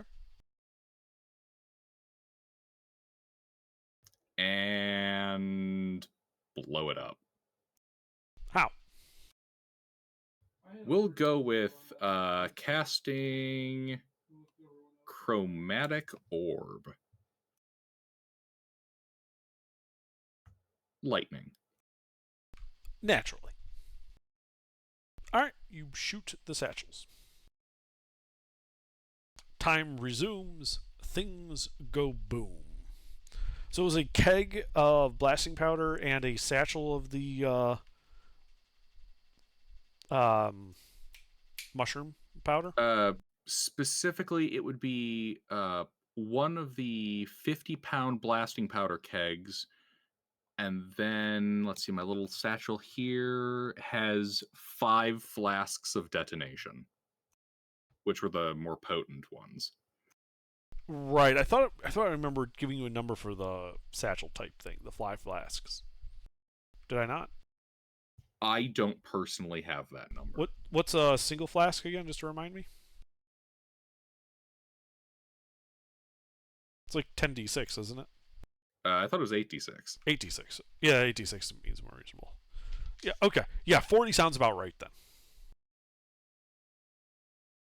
So, plus the d8 for the keg. Tell you what, we'll just call this, because I don't want to bother with one roll. Do like 50d6. And I believe both this guy and Dr. Stein need to do a dex save. Yeah, Stein, start dodging. Mister?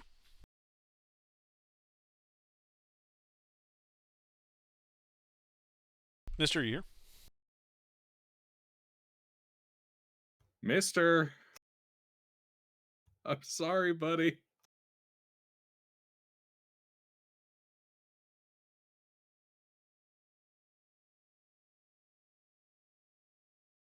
I guess we'll find out if he lives or dies in a little while. Yeah, well, roll 50d6. Because this guy passed, which takes half.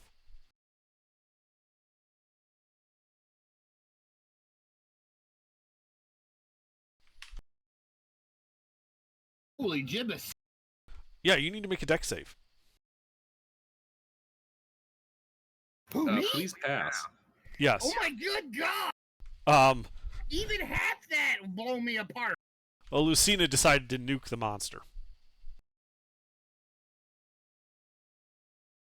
I don't fuck around with summons. Well, Kill Stein, the you first guy. also take half damage, which is 75. Well, I am unconscious. And the monster is bloodied. Seeing 75. Okay, so, alright, yeah. Anything else? Lucina, I think that was just about it for your turn, wasn't it? I don't think I can cram any more turns into my turn. Unless, of course, you want to let me. Nah, I'm good. Okay. All right. I am unconscious. Yep. DM3. That is in melee with Ipfon. It is going to attack Ipfon with its spear. Cool. And it misses. Mm-hmm. Tail Strike. Is what it'll attack what? Misses. Mm-hmm. Stone Soup. There's one in melee with you that's fresh. Okay. And that's it? That's it. That's in melee with you. Oh, okay. Well, let's make it not so fresh. All right. Roll to hit.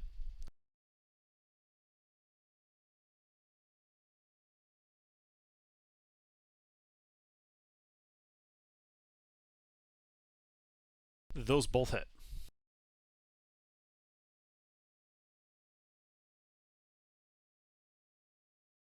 I need 2 dex saves. Bleedy saves both. That is acid and no blindness. Yeah. So, Full damage on, like normal damage on acid. He isn't resistant. yeah, so half because he passed. Uh-huh.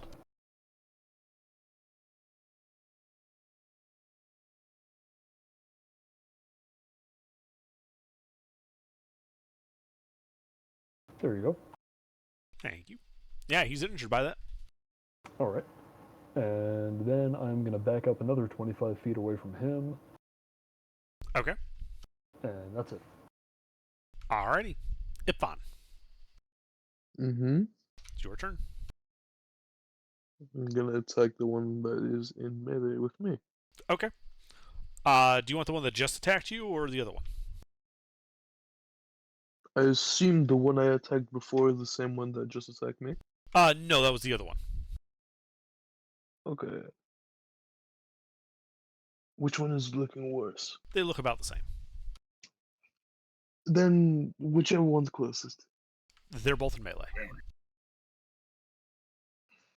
Guys, kill the first one.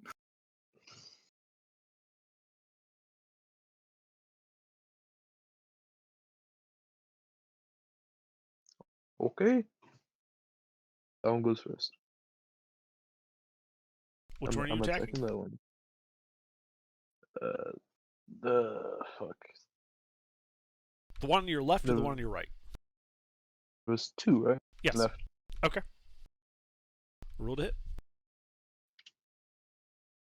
Miss. Mhm. Miss. They can't hit you, you can't hit them. Anything else? Exactly. Nope. Alright. DM4. Well, his dance partner left. So he's going to wander over to Stone Soup and attack him with a spear. This is a 22 hit Stone Soup. It does. And it should have advantage, so go ahead and crit fish. Thank you, I forgot about that. Nah, he doesn't get a crit. Well, he did. Yeah, no. So that is 2 things. 16 piercing. Mhm. 7 cold. He then attempts a tail strike. Does a 16 hit you? A 16 does hit.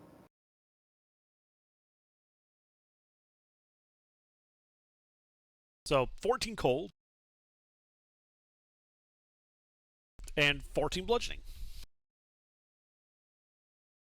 All right. But that's all I can do. Dr. Stein, death save. All right, 1 success. This is the other one that's in melee with Stone Soup. It's going to begin chittering madly. And a 7th one appears. This one's going to be in melee with Lucina. Oh shit, they don't like that I'm onto them.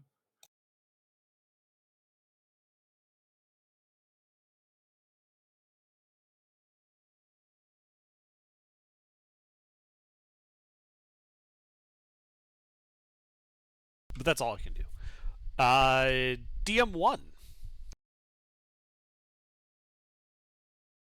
Let's see, you backed up like, what, 30 feet from this guy? No, you were 60. you? Say again? Who's you? You, Lucina.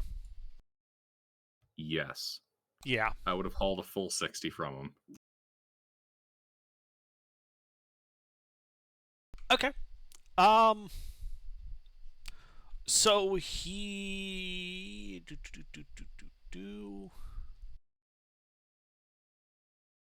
he's going to cast a spell and encase you in a 20-foot diameter hemispherical dome of ice. Cheeky. With the guy that just got summoned. Cheeky. None of that applies. And yeah, he's just gonna sit there. 'Cause that's all he can do on his turn. DM5 is going to, let's see, Freeman moved 30 feet from him, so he's gonna move up to Freeman and attack Freeman with his spear. Does a 24 hit Freeman?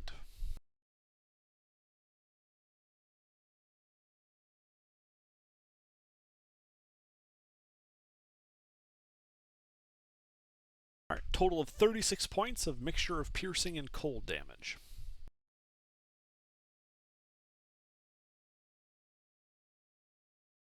Then it's an attempt to tail strike. Does a 14 hit Freeman?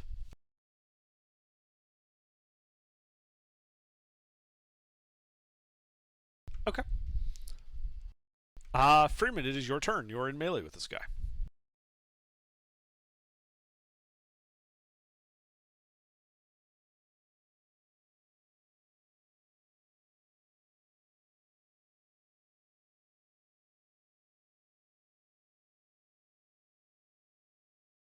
He appears to be uninjured.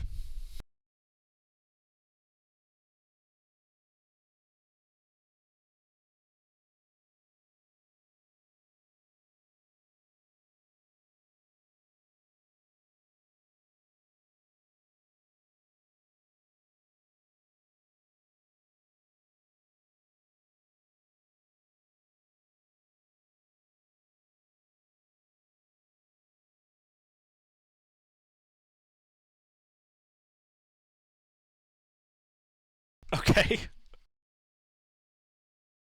You disengage, you move 30 feet. Go ahead and roll a hit for bug 1.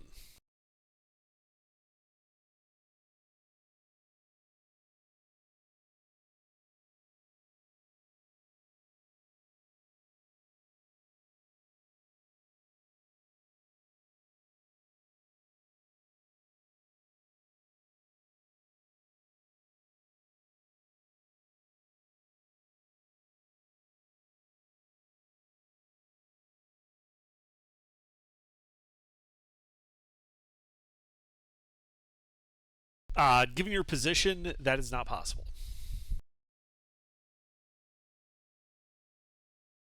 You're kind of off on the flank.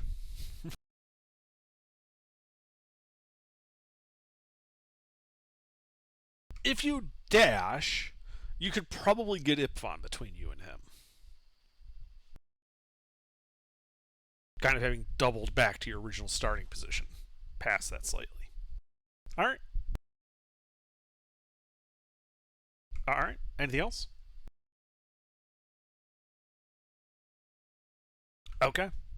Well, DM2 is in melee with Ipfon, and it will attempt to stab him with his spear. Mm-hmm. Does a 27 hit Ipfon? Yes.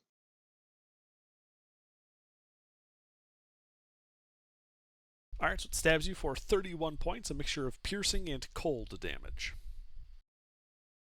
Okay. He then attempts a tail strike.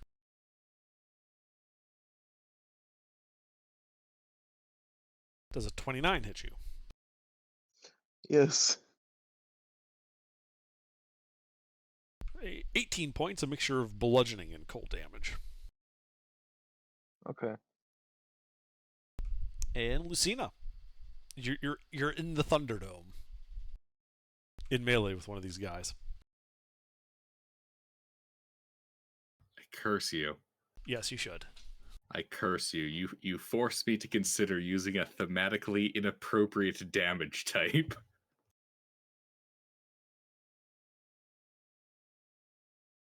Well then, is he in melee? Yes, he is.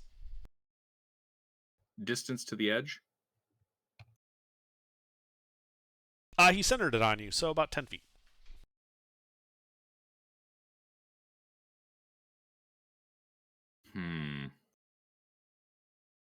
Alrighty. That is a wee bit suboptimal.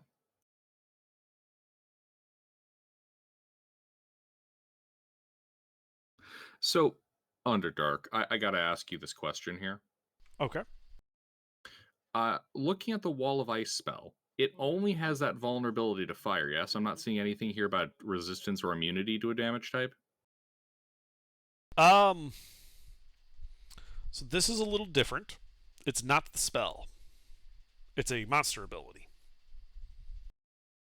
Oh, It's similar to the spell, but it is not the same as the Wall of Ice spell. oh.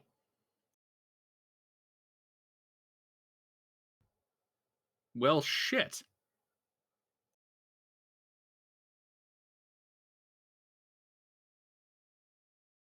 Okay, then.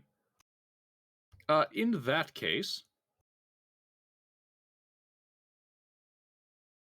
Scrolling around. Where the fuck is it? Here it is. Shatter. We'll upcast that a little bit. We'll put it at 4th level. 4th level Shatter. Am I able to catch a demon as well as part of wall? If needed, I'd like to rotate around this dude. No, so you that don't have I to move. You can absolutely hit the wall and the guy in melee with you without Awesome. hitting yourself. Awesome. Con save, right? Yes. Including from the wall, which does it at disadvantage because it's, you know, an object. Actually, just fails. No, not disadvantage. Oh, just fails. Cool. Wait, do I also do extra damage to it? It's not often I get to do this. Alright, well, I think this is going to be it for me. Well, that passes. All right, have a good night, Pete. 27 points of thunder damage. Okay. Let's see here. The wall appears to be severely damaged, but still barely holding on. The creature, I believe, passed, and so it takes half that, correct? Yep. Alright, it is slightly injured by that. Anything else? Let's see there. Bonus action, fly close to the wall, right by the breach. That's on the side of the monster. Yeah. Okay. Yeah. I'm basically flying up to the, near to the part of the wall that I've been damaging. Right. Yeah. Okay. Anything else? No, just contemplating how incredibly, absolutely fucked I am now that we're out of Pete. That's my turn. Okay. Let's see. DM3 is a noob. It's in melee with Ipfon. Mm-hmm. Ice Spear. Mm-mm. Okay. Then Tail.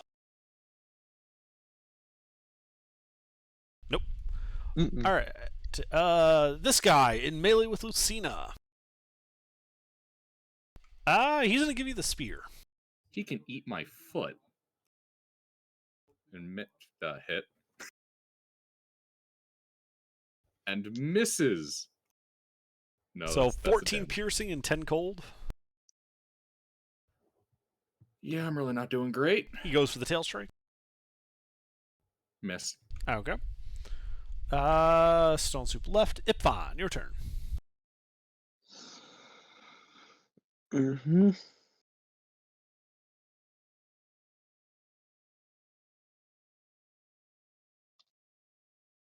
Hey. That hits him. Oh wait, no, I'm stupid. Wait. Oh, this one. Is that? No. I'm stupid.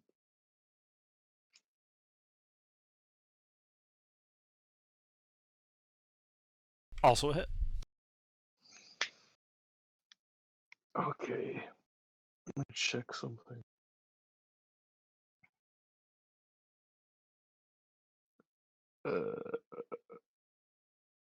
Two level 3 smites on this fucko. Okay. Well, So you that's- also get an extra D8 per smite because he is a devil. He is a devil? Yes, he is. Ipvan, kill the first one. I'm not near the first one. I'm Get attacking to him the one and that's kill him. Already hit the one he's already in melee with. I know, I'm just emphasizing for the future. Go ahead and roll all those dice. Should I just roll it all together? Yeah, he isn't going to be able to resist any of this. How many is 3? That's 48 one, right? It'd be Third five level smite, 5d8 per hit because of the extra d8 from being a devil. So together that's 10d8. From the smites, yes, plus your weapon damage. Don't forget that. Mm-hmm. Oh, I was reading my fucking Sunblade. I also get a D8 if I if it's what's it again? If it's undead. These are Or not is undead. when you hit, yeah, okay, it's not undead. It's just a devil. Okay. Correct. A strange fucking devil. An icy looking devil. And you said okay, so all the extra damage would be 11d8, right? 10d8 from smite plus 1. So it's 5d8 per hit from the smite. So it'd be 10d8 for the 2 hits plus your weapon damage. So if your weapon damage is also a d8, it would be 12d8 total.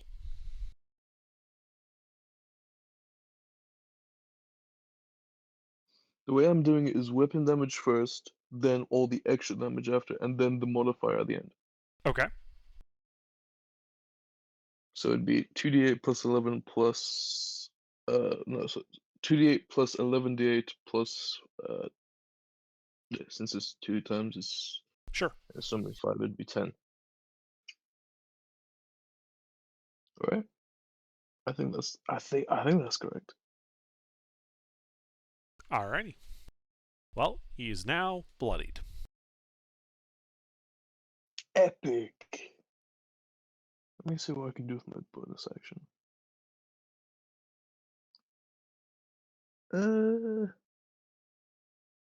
Nah, fuck it. That's it for now.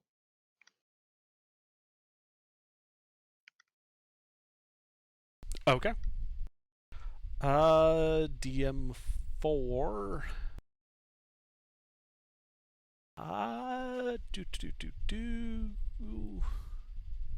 He is going to keep chasing Freeman as Freeman keeps running away. Their speeds are such that he'll never actually catch him. But Freeman won't be able to get back into combat. Stein, death save.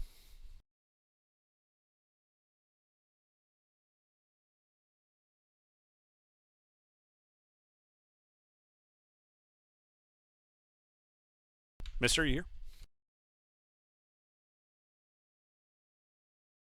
Alright, well, we can get back to that later. DM6 is going for Ipvan with its spear. Mm-hmm.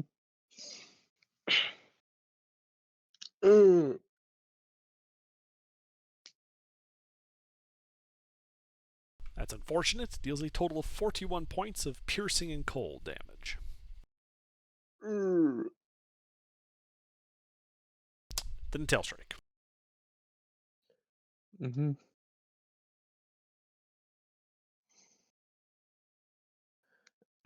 Fuck it. Wait. Oh, does a 25 miss? Sorry. I did. I took Magic Initiate for one of my ASIs. Okay. I took Shield. Alright. Are you casting it? 21. Yes, as reaction. Okay, so 25 misses? I think so. 21 plus 5. Yeah. Okay. I didn't know what your base AC was. That's why I always ask. Alright, yeah, so that one It's missed. not base. It's combined with Shield of Faith. And I have -1 because of the acid thing that happened a while ago. Okay. DM1 begins looting Dr. Stein. DM5 is chasing Stone Soup. Freeman's gone. DM2 is also in melee with Ipfan. Oh, fuck. Does a 15 will miss. That will miss. And the tail, also a miss. Lucina. Yes. Can I damage the devil and blow open the wall? Do you got something that can do that? Yeah, spells. Well, Shatter. okay, yeah. Or Thunderwave.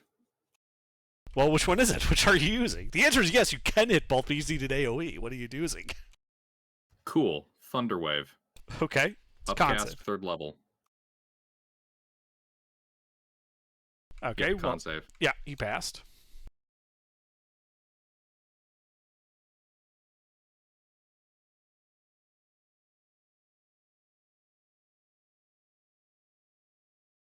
$20 points of thunder damage.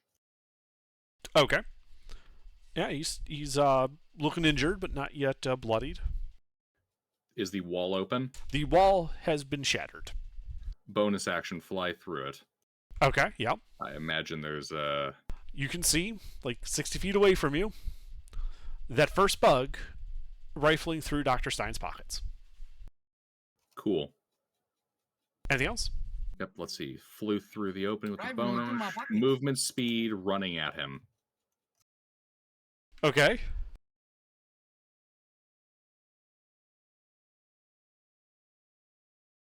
So that would put you like 20 feet away from him. Yep. Anything else? That is bonus action, movement. I don't have a reaction that's pertinent. Yep, that's everything. All right. DM3. It's going to attempt to stab Ifan with a spear.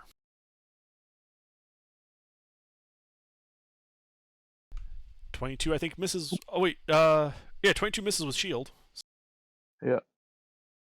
It Tail lasts strike. until my And turn, it right? misses. Damn. 7. Let's see. You're only 40 feet away from it. So it's going to give chase, Lucina. It has a 40-foot movement speed. All right. And then it's going to try to run you through the back with its spear. I really hope he misses. I What mean, kind of me fuck? too. Fuck. Shield. Okay, so that misses.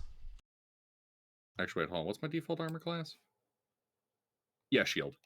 Okay, well, tail strike. Miss you, bitch. He missed. Does All he right. fall prone? No. Ipon, your turn. See, normally I would attack, but holy shit, am I low on HP, and I don't have lay on hands. So, I'm going to cast a spell. What should I cast? Probably Cure Wounds. What level? Let me think. Level 2. Second level, 2d plus 5. Let me roll it.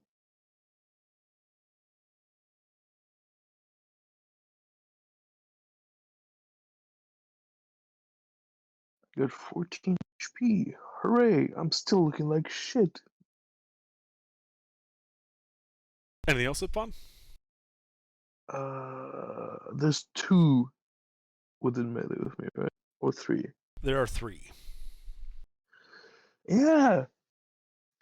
See, I don't want to deal with this. And I could Kill run the away. first one. The first one's not here. It's fucking where Get you to are. him and kill him. Okay, I will run from these guys. I get a triple opportunity attack. Yeah, they're going to try to stab you with their spears. Mm-hmm. And they'll miss. No, they all hit. Fuck. Fucking god. Now, you still have your I'm dead. reaction. You could shield to block the 23. I can?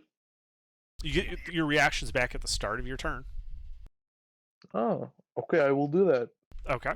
But I believe your AC then is 26, so 26 and 28 will still hit you.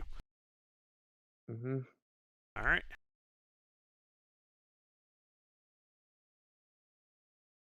For a total of 56 points, piercing and cold damage.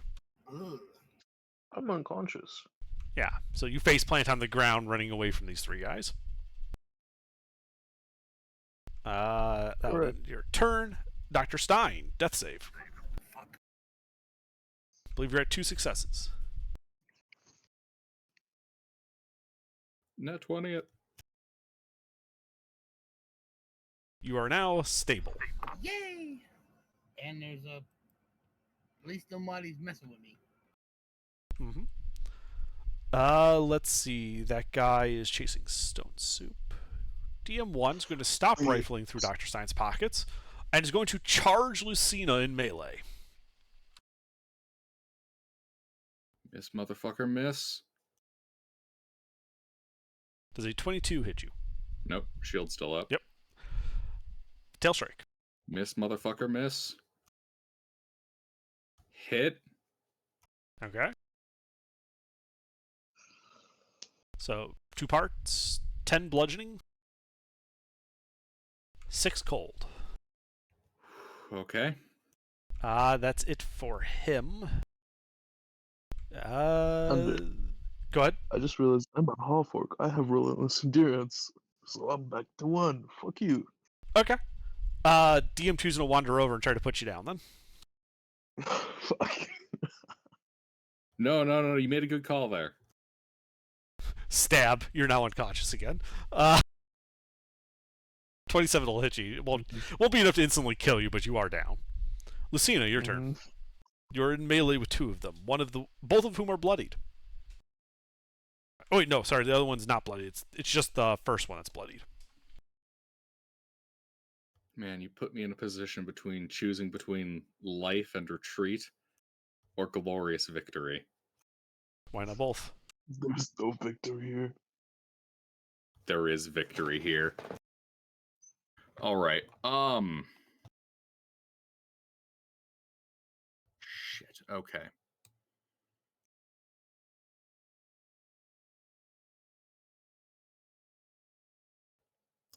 Come on, fucking spell ass bullshit. Where the fuck you at? Load, damn you. Okay, here we go. Thunderstep. Okay. Where's the exit?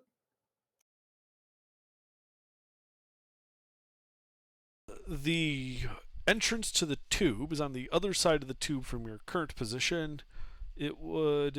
You'd have to curve, so in a straight line, your best bet would be to go 10, 20, 30, 40 feet to the northwest and then run the last bit.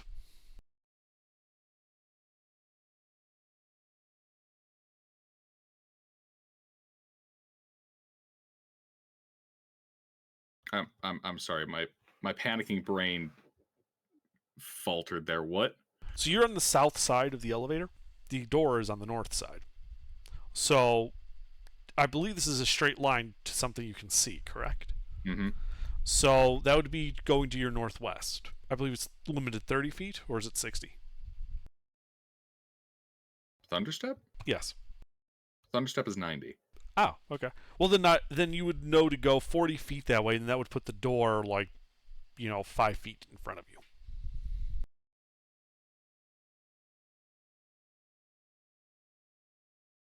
We still in combat? Yes. Fuck. Where is everybody? Oh god. So what are you doing? They all Gilbert? went to bed. Yeah, they literally Alright. just left. Yeah. They're all dead. Yeah, They real left you to nice die. of them. Yeah, I'll Thunderstep away. Okay, it's a con save, right? Yep.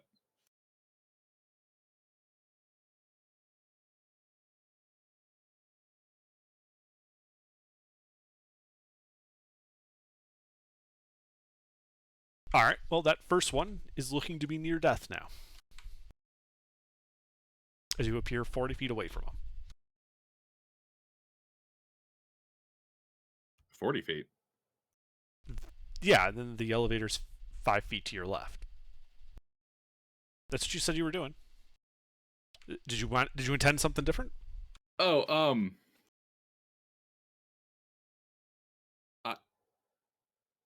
yeah, you know Go, what? Gilbert.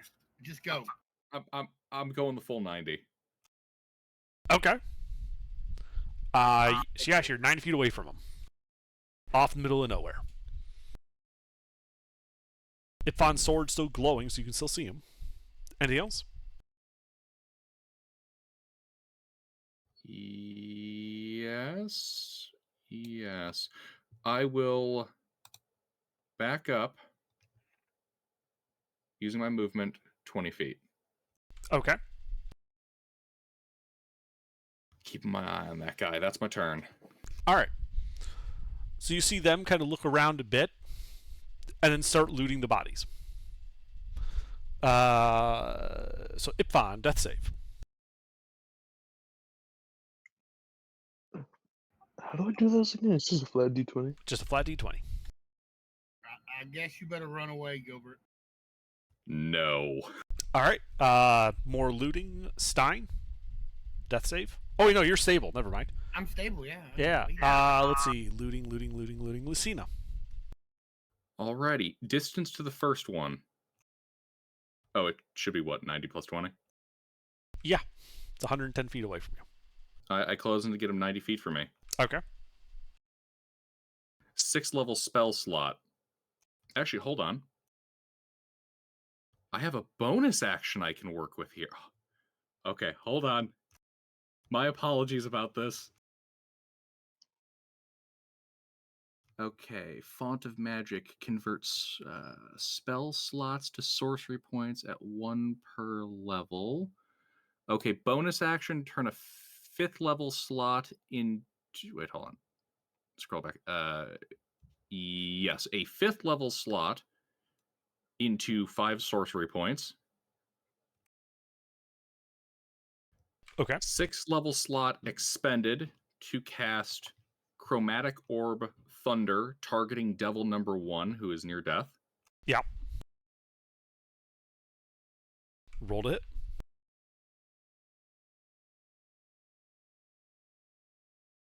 That'll hit him.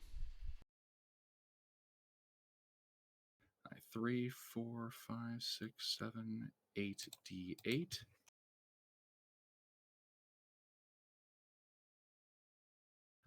$28 points of thunder damage. That is just enough to kill him. Please tell me it creates a chain reaction. It does. The other summons all disappear, one after another. Whoa! Anything else in your turn, Lucina? Yeah, hauling ass towards the bodies. Okay. Wait. Oh, fuck, they had stuff on them.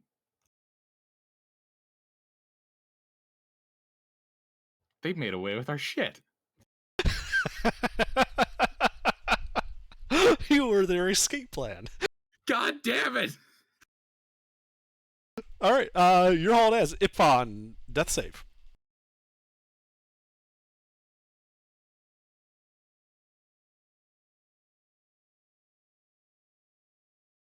Okay, it's 2 successes. At that point, Lucina would be getting to you. Lucina, are you doing anything? Who's dying? Right now, Ipfon. He is not stable.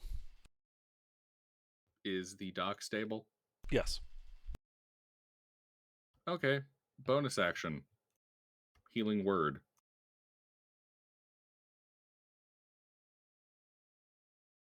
Roll. Your entire party? What? How many people you're healing with that? Just Ipfon. Well, Ipfon, you have acquired 4 hit points. And a level of exhaustion as you wake up. And you guys are out of initiative. Stein, are you gonna wake up Stein? Yes. Oh, same thing. Yeah. All right, roll it. Yay. Stein, they've pilfered your shit. What am I missing, Gilbert? I need to know what's in your inventory so I can tell you what they took. Can you just post a screenshot of your inventories, both you and Ipfon? Take spell book. Me too. Yep, they Aw. were pilfering both your bodies. Ipfon lost less because he was only being pilfered for a round. Stein lost a little bit more. Fuck, okay, you gotta give me a second.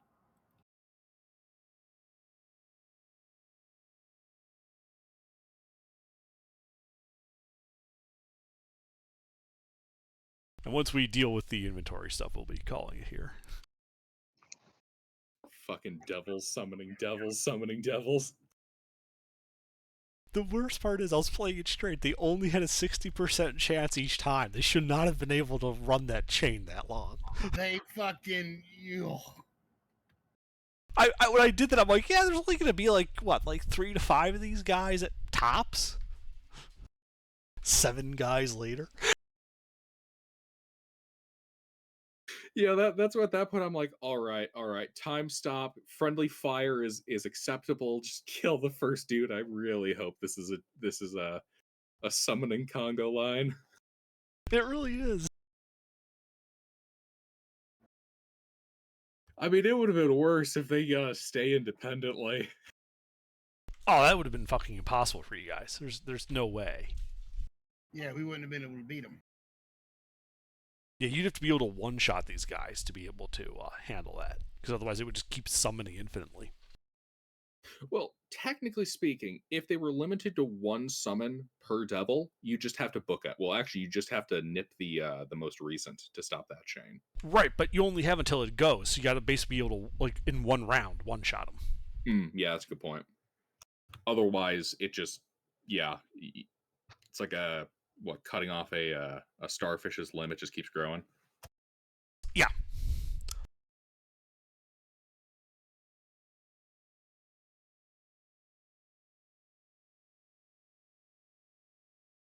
Alright, Ipon. So they ended up taking from you your longsword of wounding and 3 potions of healing. That's all you could Okay. grab before they disappeared. Honestly, not that bad. I don't even use my longsword of wounding. It's the principle of the matter, Ipfon. They stole from us. We don't know where they went. We know exactly where they went. Hell.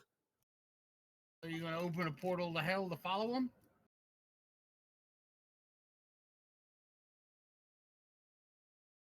Bitch, I might. Okay.